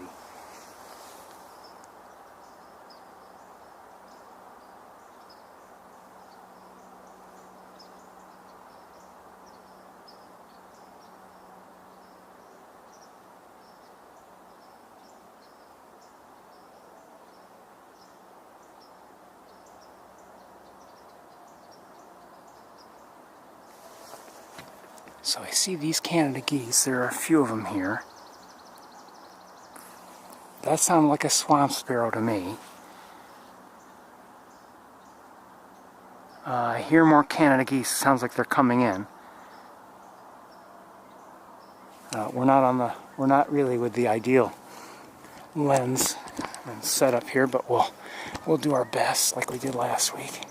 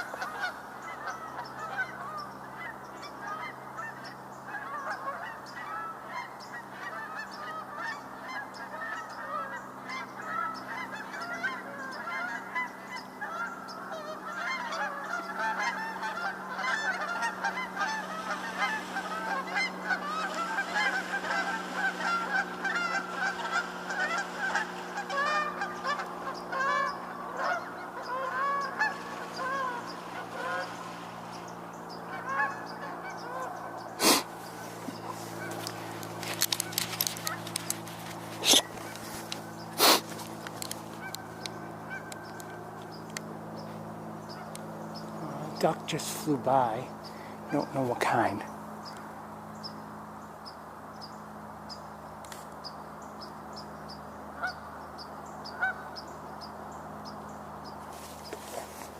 And I'm still hearing whatever that vocalization is from some apparently smaller bird nearby. And there were a few of them vocalizing. Now I'm only hearing the one. Oh, hold on. It's in the air.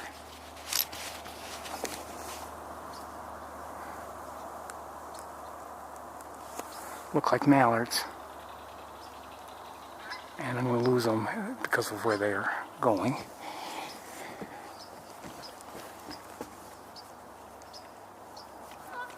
Hold on.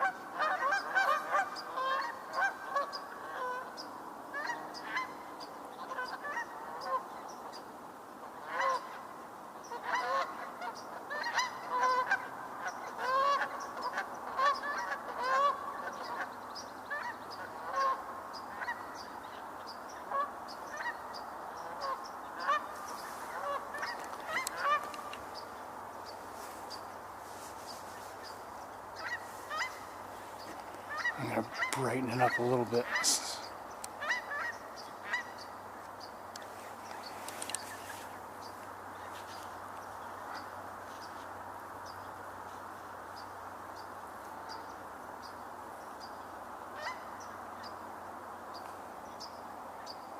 I'd like to know who is vocalizing near me.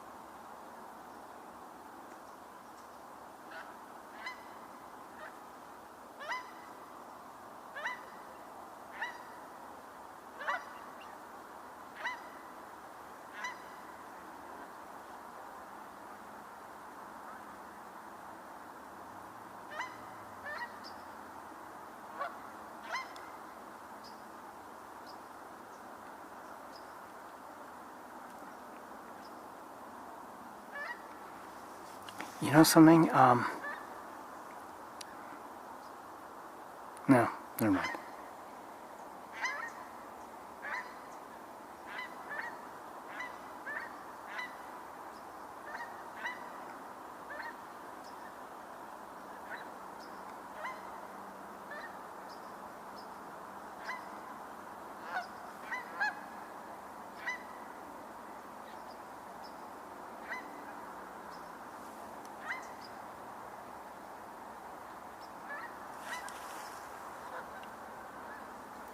Okay, here, maybe another small grouping in the air.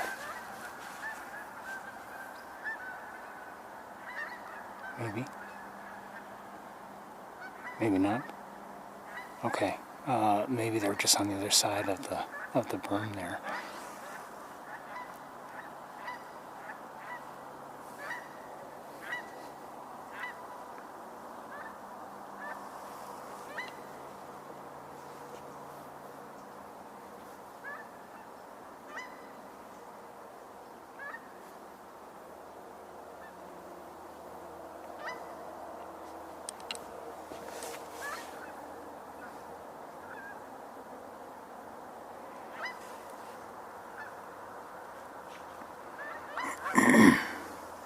So generally, it seems like, when I look with binoculars, it seems like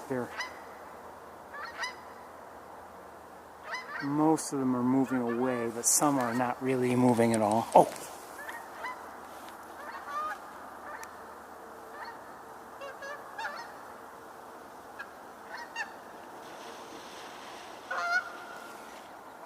Maybe 4 or 5 this time.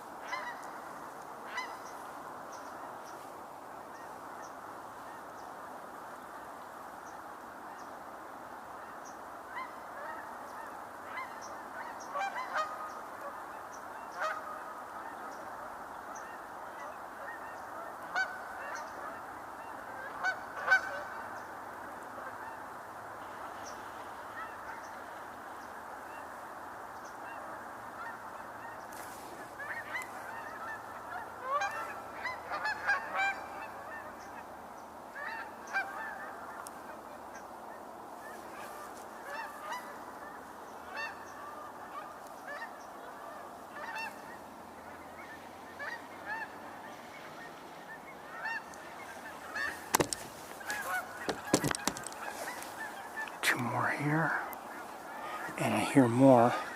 I don't see them yet. Sounds like a significant number in the air still.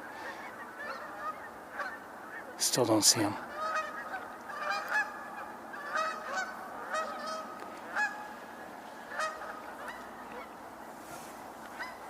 Let's look at ground control and see if...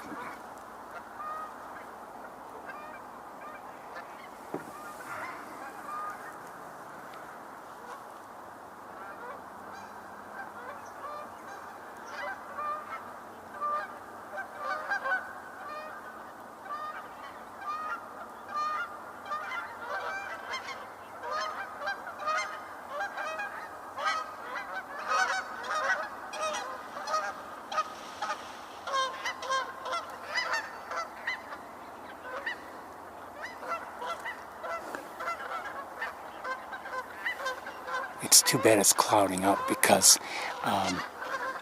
the moon would be beautiful right now. Absolutely beautiful if we could have a full moon, but there are too many clouds.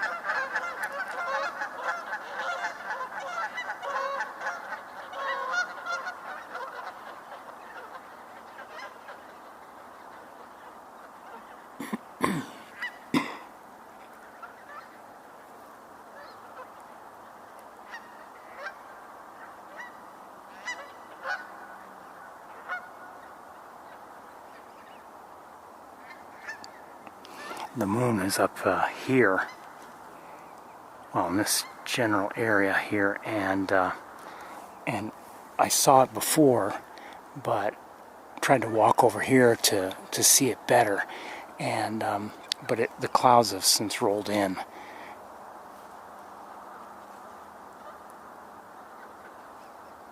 And it would have been nice to have the moon as a backdrop if geese were flying in front of it.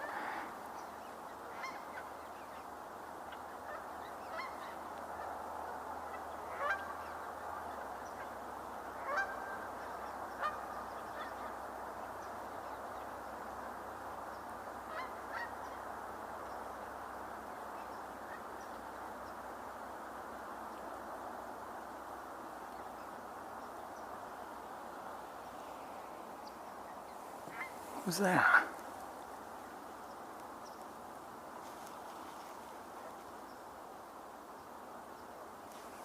What do you know?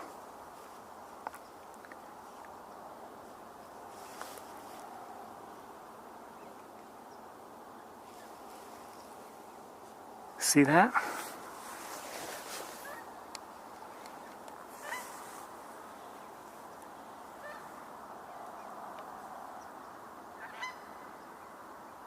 Let's darken it a bit. Oh, sorry.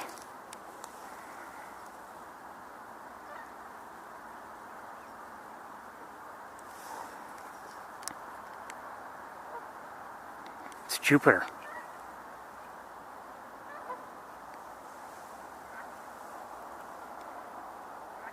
Let's lighten it back up a bit.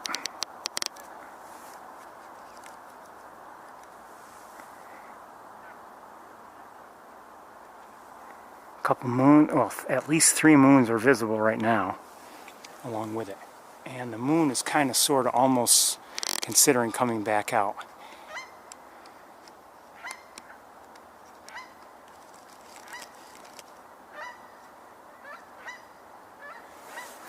Oh no, changed its mind.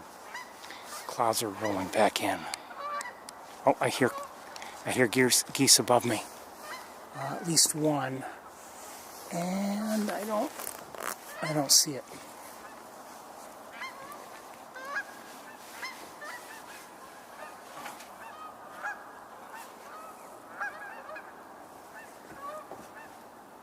Can't see. Oh, okay. I see some. And there are more in the air above me, another 4 in a separate group.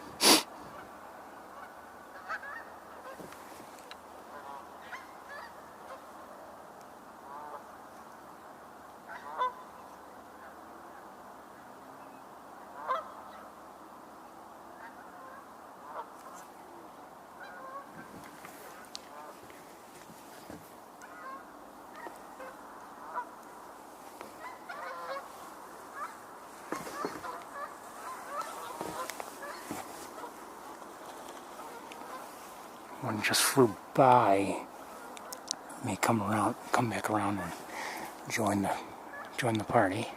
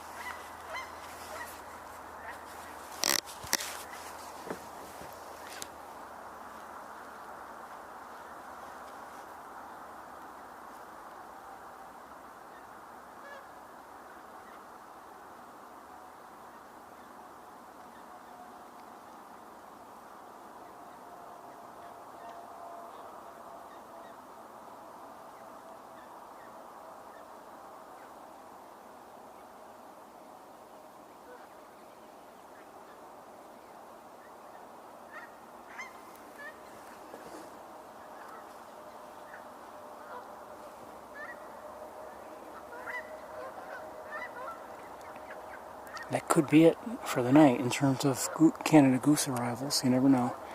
Might have a few stragglers, but that could be it. Judging by how much chatter there is, maybe they see somebody. I don't see anybody.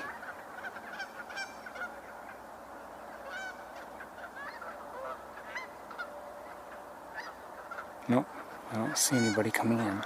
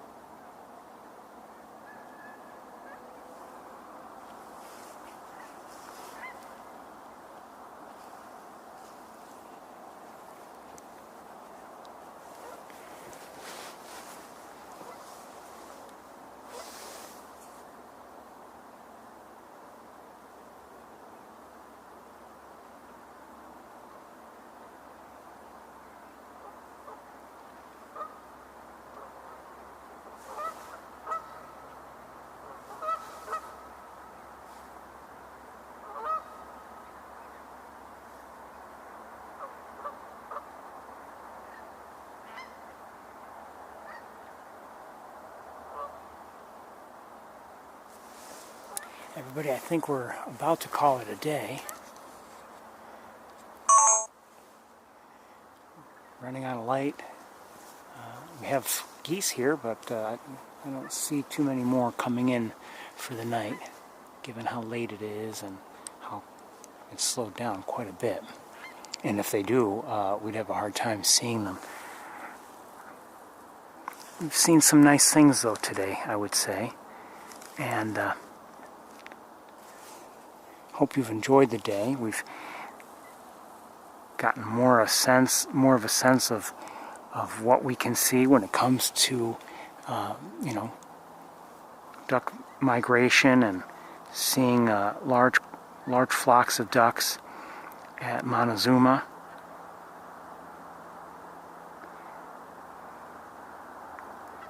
Got a number of Canada geese here tonight. I don't know how many. Not a huge number, but a good number. But you know, it's late. It's getting hard to see anybody. It's getting dark, and I'm gonna shut everything down just like last week and head back to the car myself.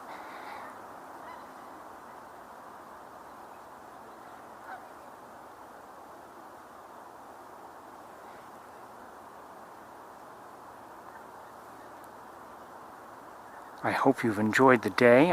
I have. It's would have liked to have seen more, as always, but can't see everything.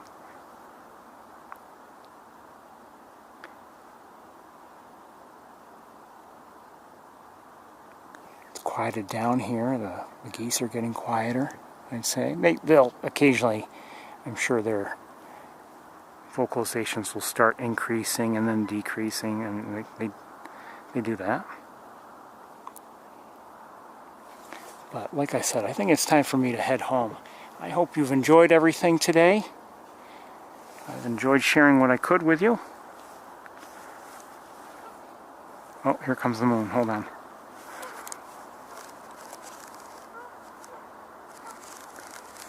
Let's go with that, and let's go with...